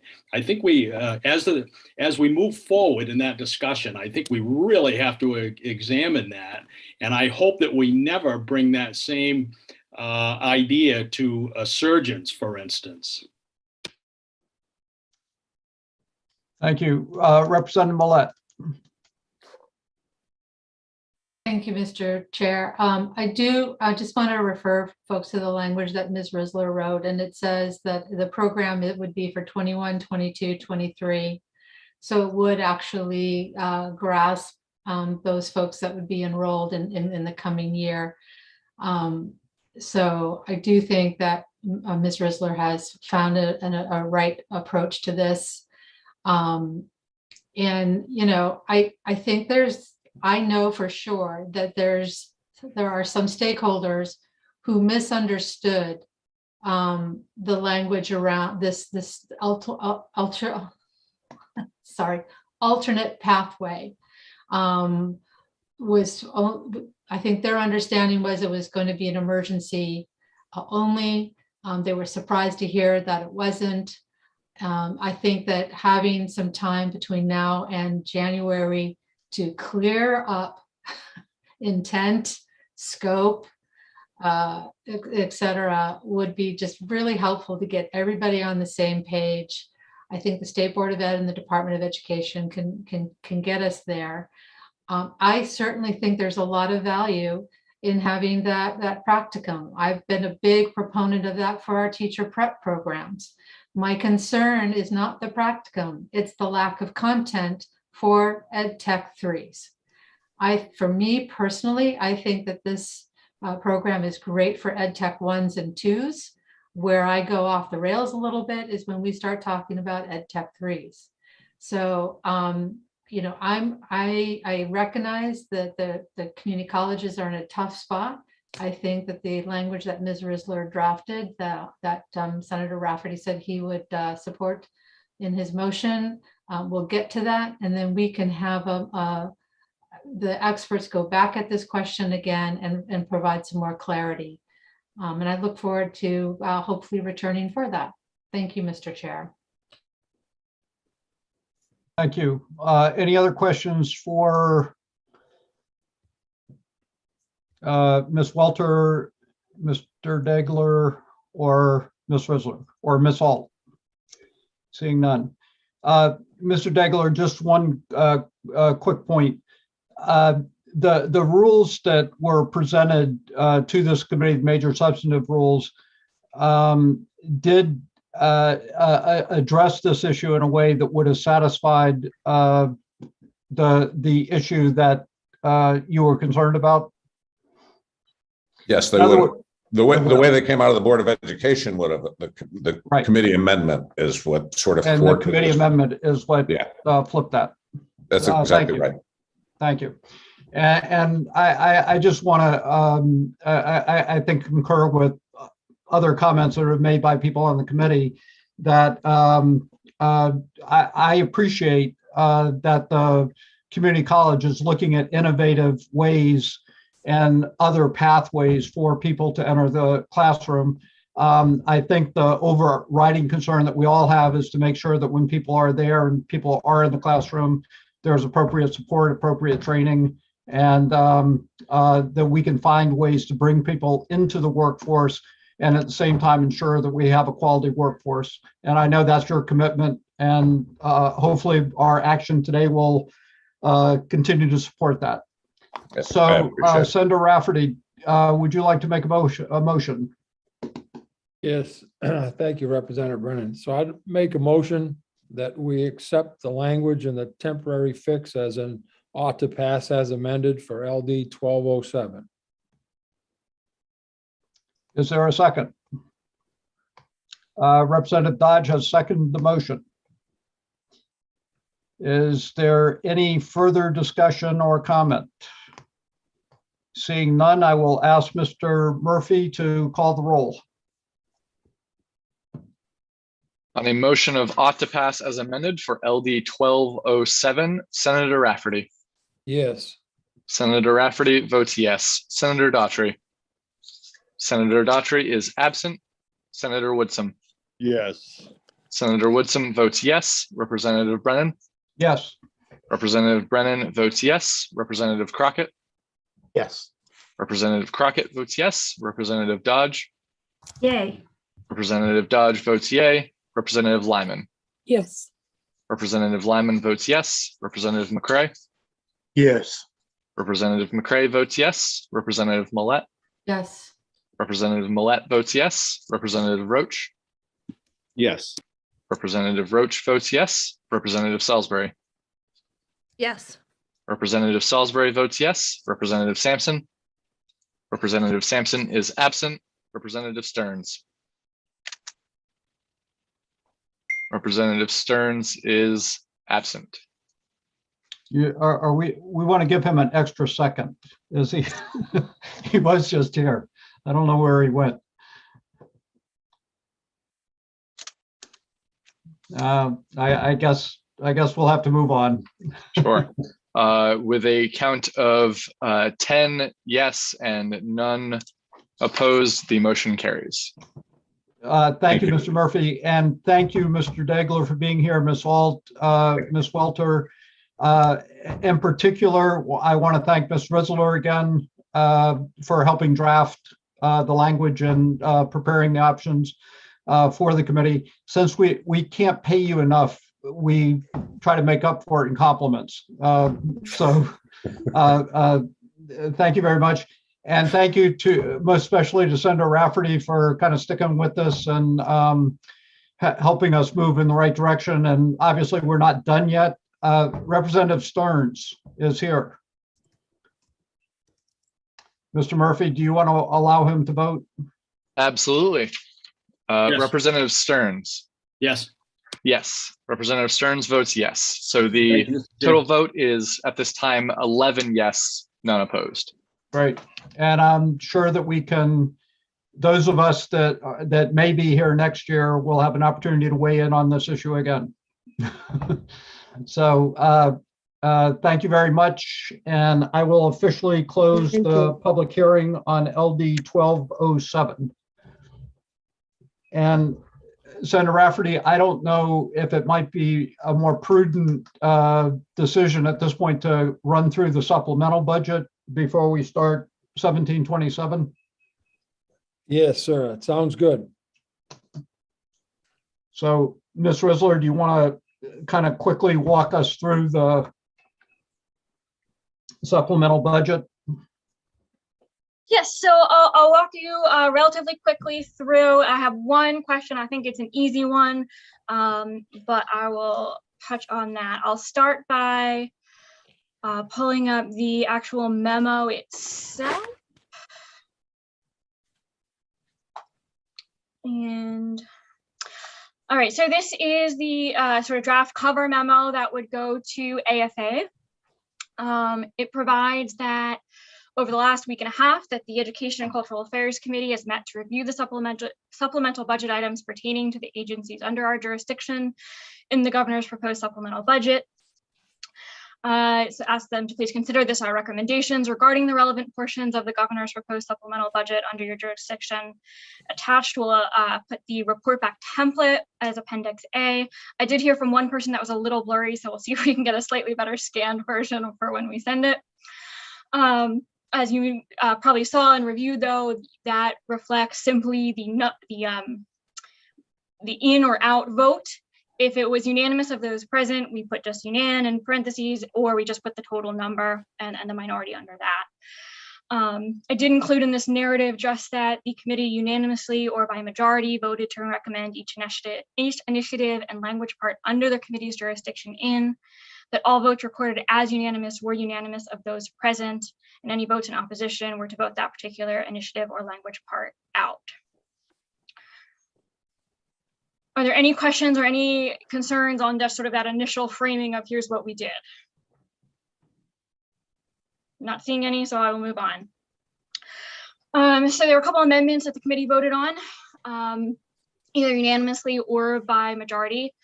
The first is the Maine Community College system, which was reference number 995, language part 00. The committee unanimously of those present voted to support the initiative to provide one-time funding for up to 2 years of free community college for all high school graduates in the classes of 2020, 2021, 2022, and 2023 who enroll in a Maine community college full-time in the fall of 2022 or the fall of 2023. However, the committee voted this initiative and corresponding language part in with an amendment that would require that students are only eligible for the free community college if the student is a resident of or establishes residency in this state. So when I went to pull this language together, what I realized in part 00 is that let me back up. Sort of the justification in the report back template had a lot more detail than the actual language part 00. And if you wanted to make sure you added that requirement regarding residency, it probably makes sense to include all of those requirements in the part 00 language.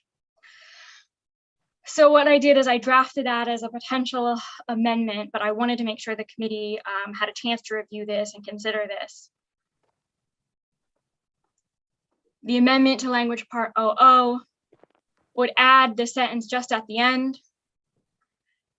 I can make it a little bit bigger, which would say that to be eligible for the Maine Community College System free community college, a high school graduate must be enrolled full-time, pursue an associate degree or one-year certificate, be a resident of or established residency in the state, and accept all federal and state grants, scholarships, and any other funding sources.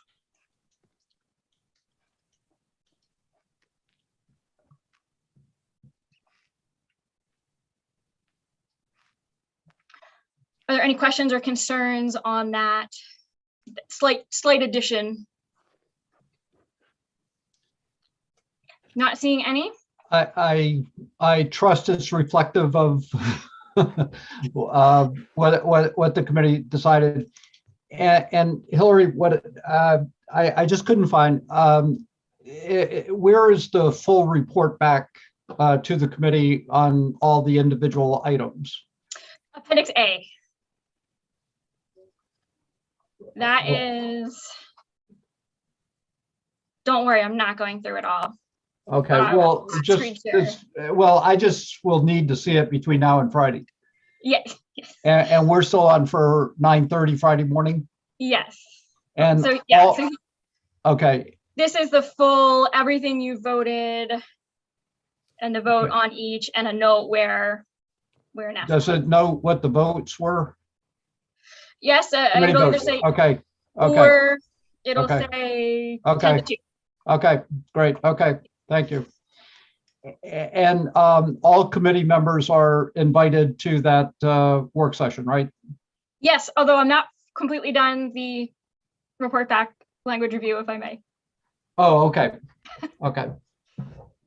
Go ahead.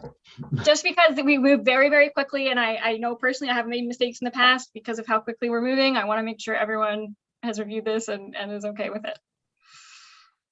The second component is the Education Stabilization Fund and language part Y. The report back memo reflects that the majority of the committee, by a vote of 8-3, supported the establishment of the Education Stabilization Fund, but to amend language part Y to include section Y-3 as allocated language in the new Title 20A section 15698. And I did include and draft up that language in Appendix B. The minority of the committee voted in opposition to the motion and would move this language out of the supplemental budget. And then there were the two new initiatives that the committee reviewed. In addition to the initiatives in the report back template and the language parts, the committee also considered 2 new initiatives and voted unanimously of those present to recommend these 2 additional initiatives for inclusion in the supplemental budget. The first is the National Board Salary Supplement. The committee voted to recommend language providing that the commissioner is required to pay the full amount of the National Board Salary Supplement from credentialing fees, that if those fees are not sufficient, that general purpose aid would be used to cover the balance. It is the committee's understanding that the National Board Salary Supplement is fully funded this year, therefore no additional appropriation would be necessary, but please see Appendix C for the proposed language associated with the recommendation.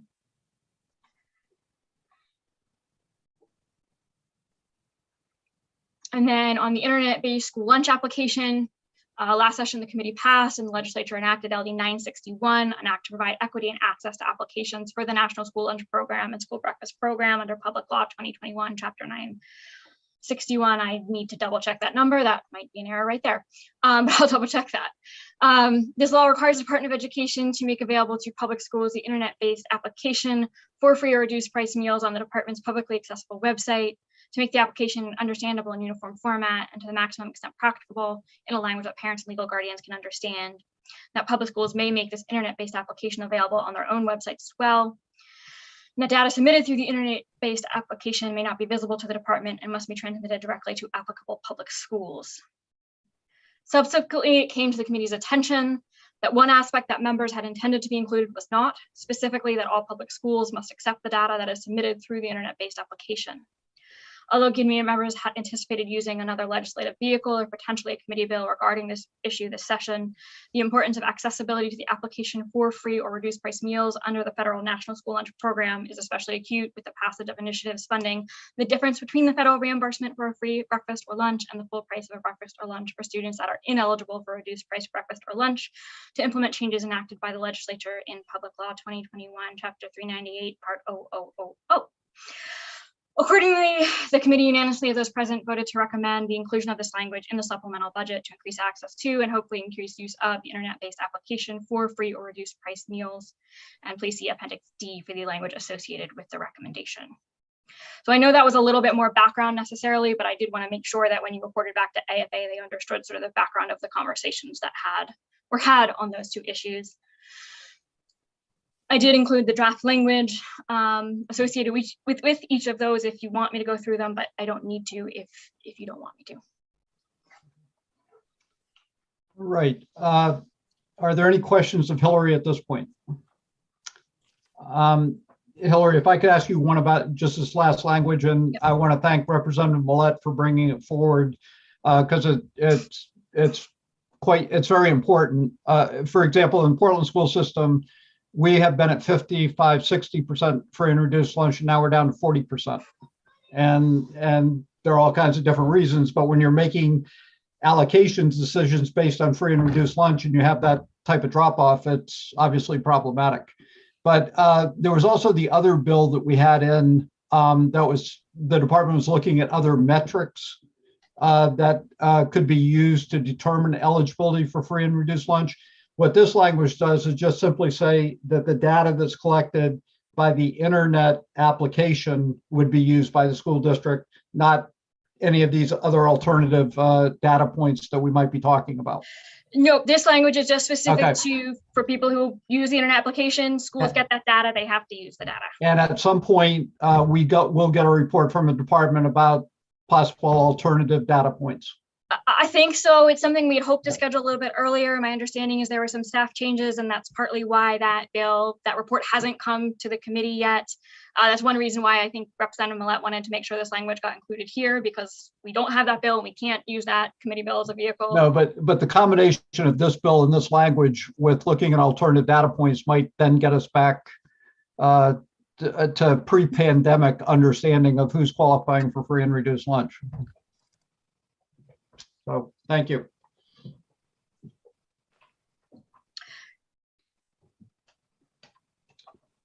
So, all right, well, I have, unless there's something I missed or something that questions, concerns with what I just provided for the committee, I don't have anything else on the supplemental budget. As Representative Brennan mentioned, the report back with AFA is on Friday morning, starting at 9:30. And that's by Zoom. That is by Zoom, yes. Okay, and Senator Rafferty and myself will just be presenting what we have here and answering questions as appropriate. Okay. Thank you. And I obviously missed at least half of this, and I just want to thank the committee. It is a tedious process to go through, but I'm really impressed at how quickly everybody got through and the number of unanimous votes that there were. So that's great. Representative Dodge. Thank you, Mr. Chair. Can one of you as chairs, or perhaps Ms. Risler, remind me, are we going to do a rank order? And at what point do we do that, please? Good question. We are, all committees are authorized to continue to meet next week to do priority setting. And Senator Rafferty and Representative Stearns and Senator Woodson and myself have spoken. And what we will, Ms. Risler will find a time, and then we as a committee will go through not only in the budget, but what is on the appropriations table and prioritize those as a committee. It may well be that individual caucuses on the committee also meet to look at priorities as well. But formally, we will be meeting as a committee and ranking priorities for us to give to the Appropriations Committee. Right, next week, right. And Ms. Risler, if you're done, we'll close the work session on the supplemental budget. I'll hand the gavel over to Senator Rafferty, and we can decide at this point whether or not we want to take up 1727 or whether or not we want to schedule that until Friday. But or maybe we should take it up and see how much progress we make and then go from there. That would be my preference, okay. But I will kind of, if there's, see if there's any objection. I think what it has done is it's got some good conversations going. And I think more importantly is we get more questions out, and it gives us an opportunity to get those answers on Friday. And am I correct, Hillary, in that there's a hard line in the sand for us to make a decision on this bill on Friday, by Friday? Currently, we only have, the original deadline was the 11th. We asked permission and that was extended only through the 18th. The committee could ask permission again, but for now, yes, Friday is the deadline. All right, so I'll wrap my mind around Friday at the latest, but we could be done at it's 3:12. We could be done at 3:30 too. I don't know. Senator Rafferty, if I could just interrupt for a second. We will be asking for obviously permission to meet on CDS going forward. And we already have authorization, as Representative Dodge pointed out, to meet about to prioritize bills for AFA. We also are authorized to meet on nomination hearings. That's correct. Yeah, as far out as the 30th. Technically only through the 25th, so technically we'll ask permission to meet for confirmations on the 30th. Okay, all right. And then this bill is the only other outstanding bill that we have. Okay, and then we would ask if we need to go into next week. We would be asking for that in addition to the CDS. Okay. If that is the direction the chairs give me. What? I said if that is the direction the chairs give me. Right. Okay. Okay. You all set, sir? No, yeah, I the only reason I wanted to do that is that obviously we still have some work to do, but we're down to basically having 2 bills left and confirmation hearings and priority setting. Yeah. So then to reopen LD 1727, which is the act concerning sexual misconduct on campuses.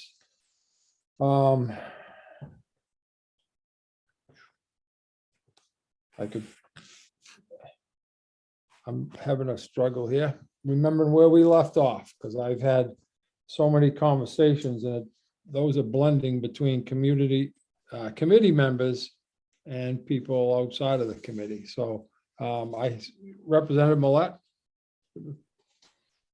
Thank you, Mr. Chair. So I still have some questions that I'd like to pose to various stakeholders. Sure. And I'm not clear if, so I'd like to be able to ask a question of, I can't remember, it was the director, Lily James?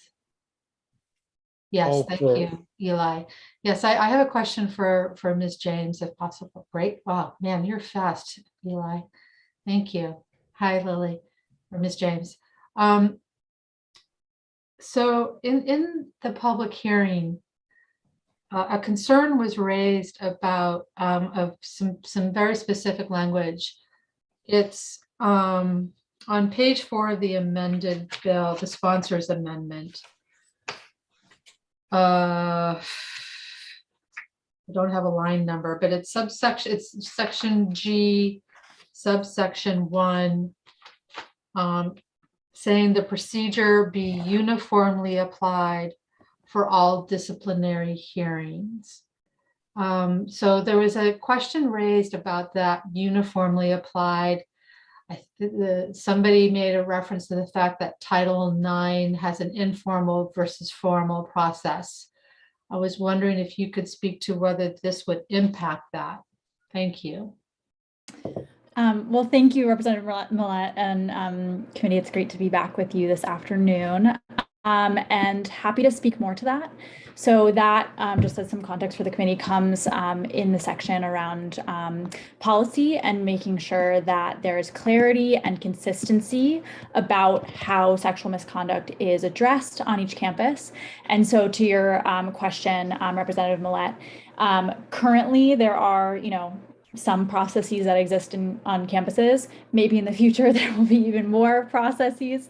And so what we're just trying to make sure is a set in stone baseline understanding is that all proceedings are consistent and uniformly applied to all students, regardless of their position as a captain of a sports team or as the president of fraternity or sorority or things like that, ensuring that all students are equal in how they are approached in these proceedings. Thank you. May I have a follow-up, Mr. Chair? Yes, thank you. So if I read this correctly and what you just said, that this language applies to the disciplinary proceedings, but not whether there's a formal or informal approach when somebody is when somebody goes to either a Title IX coordinator or potentially a CRA.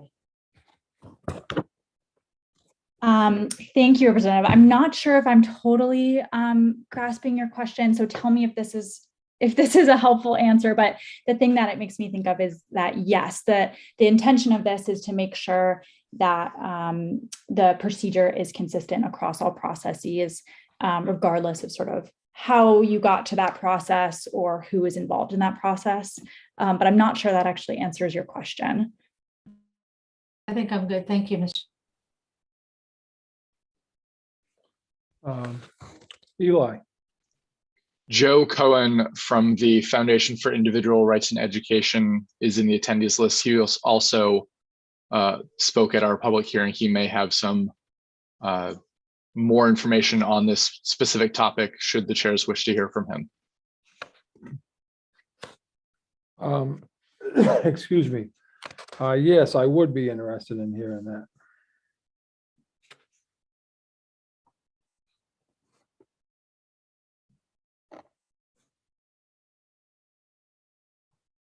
Thank you, members of the committee. Can you hear me now? I think I was muted initially. So I think this is amongst the most important provisions in the bill, in my view. And one of the reasons why there's agreement between, I think, complainants, advocacy groups, and due process advocates on this is because, so you have rulings that deal with what a school's obligations are to do under Title IX.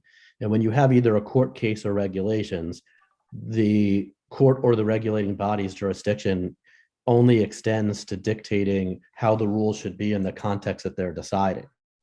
So you have decisions that say in Title IX hearings, you have to have this particular procedural due process right, or even for the complainant, you have to have this particular right of, access to evidence, for example, or participation, et cetera.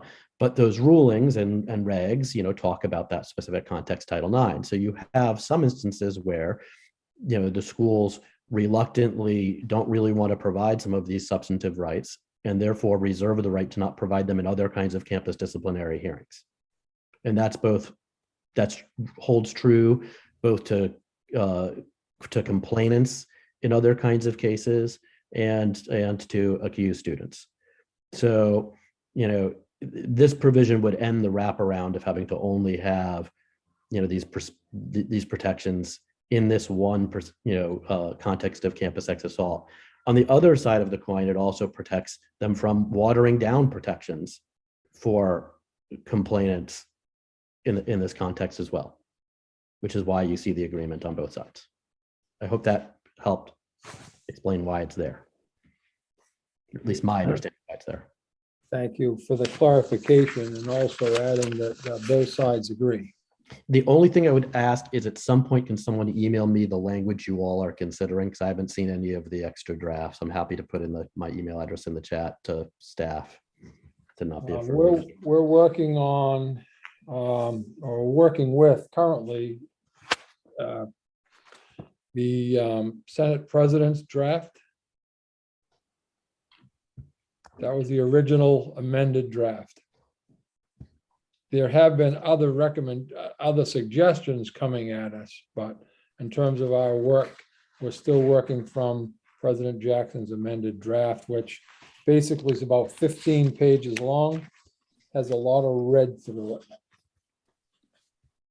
Okay, I'm going to pop back on the website in case I can hold it up to you. I don't know if you can see that or not, but when I was last on a day or so ago, it was not yet up on the website, but I can check again now. I have not checked today. Hold off on actually, I think you are correct. I think I looked for it the other day on the website and I did not see the amended draft there. So I have a hand up from our clerk. He may have some suggestions. Hang on just a sec. Eli. So I will mention Hillary Rizler, our analyst, just posted the link to that in the chat. You should be able to find that there. My hand was originally up. We also have Melissa Martin of Pine Tree Legal in the attendees list. Again, should the chairs wish to hear from her on this matter. Thank you. Representative Salisbury. I was just going to request that we hear from Melissa Martin. Okay. Melissa, I'm not. Oh, she must be in transition.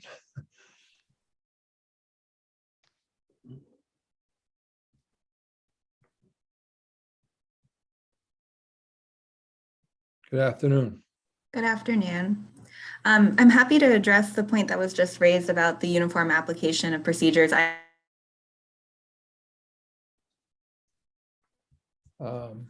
just lost her. I believe I was.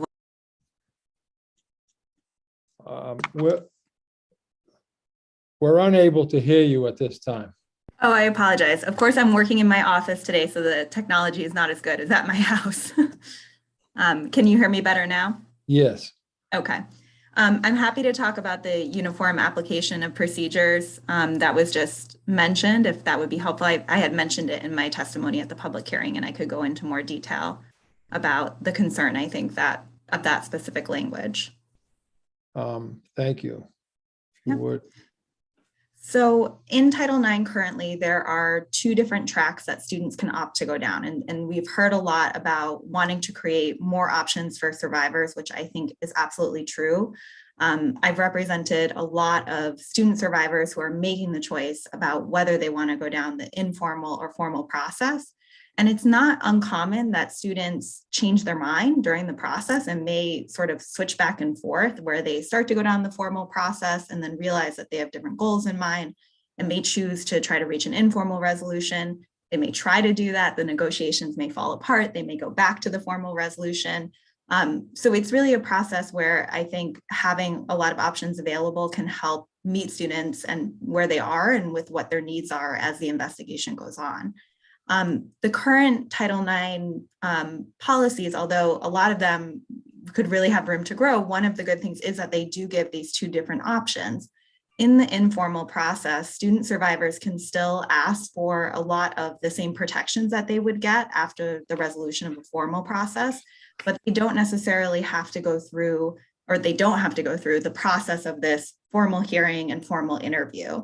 And that's a pretty onerous process. You know, schools, I think, try to do these quickly, but when you're talking about going through the entire formal process, you are talking about being interviewed by a Title IX coordinator on multiple occasions, participating in a investigation that's pretty lengthy and involves usually a lot of witnesses, including, you know, your friends and classmates being interviewed, and then having a hearing that really replicates the court case at the end.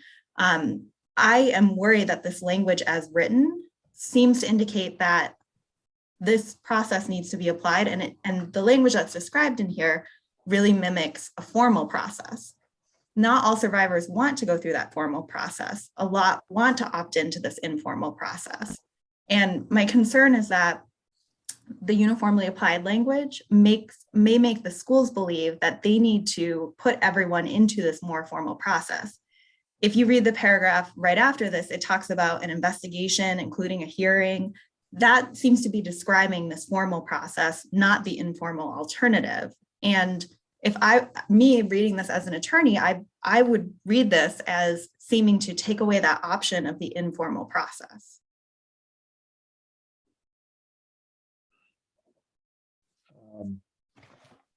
So I'm questioning, I'll take my shot at some free legal counsel here. And so in what's been relabeled as number 2, can the change be made there, or what change could be made there to make the option of formal versus informal continue to be available? Well, so I think this kind of speaks to the broader concern that I raised. So we talked about how Title IX is this pretty complicated body of federal law, and it was changed under the Trump administration to include a new set of regulations that are pretty complex. We are also hearing that the Biden administration plans to issue new guidance maybe in May of this year. What I'm worried about is that any sort of language about policies, you're going to have a complicated situation where we have the current state of the law now. You're putting pieces in place trying to match things to the current state of the law, but you may end up enacting this bill, and then before it even goes into effect, you may have new federal law that comes into place that changes the status of how things are. So I really think doing anything with the policy portions is just really invites there to be issues with having a state law that is different than maybe the current federal law. I think you can fix those problems, but I'm worried that you're going to end up with a different set of federal law, and that because we don't know what that looks like yet, you could have problems that you can't necessarily predict how you can change the language to match federal law, because by all indications, that's going to be changing. So that's why our recommendation was to cut anything regarding policies, because those are so heavily regulated in the federal law and so likely to change. Thank you. And are you planning on staying with us for a little bit? I can stay as long as you need. Thank you. Representative Salisbury? Oh, Representative Millette? Thank you, Mr. Chair. So actually, Ms. Martin, I think you, for me, have made a case as to why we need some state language. Because it's from my perspective, it seems to be a football game in regards to rulemaking around this particular topic. And from what I understand, there's nothing that prevents state law to go beyond what the federal law is. And so perhaps for me, that's my view. That's the view that I'm taking towards this language. Again, when the language in subsection 1 says applied for all disciplinary proceedings, it sounds to me like the informal process is not a disciplinary proceeding. Would you agree? I actually don't think I would agree with that, because to instigate an informal proceeding, well, I think that gets complicated. I guess I don't want to answer that definitively one way or another. But I do think schools have certain obligations, and you do have some, I think, people from the higher ed institutions who could speak more about this. But one of the concerns, and this sort of came up more of the confidential resource advisors, but once the school is put on notice about certain complaints that are made, they have certain obligations, right? And so I think one of the questions is, are we putting them in a situation where they're obligated to move forward with a process that the survivor doesn't want to happen, right? I think that's my real concern here, is nothing in this policy as written, right, gives the survivor the choice about whether they're proceeding.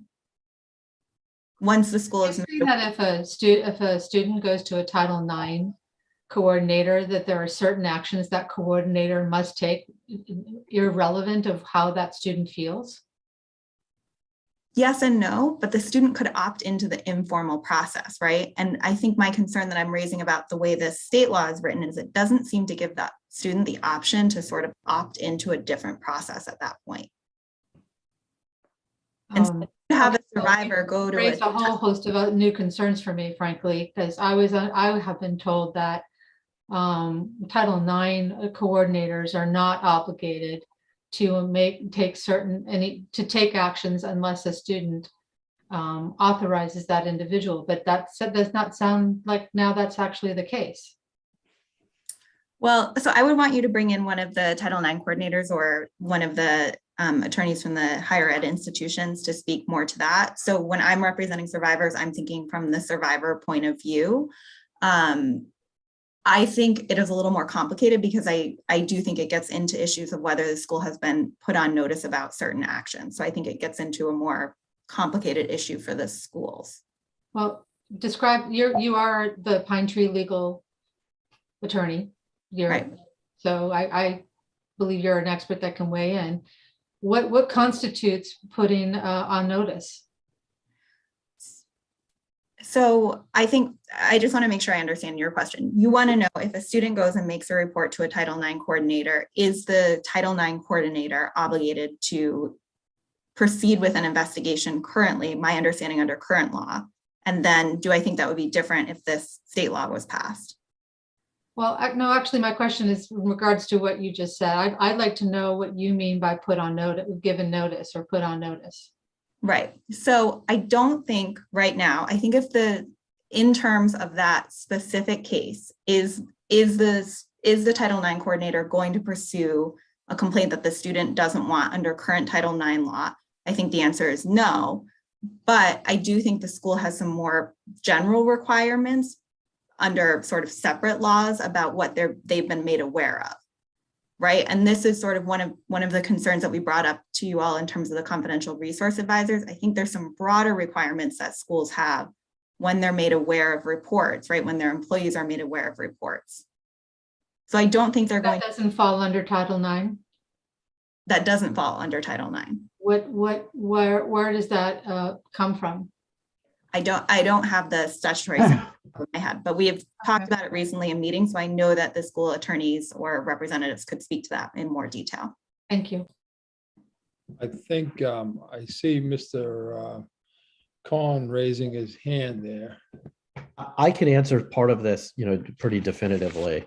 and this comes out of the current regulations, but the current regulations are mirroring what the United States Supreme Court case law says on the topic. So I would be, I don't know if the Biden administration will try to change it, but here's what it says about when a school has actual knowledge, because actual knowledge is what triggers an obligation for an institution to respond under Title IX. It says actual knowledge means notice of sexual harassment or allegations of sexual harassment to a recipient's Title IX coordinator or any official of the recipient who has the authority to institute corrective measures on behalf of the recipient, or to an employee of an elementary or secondary school. Okay, so all employees in K-12, but in higher ed, it's the people who have the authority to act on a complaint. And what that is translated into across the country is that schools get to decide who are mandatory internal reporters up and who are not. Some decide absolutely everyone. Some decide, to designate specific people. Some have faculty. And there's a lot of division in terms of what's the wise line of who should be in and who should be out of that. Some folks want more people to have confidentiality and not have the obligation to report up, so that it encourages complainants to talk to more people for that first initial contact, but more people and other people want, a broader class of people to be designated as those who have responsibility, so that schools are officially on notice earlier. And there are people who will, vehemently clash on that particular point. I hope, but the second part of your question was also, what's your obligation, and do they have an obligation to do anything that a complainant wants, or to decline to do things if they don't want it? And that's a bit more complicated, but there was consistency between Obama administration guidance and Trump administration regs on that point, that talk about, that a school can't always defer to a complainant, even though that should be the starting point and the default. If there are reasons to believe honoring that request would put others in danger, for example, they may have to think about their obligations to the other field of students who are there. So it starts off with the idea that they should starting point should be deferential unless there is an articulable additional danger. And I'm paraphrasing, I'm not quoting that particular last point. I hope that was helpful. Thank you. I'm trying to remember the order of hands here, but I'm going to go Ms. James to Representative Brennan to Eli. Thank you, Mr. Chair. And this is a great conversation, and I'm really glad we're talking about it. There are a couple points that I would also offer. Ms. Martin, I don't know if you were able to join us on Monday, but Hillary was able to walk us through the severability clause that exists in Maine. And so there's no need to worry about any sort of conflict on state and federal when it comes to these policy sections whatsoever. And in addition to that severability clause, we at Every Voice also offered an operability clause that works exactly the same. So it doesn't really make sense to be spending a lot of time worrying about or talking about potential conflict either now or into the future. The other thing that I did just want to add in relation to Representative Millett, your very important line of questioning about obligation, is that this is the one of the fundamentally important pieces of the confidential resource advisor. On page 11, again, I'm sorry, there's no line numbers. It is a little bit confusing, but it's now 8, which is notice. And it directly states that notice to a confidential resource advisor of an alleged incident of sexual misconduct or a confidential resource advisor's performance of a survey under the section may not be considered actual or constructive notice of such an alleged incident to the institution of higher education at which the confidential resource advisor is employed or provides contracted services. So that is, to all that you're asking, one of the fundamental important parts of the confidential resource advisor is that we never have to worry that there will be any conflicts about obligation or whatever, and that their only obligation will be directly serving the survivor's wishes and the student using their services wishes. So did just want to offer that context around the CRA in addition. Thank you so much.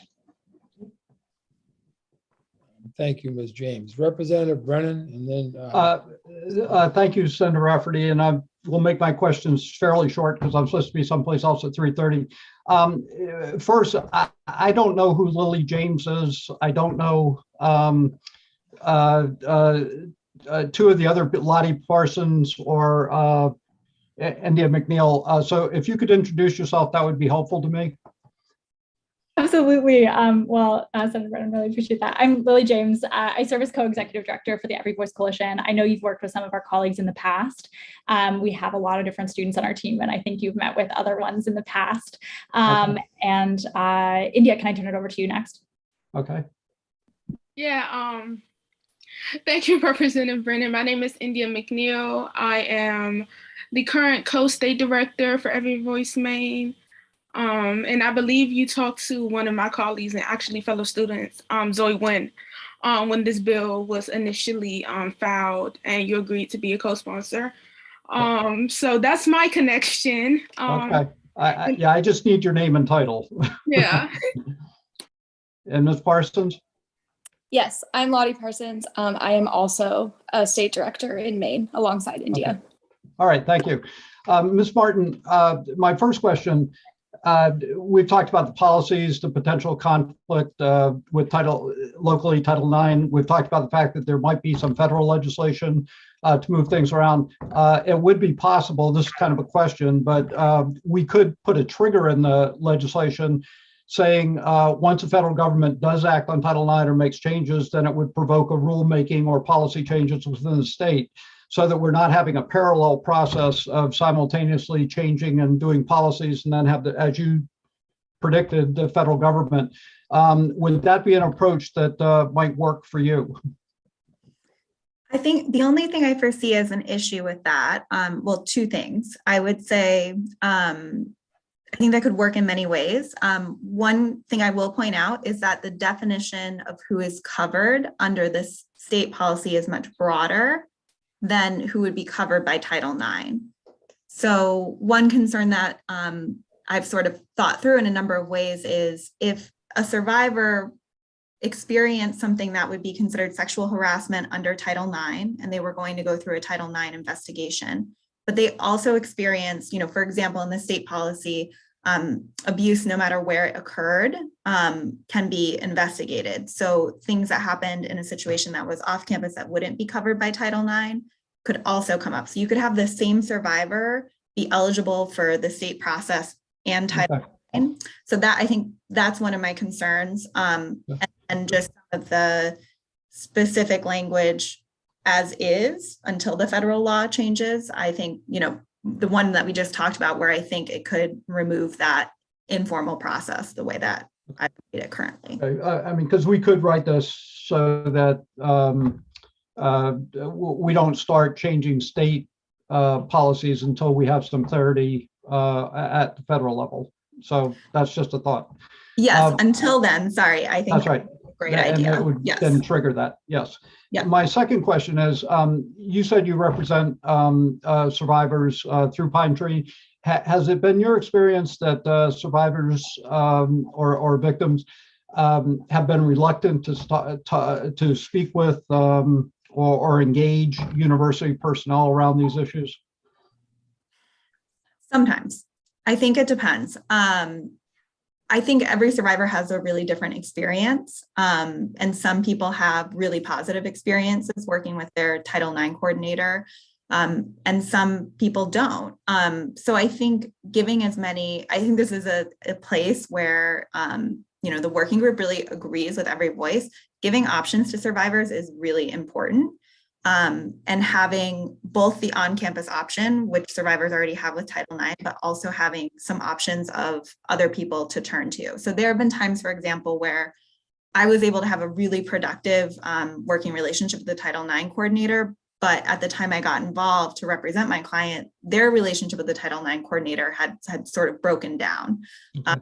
It was really helpful to have an outside resource to help with. Okay, and they may have had contact then with a community-based organization or sexual assault response or something outside the university. Right? Correct. Okay, yeah. My last question, I'm a licensed clinical social worker. I'm a mandated reporter as a result of that. I get worried when I hear about confidentiality, and I also read, I gotta go find where I read this again, that there's potentially a carve out around confidentiality in these situations. I got a little my ears perked up a little bit when I heard Ms. James say that the responsibility is to the survivor. But under confidentiality and mandated reporting, you have a larger responsibility than just to the person that you're working with. So I was wondering how you had thought through this or were thinking about this in terms of confidentiality issues, and how you might also deal with mandated reporter issues, and also the type of person that we're talking about in terms of the advisors. Is there an expectation that they're going to be trained at a master's level or a fairly high level? Because we're going to be dealing with situations of trauma and that can provoke a whole host of other issues as well. Yeah, so I think there's a number of concerns about the confidential resource advisors. I think you've identified many of them. So one concern, I think my biggest concern, honestly, and it might be because I get to be lucky enough to be a lawyer. When you talk to me, your conversations are privileged. It's the strongest protection you can have. I am always worried about survivors being put in a situation where they're told they're disclosing to someone confidential, and then later on that turns out not to be true. Mm-hmm. And so that is one concern, is that could be the result of having the confidential resource advisor be an employee of the school, is that they would be implicated in some of these where the school might be considered to have notice.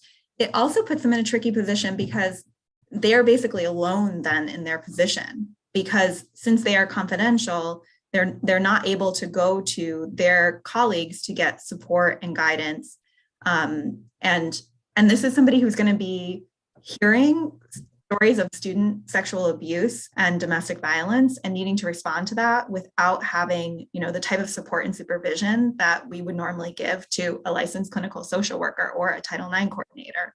And I think that really puts this position and this person in this position at really high risk to not be able to do a good job and serve survivors well. And when I look at the list of what is expected of the confidential resource advisor, they are supposed to know federal, state, and local criminal processes. They're supposed to be able to advise about probable outcomes. As an attorney who practices in these cases, it's really challenging for me to advise survivors about probable outcomes. That is really difficult. And I think to have somebody who is not required to be a licensed clinical social worker, is not required to be an attorney, have to fulfill all these responsibilities with not having a lot of support around them is just, I'm worried that we are going to put this person in a position where their job is not sustainable and they're not going to be able to do a good job by the survivors that are coming to them. Okay. Thank you. And Senator Rafferty, I have to leave for about 5 or 10 minutes and I hope to be back. Sure, thank you, sir. So we have Eli followed by Mr. Khan, please. Senator Rafferty, we have a number of the other individuals requested in the attendees list, the attorneys for the higher eds. I have Ann Sudlack of Freddie Flaherty. She is with the Maine Independent Colleges. We also have the Title IX coordinator for UNE, as well as Sally Meredith, who is the Maine Community College attorney. If you like them as well in on this portion of the conversation. To be honest with you, I didn't hear a request for that, but I'm trying to stay focused here, but that's fine. Sure, they can be brought in, and I'll wait a moment. I'm going to take an additional comment or question from Ms. James and Ms. McNeil as they're transitioning. I'm going to try to be really quick then, because I know there are so many people who want to weigh in. I agree with a lot of what Ms. Martin was just saying in terms of the tensions here, but think that there's a way that you might be able to accommodate, all of the interests involved. I mean, the first thing where I completely agree with her is if you're going to promise confidentiality, you want to deliver on it. I think that's one of the most important aspects of it.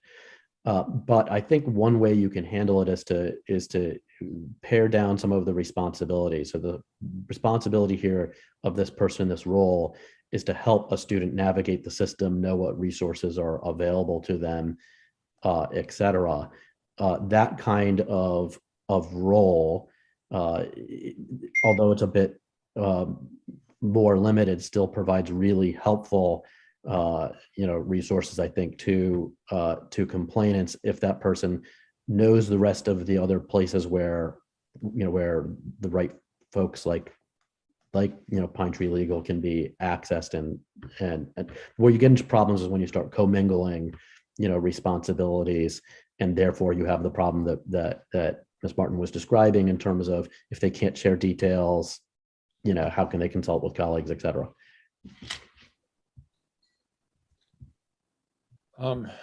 Thank you. Lily and then India. Thank you. There are a number of points that I do want to raise to what was asked about before in terms of training. There is, immense stipulation in the bill about what kind of training and what kind of expertise CRAs are required to have. And we really see those, to all the points, as integral to, making sure they can do a good job. So do want to make sure everybody knows that that is a core part of ensuring these folks are ready and able to do this.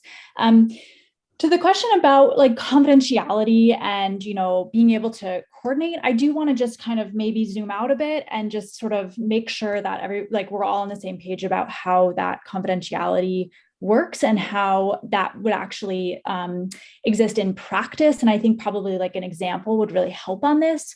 So if I am a student looking for services from the confidential resource advisor, I am the one who holds the information. And so I go and talk to the confidential resource advisor, and I may make a request that, doesn't require me to disclose anything about what happened to me. I may choose to, or I may not. I may just say, I'm looking for a change of class because I do not feel safe in my classroom, given that there's a perpetrator of violence in my classroom. And the CRA can then say, of course, I can help you with that. In order for me to help you with that, I do need your written permission, which is the key to unlocking the confidentiality and the privilege. I do need your written permission in order to facilitate that.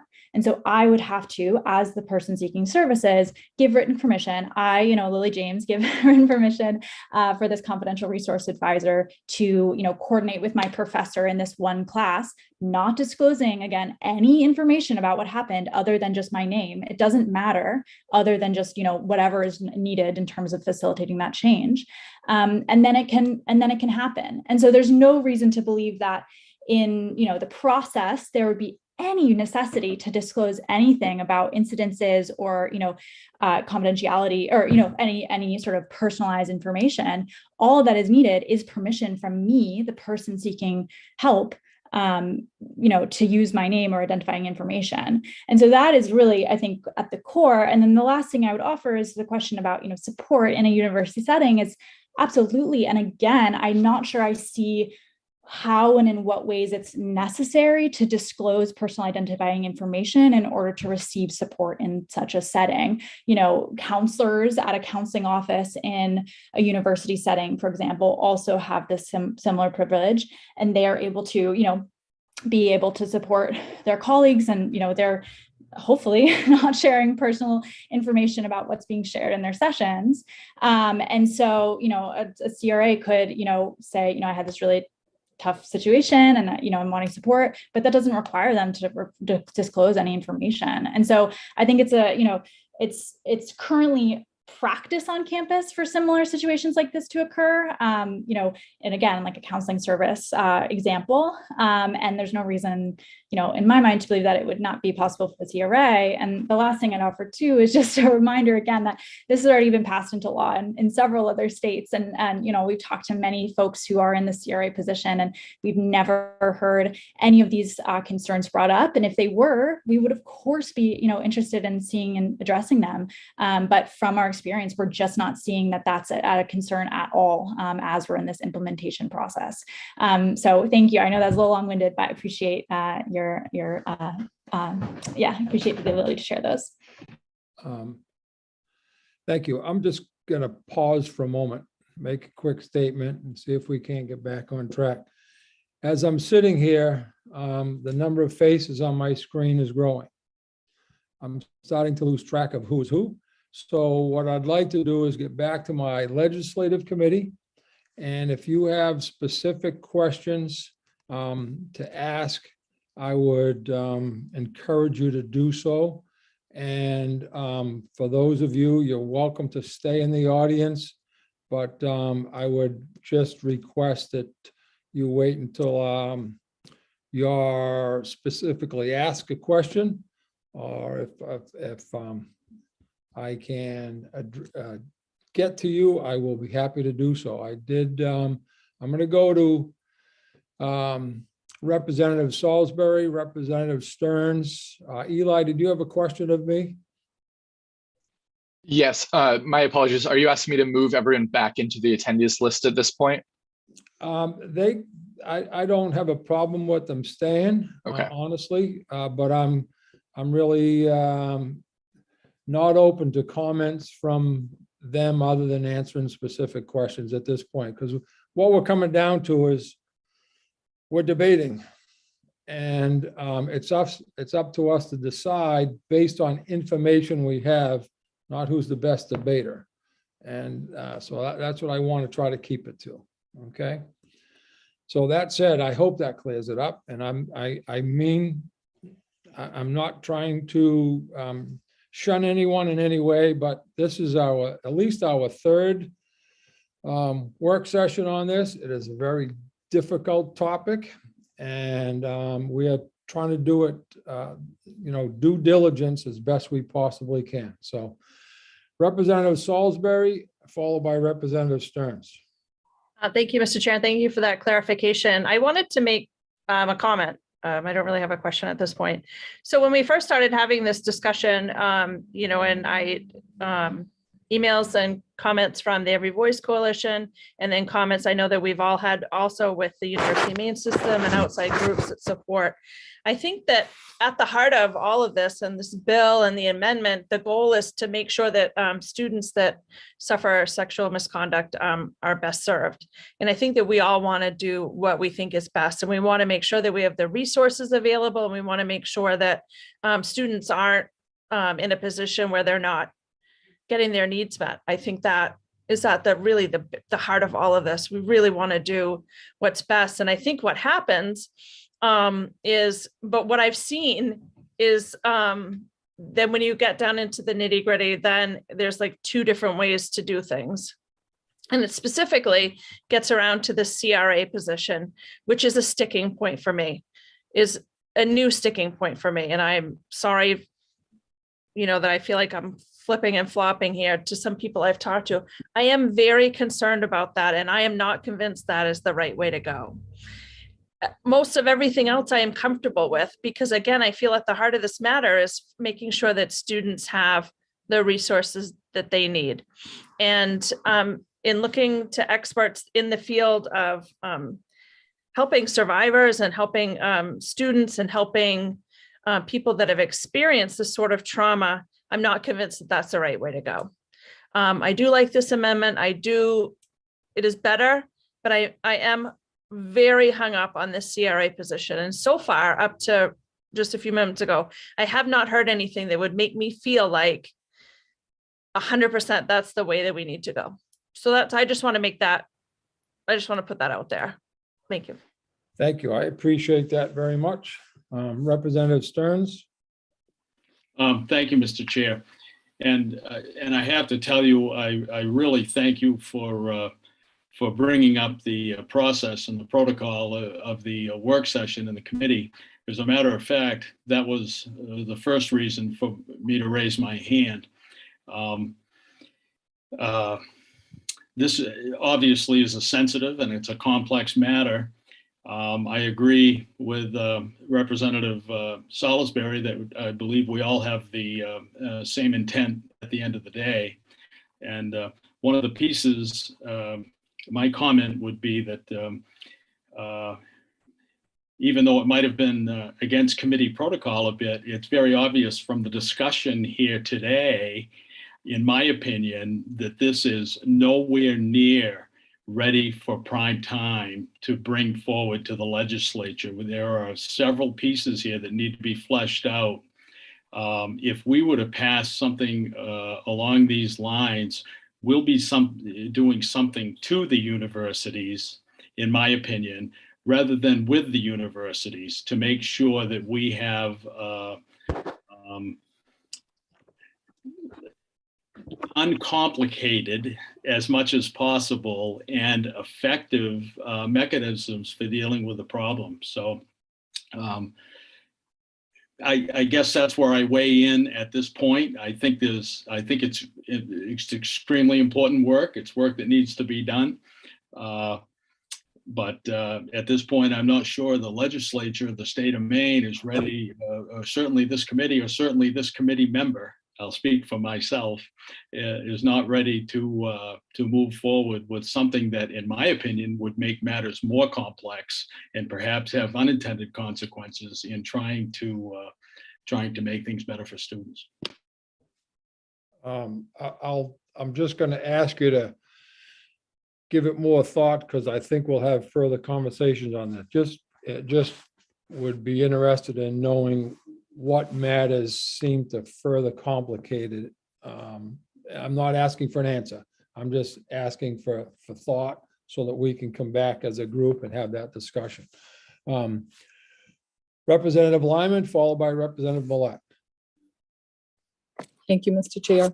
And I think I appreciate Representative Salisbury captured a lot of what I'm feeling, as well as Representative Stearns. And I was looking at my notes, and I recall some conversation that was making reference to the New Hampshire and Massachusetts practices, where they already provide the CRA position through the local agencies. And there was a lot of, or I guess I should say, the start of some interesting conversation there. And if we're going to, and I believe that was Andrea Mancuso that talked to us about that.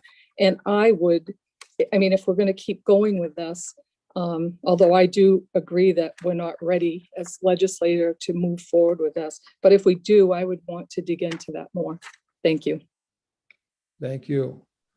Representative Millet.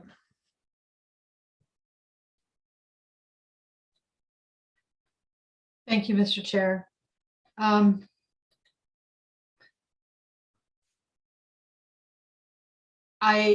I disagree that we're not ready. Just because there's not a meeting of minds doesn't mean there hasn't been a lot of work done. I mean, that is often the case for us in the legislature. It's not comfortable, certainly not enjoyable. But in the end, it's our job to figure it out. And for me, delaying this and putting this off for another year, 2 years, whatever, is unacceptable, given the acute problem that exists on our campuses around sexual assault. So I'm ready to do the heavy lifting in committee and trying to get us to a place where we can support a report going forward. I will say that for myself, I believe I said this in our last work session, I'm still struggling to understand why the CRA is seemingly such a challenging concept for our higher education institutions. I think we need to get some clarity, because it literally is changing from conversation to conversation about whether a Title IX coordinator is obligated to take an action. And if the Title IX coordinator is obligated to take an action, what is that action? Because if that is the case, then I certainly see the role for a CRA. I think this is the discussion that we need to have. And I think Senator Rafferty nailed it on the head the last time we talked that this does seem to be the sticking point. And I think it's worth diving into this further. I will say, as an aside, I will say that it's 4 o'clock in the afternoon. We've had some really heavy bills in front of us, and I'm feeling a little fatigued, Senator Rafferty. And I'm hoping maybe we can come at this with not at 3:30 in the afternoon after some tough work. So that I would, when you're ready, I'd like to make a tabling motion so we can perhaps, I don't know, maybe Ms. Risler can get us some clarity. So this is around the Title IX coordinator and that individual's obligations when a student comes to the coordinator. Ms. Risler works for OPLA. It's a non-partisan, unbiased resource. And I think that would be, that's a place that I would lay my trust, because I think we're hearing from very strong viewpoints at this stage of the game, and I need a neutral party. Thank you. Thank you. And I think I do see Hillary's hand up, but I think I wrote down that on, what's today? Wednesday, I believe Monday's discussion, there was an attorney by the name of Elizabeth Tang, and I thought her area of expertise was supposed to be Title IX. I wish we had got that question to her at the time, but we can work on that. I think Hillary has her hand up, so she'd probably answer that question relative to the resource. I want to make two, I think, important points. One is that attorneys often disagree. And so there may not be one simple answer.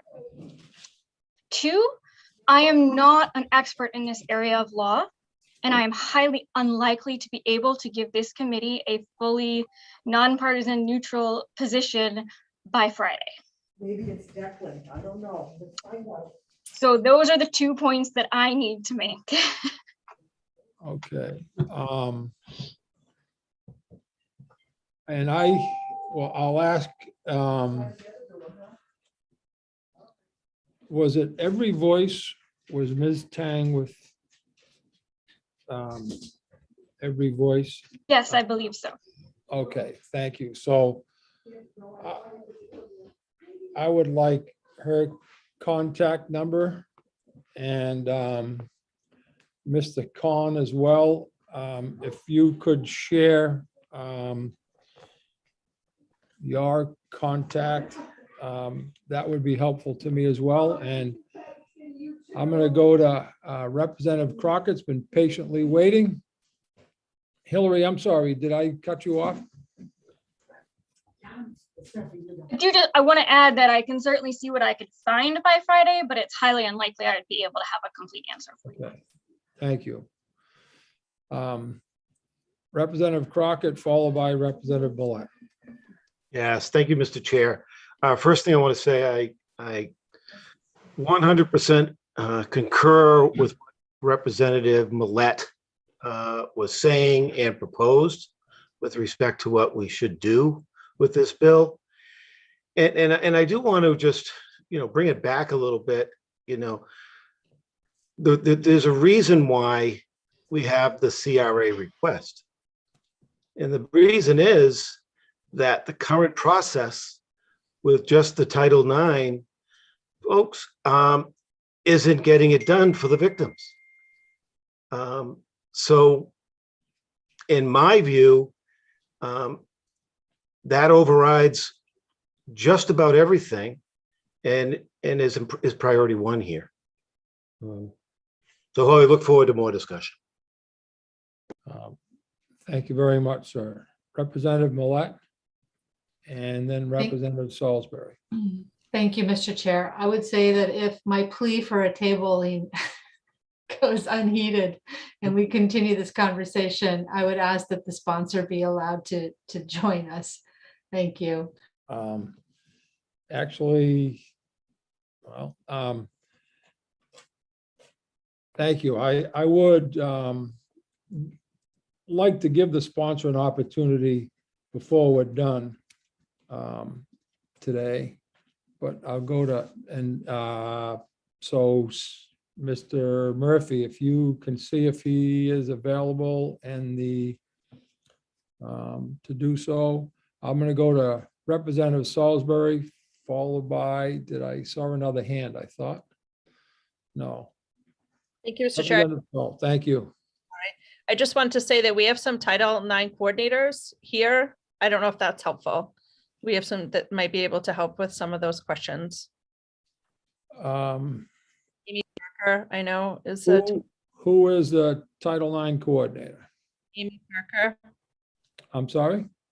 Parker, she's raising her hand right there. There you go. There's so much on my screen, I'm telling you. Ms. Parker, thank you. I think the question to you would be, in terms of, are you a mandated reporter? I guess that's the question. So as an employee of the university, yes, I am a mandated reporter. But people report to me, so there is nobody else for me to report to. So if I came to you and reported some type of sexual misconduct, there's nobody for you to report to? I'm not required to report to anybody else except in a set of narrow circumstances. One of those is if the individual is a minor, I'm required under other state statute to report to DHS or to the district attorney, depending on the situation. If I detect a pattern of behavior, so if I were to have more than one individual come to me with a report of the same alleged perpetrator, there isn't necessarily anybody I have to report to, but I am charged with doing an assessment, determine if there is a greater risk to the community. So those are situations in which I potentially might have to discuss with others. And there's a disclosure before I meet with anybody to let them know that that's a possibility.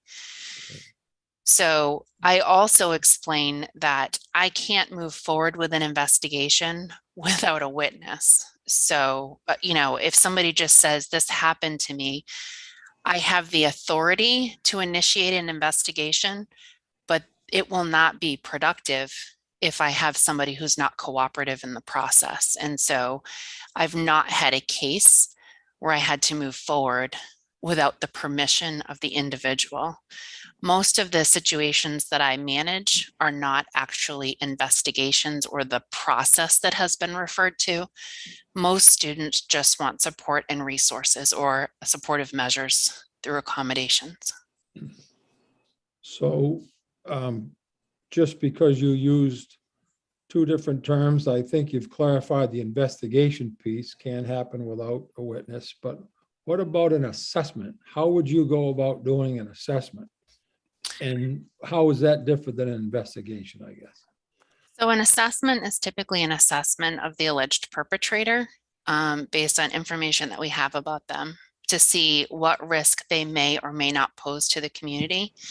There's a rubric that we use to determine. We consider factors like their mental health, previous behavior, prior disciplinary record. So we're trying to ascertain whether there's a record that establishes this person might prove a greater risk to the community.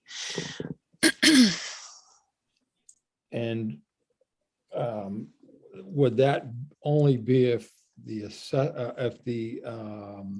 person was known to you? I mean, assuming that's correct. Okay, thank you. Yes. Yeah, for that clarification. So, Eli, I'm not sure how you're doing with the sponsor, but I have Representative Dodge followed by Representative Stearns. Thank you, Mr. Chair. The sponsor is here, and I don't want to impede his commenting if that is what you would like to have him do now. Thank you. Sure. Good afternoon, President Jackson.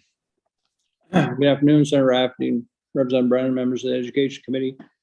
I am State Senator Troy Jackson. I represent Senator District 1, and have the privilege and pleasure, honor of serving as Senate President. And I understand, Senator Rafferty, your challenge with the many squares that are on the screen today.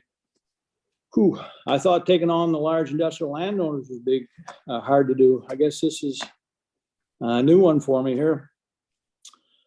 I'm a little bit perplexed by this. I mean, I certainly understand people not wanting to support or, you know, organizations that are against the bill. But I think this was like one of the earliest bills that I put in. I think it was in September, even before the election. And, you know, we carried it over. We had multiple stakeholder meetings on this, talking with the universities, talking with the independents, talking with the advocacy groups. And I'll be very frank, you know, early on, while I supported the concept, I don't know that I was bought in as much. Like I thought we could do something helpful, but you know, the full range of this bill, I probably didn't understand to the same extent. But right from the start, and my former chief of staff actually mentioned this, it felt like many of the groups that were in the stakeholder group was talking down to these students from day one, trying to sweep things under the rug, or just disregarding their legitimate concerns. And I'm very careful to not talk about things that I don't know about. That's definitely not my strength. And I certainly don't know about what many of these younger people have had to experience. But it became clear to me throughout this conversation that they did, and that they didn't feel it was adequate enough. And since that time, I've had, you know, numerous people reach out to me talking about their experiences. And of course, on Monday, you heard Representative Osher speak that was brand new to me, but was very powerful. And I am, you know, to the point now where I'm really kind of not the committee, but pretty much upset at the way that this has actually gone forward.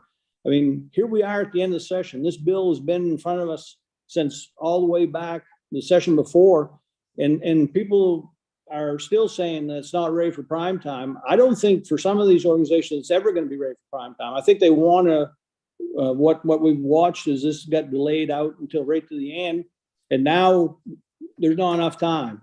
Well, that I don't think plays for the people that we're actually talking about here. And when we talk about this confidential resource advisor, again, I can't put myself in the shoes of the people, but what I understand it to be is they want to be able to talk to somebody without the fear of it going forward. And when you look at the world that we live in and the people that have been dragged through the mud and dragged through for something that did happen to them, but got twisted around, I can understand why they want that. Maybe they just need to speak to somebody and have somebody hear it. But if it's going to be in the vein of it's going to go further than that, they're probably not ready for that.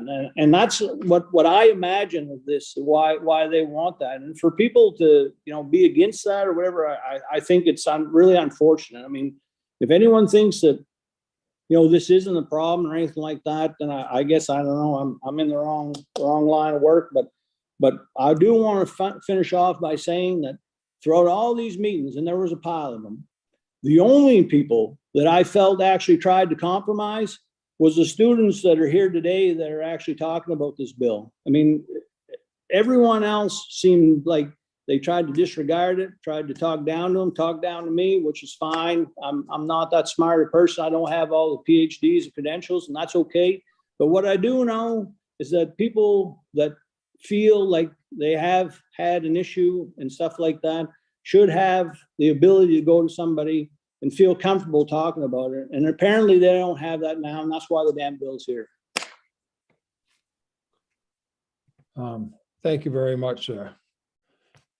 Question, Representative Lyman.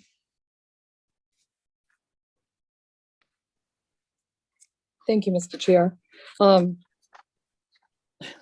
So I'm new at this, but I guess my question is that I'm not sure why, as being on this committee, I wish I knew why this had to be a divisive conversation, because I don't think that there's a question about the CRA. I tried to bring up the point that in some of the testimony, some people with the agencies made it very clear that they recognize that 95% number and that they felt like they could work with all different people to create something that worked for this need that is huge. And I believe every one of us on this committee, as well as in this audience, agree to that. So for me, it's disheartening to feel like we're engaging in some conversations that are putting us in division camps, when I don't think, for me, that's not what it's about. I want to hear what everybody has to say about it, all of the folks that are talking to us or are very educated about it. And because some of us may be raising questions, or I think I heard Lily say way early on that some of the differences are philosophical here.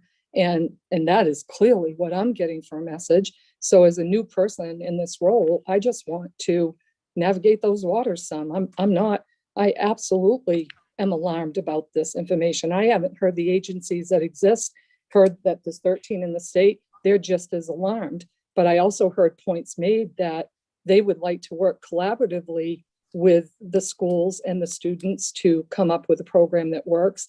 And maybe the difference is they don't believe that it's at the college level that position would be made. So for what that's worth, my question is, how do we get away from, having conversation that divides or makes us take a stand and dig into really what we should be doing? Thank you. My plan is to keep digging, Representative.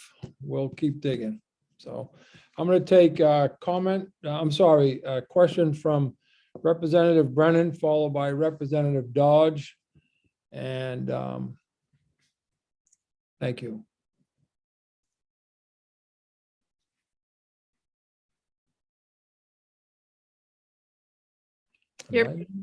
Thank you, Senator Rafferty, and I'll try to weave a question into this in order to follow committee protocol. And I appreciate President Jackson being here with us. And as he knows, I was the original sponsor of the bill, and there were 3 different sponsors, and we decided to collapse the bill into one. And Senator Jackson was gracious enough to take over the lead sponsorship of the bill. And I appreciate his advocacy around the bill. I can't say I had the same experience in terms of working with the coalition of students. I had an opportunity to work with them early on in the bill and in the development of the bill. Probably had 4 or 5 Zoom sessions, and I think that they were remarkably cordial, and there was a lot of positive exchange back and forth and a lot of respect. So if that has not been the case for last year, I'm sorry to hear that, and it truly is unfortunate. But I think I consistently preference my support for the bill going forward, with there being a compromise or an ability to address some of the issues that have been raised by sexual assault response team, by the university, by domestic violence, by all the groups that are here in the Maine every day dealing and working on this issue. Now, I have a bill analysis that's in front of me that has 11 major pieces of the bill, and there is agreement on 7 of the 11, which I would say in most legislative situations, that's pretty good, because that's over 50% of agreement. And anytime we get over 50%, we're doing pretty well. And of the 4 areas where there's disagreement, I do believe that there's a potential compromise in 2. And I think the other 2 are not of a significant portion of the bill. So I would just want to ask Senator Jackson if you're willing to continue to have a conversation and continue to look at potential compromises in a way that we could move forward, because there are potential obstacles to the bill in terms of financing, fiscal notes, and just some policy issues about governance. And I know you were not here earlier, but I did raise some issues about the confidential resource advisors in terms of confidentiality issues, carve-outs, and those type of things. But I do think that there are potentially some other ideas as well. So I want to say as one that I'm committed to try to move this as best we can. And I also believe that there's been substantial progress that's been made. And I hope that we don't let the last 30% stand in the way of the 70% that's been accomplished at this point. So I'm sorry, Senator Rafferty, I apologize. I didn't have a question, so I'll make a last question. President Jackson, are you willing to continue to have a conversation where we might reach a compromise on this? Yeah. Thank you, Representative Brennan. And for the members of the committee, I mean, obviously, if I came off too harsh, I apologize. You know what, to Representative Brennan's question, absolutely. I mean, I've spent 18 months now on this bill. I'm more than happy to spend another week. About 18 hours. Yeah. I guess what I'm, concerned about is, and I'm not saying pointing finger or anything, but I just don't want to run the clock out on it because it's been a long time and it seems like there is some people that aren't going to compromise on some of these issues and that's okay. I mean, I understand that. I mean, it's not a place that we get 100% compromise, but I've just kind of come down where I see people that feel very strongly about the challenges that they're facing on campuses, and I've chosen to side with them. So, Senator Jackson, this might be the opportune time to ask you to give us additional time as a presiding officer to continue to meet to discuss bills. I've been doing it for committees all week. Speaker Fecto says, yes, I'm all right. Well, maybe we'll get you something more formal in writing before the day's over. Sounds good. Representative Dodge. Thank you, Mr. Chair. And thank you all for your insights and clarifying and direction moving comments. I have a possible amendment or suggestion. I wondered if there was some way to work out that a confidential resource officer could be specified through a memorandum of understanding with some of the providers. That would give them the confidentiality umbrella and also put them in a more formal category as opposed to just Joe Schmo off the street or Jane Schmo or whoever. The second point I wanted to ask about is I'm concerned about students who attend a rural university. Some of our folks who are attending, who have campuses that are near urban centers, have ready access to an alternative to a Title IX officer. In our rural campuses, we do not have that option. And so I do think that that lends credence to having a CRA available. But I also understand that there are some concerns on the college side. And could that possibly be an aspect that could be worked out because of the rural concern? And the other thing I wanted to mention is I am alarmed that the Clery Act says we need to document experiences. We need to make sure we have a record so that there is understanding of the level of concern at any given campus. if we have confidentiality to the level that a number of instances have occurred and have not been reported in some way, I believe we are increasing danger. So if somewhere along the way that could be addressed, that I believe would help me. But thank you for your indulgence. Thank you. Representative Stearns?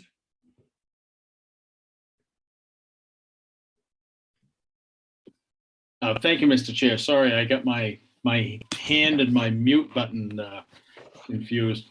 2 or 3 items. First of all, I really love the approach that Representative Brennan just took when he laid out numerically, hey, 7 pieces seem to have some agreement on, 4 pieces, maybe not so much, and 2 of those seem very workable. I like that.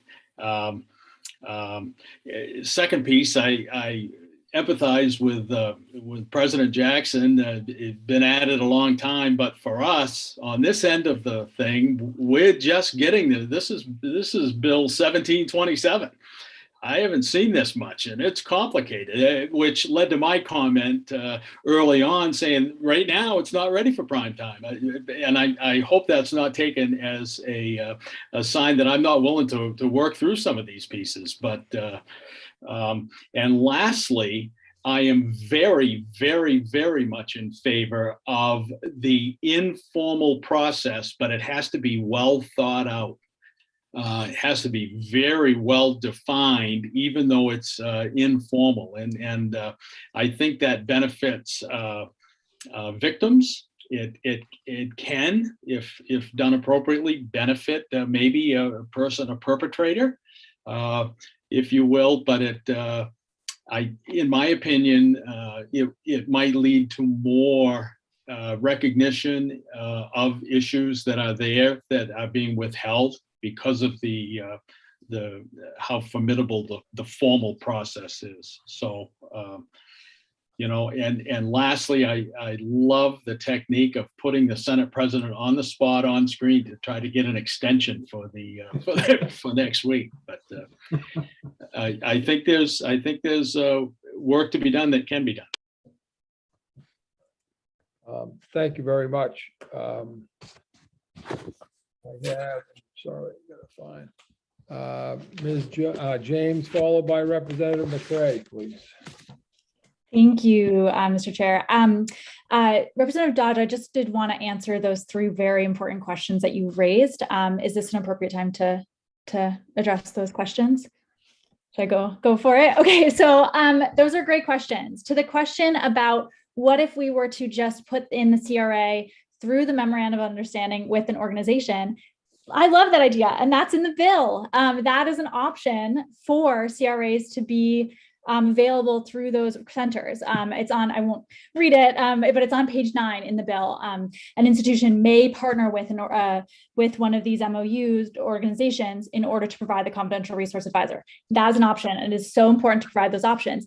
And exactly to your second question about rural schools and other schools who may not be, local to one of these centers, that is also why that is not just, that is one of the reasons why we don't just have that just be the, default. For some schools in some geographic areas, that is appropriate. In some, it's not, and it's not even accessible. So to both of those questions, like absolutely yes. And that is why that is like that, in order to really offer flexibility. And then to your last question about making sure that we're tracking and collecting this information, again, could not agree more as to the importance of that. And that is really where a lot of this bill works together to create a really powerful sort of combination of principles. So with the climate survey through this, one of the very important line of questions in that is about what resources a student may have accessed following what experiences. And on that, we're in the climate survey process in many states, and so are currently designing the process. The survey actually went out to New Hampshire institutions over the last couple of weeks. So we're really getting to see it play out. And so through that climate survey, we're not only able to track, numbers that the Clery Act may be able to track, but we're actually able to track experiences. Did you go see the confidential resource advisor? How was that for you? Did you feel supported? Did you feel like you were able to get the resources you were interested in after that? Or, did you go to the Title IX coordinator? Similar line of questions, right? And so exactly to that point, not only just collecting sort of, ones and zeros with the Clery Act reporting, but really going deeper and having that data so we're better able to understand experiences and then have further, actionable data into the future. So hopefully that was helpful in answering those very important questions. Thank you so much. Thank you. Representative McCray. Yes, thank you, Mr. Chair. If Ms. Parsons has had her hand up for quite a while, I was prepared to follow up on a motion to table. If she has something that she'd like to add, I would like to have her have that opportunity first. I'm sorry, I'm not seeing her hand. I'm here. Thank you so much. I really Maybe appreciate she's that. using her hand, perhaps. I don't know. Yes, sorry, I lowered my hand. But yes, I'll be brief, but I was speaking to the same question that Lily was answering, but to the last part of that around data, I would just like to emphasize that students who are currently going through formal reporting processes and for that reason are not included in Clery Act data, those are the students who are slipping through the cracks who would be caught by the CRA. So someone who is not going to be included in those formal numbers should still be able to receive support. Thank you very much. I'm going to take one more question. Representative Woodson, Senator Woodson.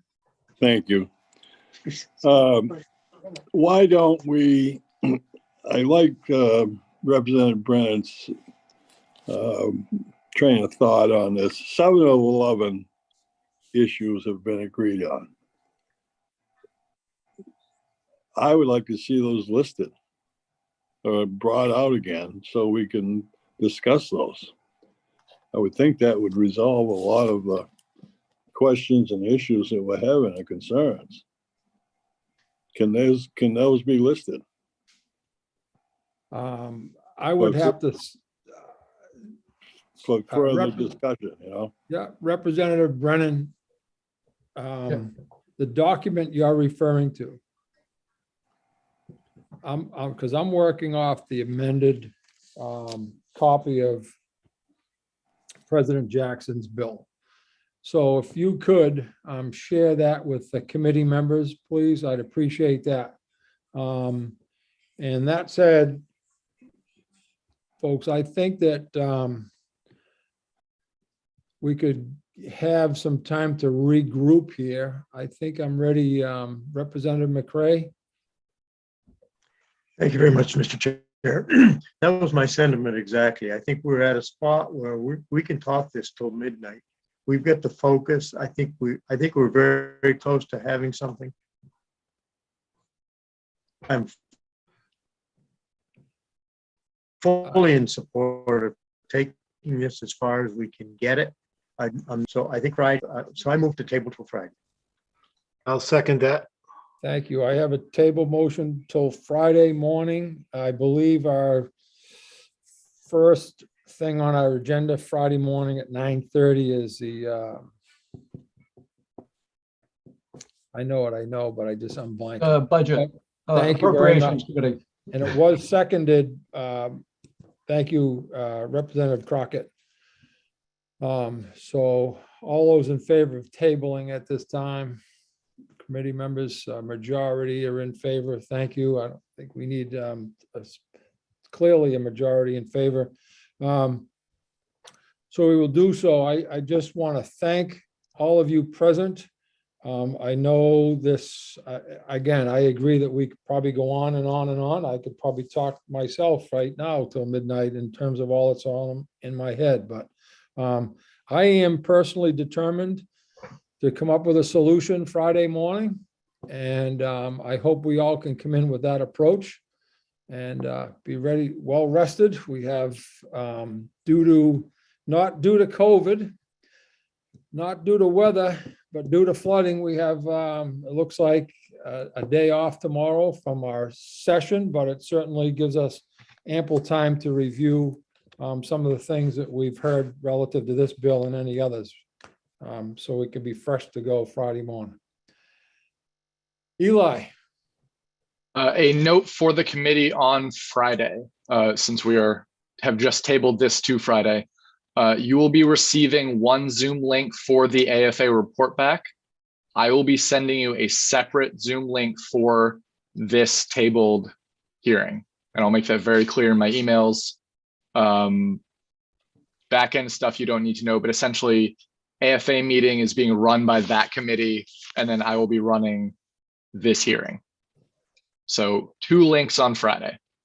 thank you. And Representative Brennan. Senator, I just wanted to ask Ms. Risler when she wanted to schedule a planning. Do you want to do it right after this meeting, or did you want to do something tomorrow, or? I'd leave it up to you. We could do it right now, or we could meet tomorrow morning at 9 if people, Well, I can do it right now if Representative Stearns and Woodson and Rafferty Yes. can. Yeah, do it now. Okay, great. I'm We'll good. I'll send you just that stay on, separate link. or we just stay on, can we just stay on this? Only No? if you want to stay live. Well, I'm sure all the people watching this on I YouTube can- are going to be so scintillated by the discussion. I'm just gonna do a new Zoom link. You'll I'll send send it. us, okay, Yeah. give us a separate one. Yeah. All right. Folks, thank you for committee members and all of you that were willing to be here. I can't, you're disappearing, but thank you all very, very much. Appreciate your help. Thank you, everyone. Take care.